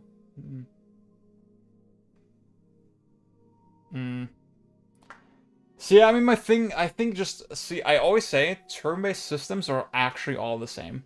Like, I think it's, like, people often compare them. And like, I obviously that's like, I'm exaggerating a little bit, right? Like, of course, like, if you consider shit like passing turns and press turn and like, just how all that shit works, obviously that adds layers to it, but generally,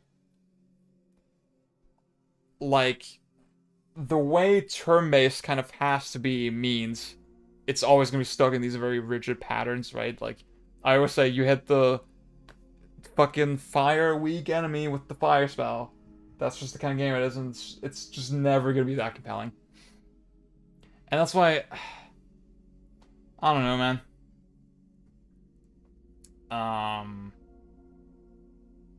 I think the right mix can still be engaging, but like I'm playing Strange Journey right now. I'm just not. Every time I'm playing it, it's like, okay, I'm kind of bored. Yeah. Like I kind of want to keep playing, but also I kind of don't. Do you have any thoughts on the level design? I was just paying attention. No. So far it was like, I mean, it had like the kind of Demon Soul shortcuts, where it's just like it's a more diegetic, kind of smoother version of checkpoints, right? But other than that, it was like not interesting at all, which is fine. I think there's enough to the combat that, yeah, I'm into it. I mostly just wonder how does the structure of this game look like. I mean, they frame this whole thing as like a mission, right? You can abandon the mission at the end. They said mission complete, so I'm thinking it's probably gonna be like Neo, where it's gonna be segments of levels.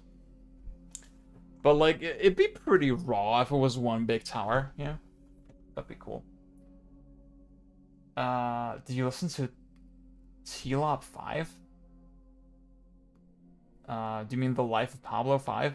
What's the 5 about? I wouldn't say I'm looking to forward to this more than Elden Ring, to be honest. I still thought the Elden Ring trailer was actually pretty... Well... Obviously Dodgeball comment, blah, blah, like...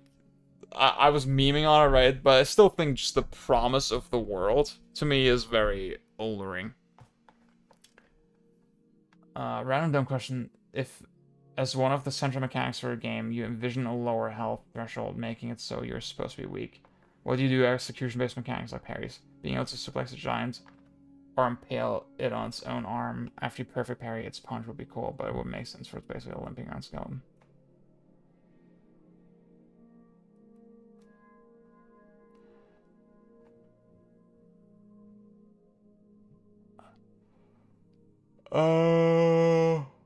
Wait, Destiny Spider, I don't really understand your question. The Life of Pierre? Oh, Pierre Bourne. I haven't.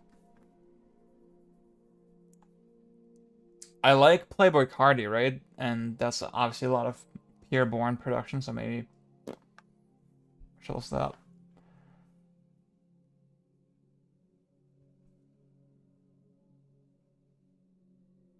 Yeah, I don't know. I mean, I finished the game, right? But, like, I didn't really dig into a lot of the side shit. I know you can do some dank stuff with 13. And it's pretty fast-paced. But, like, I do feel like most of the game generally is kind of a flowchart. Yeah. That was my impression of it. It was very much flowcharting.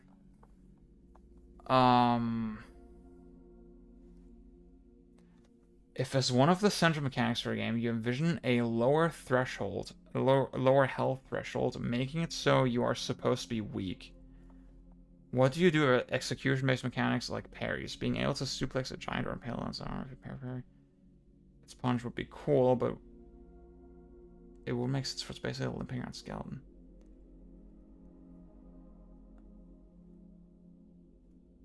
The character can vary between being powerful and weak, depending on the resources you possess.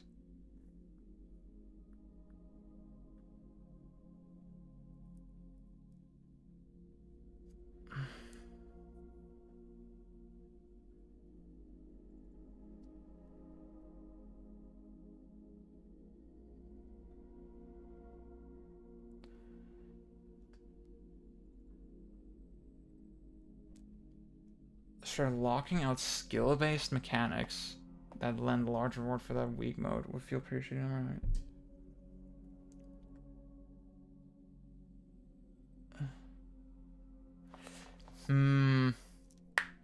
I'm still not sure if I'm understanding correctly, to be honest.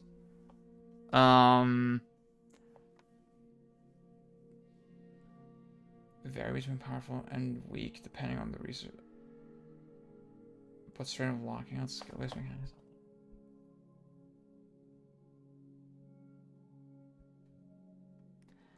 Why would you lock them out? Like, so get your example. You're saying, okay, you could suplex someone, right? Are you thinking like from a diegetic kind of like internal consistency perspective that like, oh, your character's weak, so they shouldn't be able to suplex someone? Like there's no mechanical reason why they can't suplex anyone, right? Like you're saying, it's like from a internal world logic standpoint. Imagine Dante wouldn't be able to roll release or Nero wouldn't be able to bust their bosses at low health.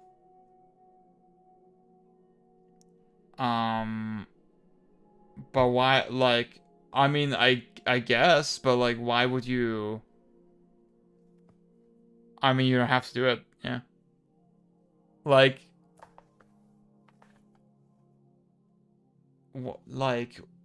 I mean, if you don't want to design the game that way, then just find an excuse for it. You know, just find an excuse to say, like, my character has, like, the same amount of strength in, like, at low health, whatever. I don't know.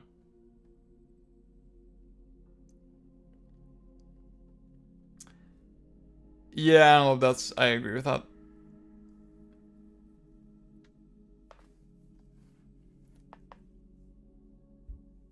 So yeah, your initial question was if one of the central mechanics for a game, you envision a lower threshold, lower health threshold, making so you're...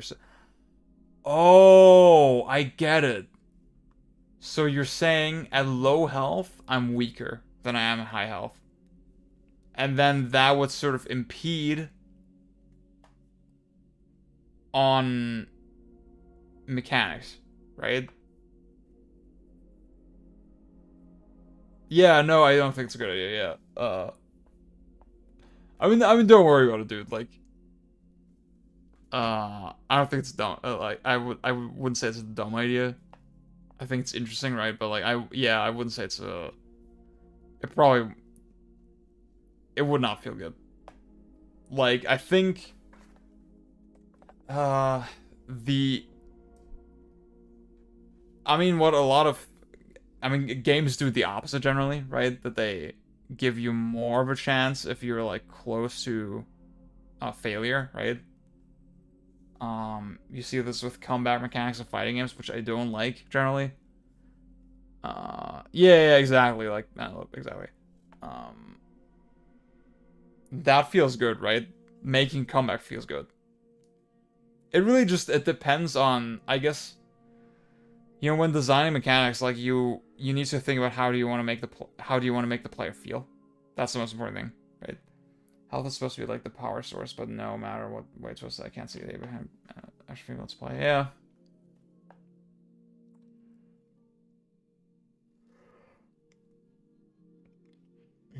I mean, well,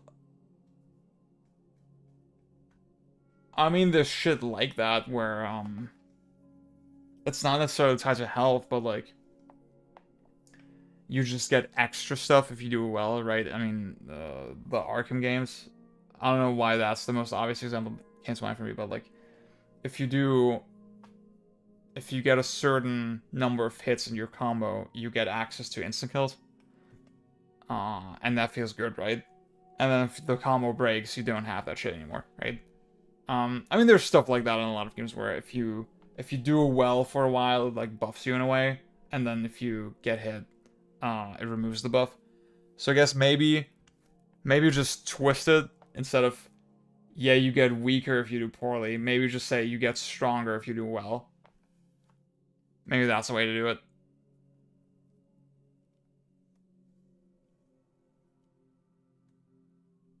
Because, like, I mean, you know, with World of Warcraft, they always say this example, right, where, just changing the context of the numbers a little bit, really does a lot psychologically.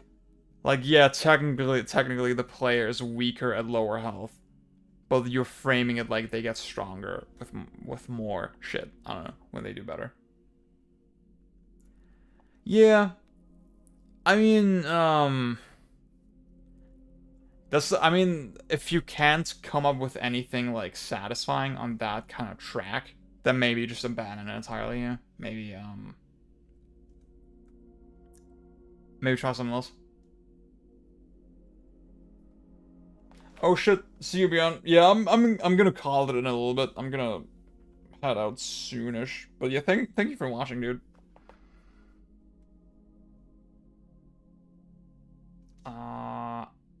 And yeah, definitely, I'm thinking Tuesday, but definitely, I'll follow up with you on that, for sure. Fuck, yeah, I should practice, dude. I should practice drive. I should do, like I said, I should do the mission mode. Just so I know what I'm talking about.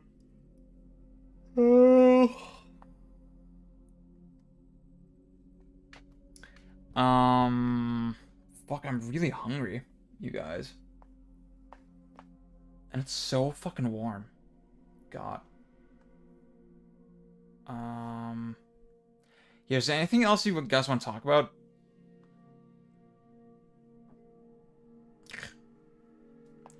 I was like surprisingly engaged with the mission mode and Strive, honestly, so far. Like, I keep having these like tiny realizations here. They're like, oh shit, okay. That's how you do this. That's how that's supposed to go.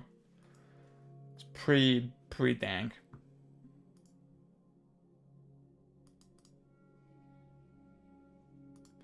Oh shit, Sash is saying I'm buying Strive when I get home. What?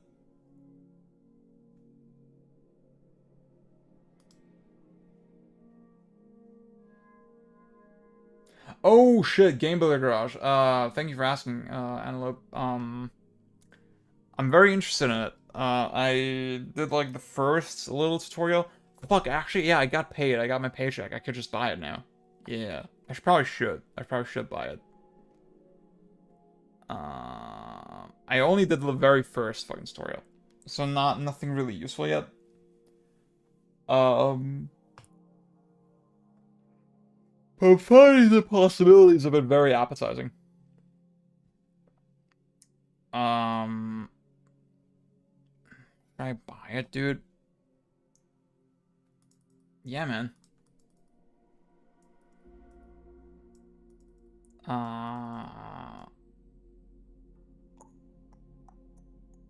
You know, Antelope, you asked me the other day, like, what might be the best engine to jump in with? I talked about this a little bit with one of my programmer friends, and, like, the way he put it was very insightful. Like, Unreal basically just gives you a framework to do, like, pretty much purely visual programming and build off of, like, very common templates, right? For very common types of games. Where you don't need to do a lot of coding, right? But if you want to code, you need to do C++. C++? I think C++. Sorry. And that's very fucking hard, right? Whereas if you're more interested in programming, like Unity doesn't hold your hand much, but conversely, it's C#. So if you want to do your own coding, it's a lot easier. I guess you gotta look at it from that perspective. But I'm not a programmer, right? So like I can't really speak about it more intelligently than that. With both engines, I mostly use the visual component. In my experience, yeah. Well, Jarius, programming is like responsible for what you're doing right now. Heather, I was thinking of Game Maker Studio. Like all my programmer friends, like they do not recommend it, right? But I was like, you know, I'm a big idiot, so like for me it's probably the right thing. I think I do want to mess around with Game Builder Garage and like slowly fucking get used to that idea. But yeah. C+, more like plus R. I meant to learn C++, but I ultra depressed on. Oh man. I'm sorry, dude.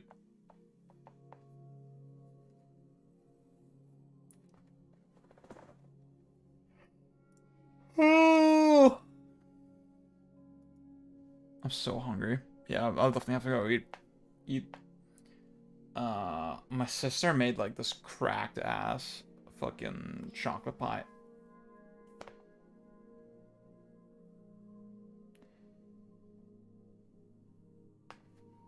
Program language to weapons.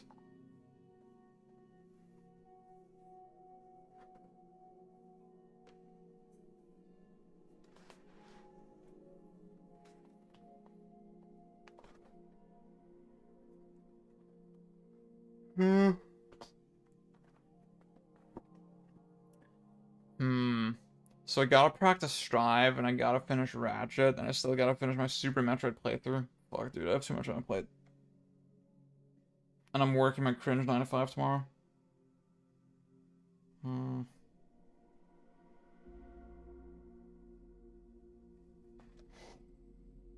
Oh, alright.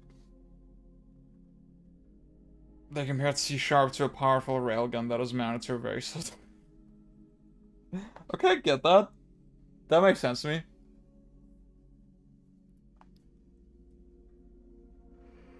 Alright guys, I don't really have an idea for my next stream yet. So, I'll say... Hang on.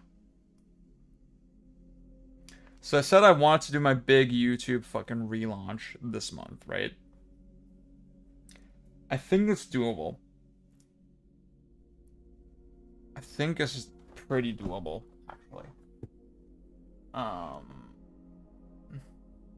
Yeah, like Wednesday is the 30th, next Wednesday. I still gotta record a bunch of stuff before that. But like, yeah. Alright.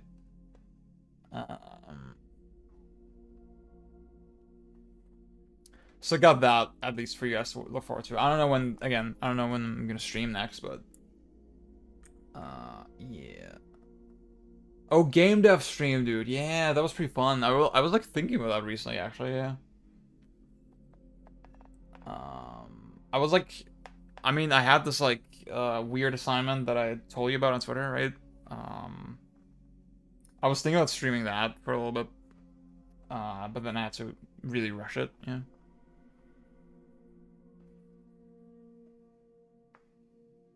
Aw, dude. I mean, you know, some things are easier than you expect. Yeah. Yeah, I don't really have an excuse for a game dev stream right now. But it's a cool idea. Alright. I'll head out. I wish you all a great evening. I had a lot of fun, both with the direct and the Chaos demo. Oh yeah, Heather, I mean, I archived it. It wasn't really explicitly a game dev stream.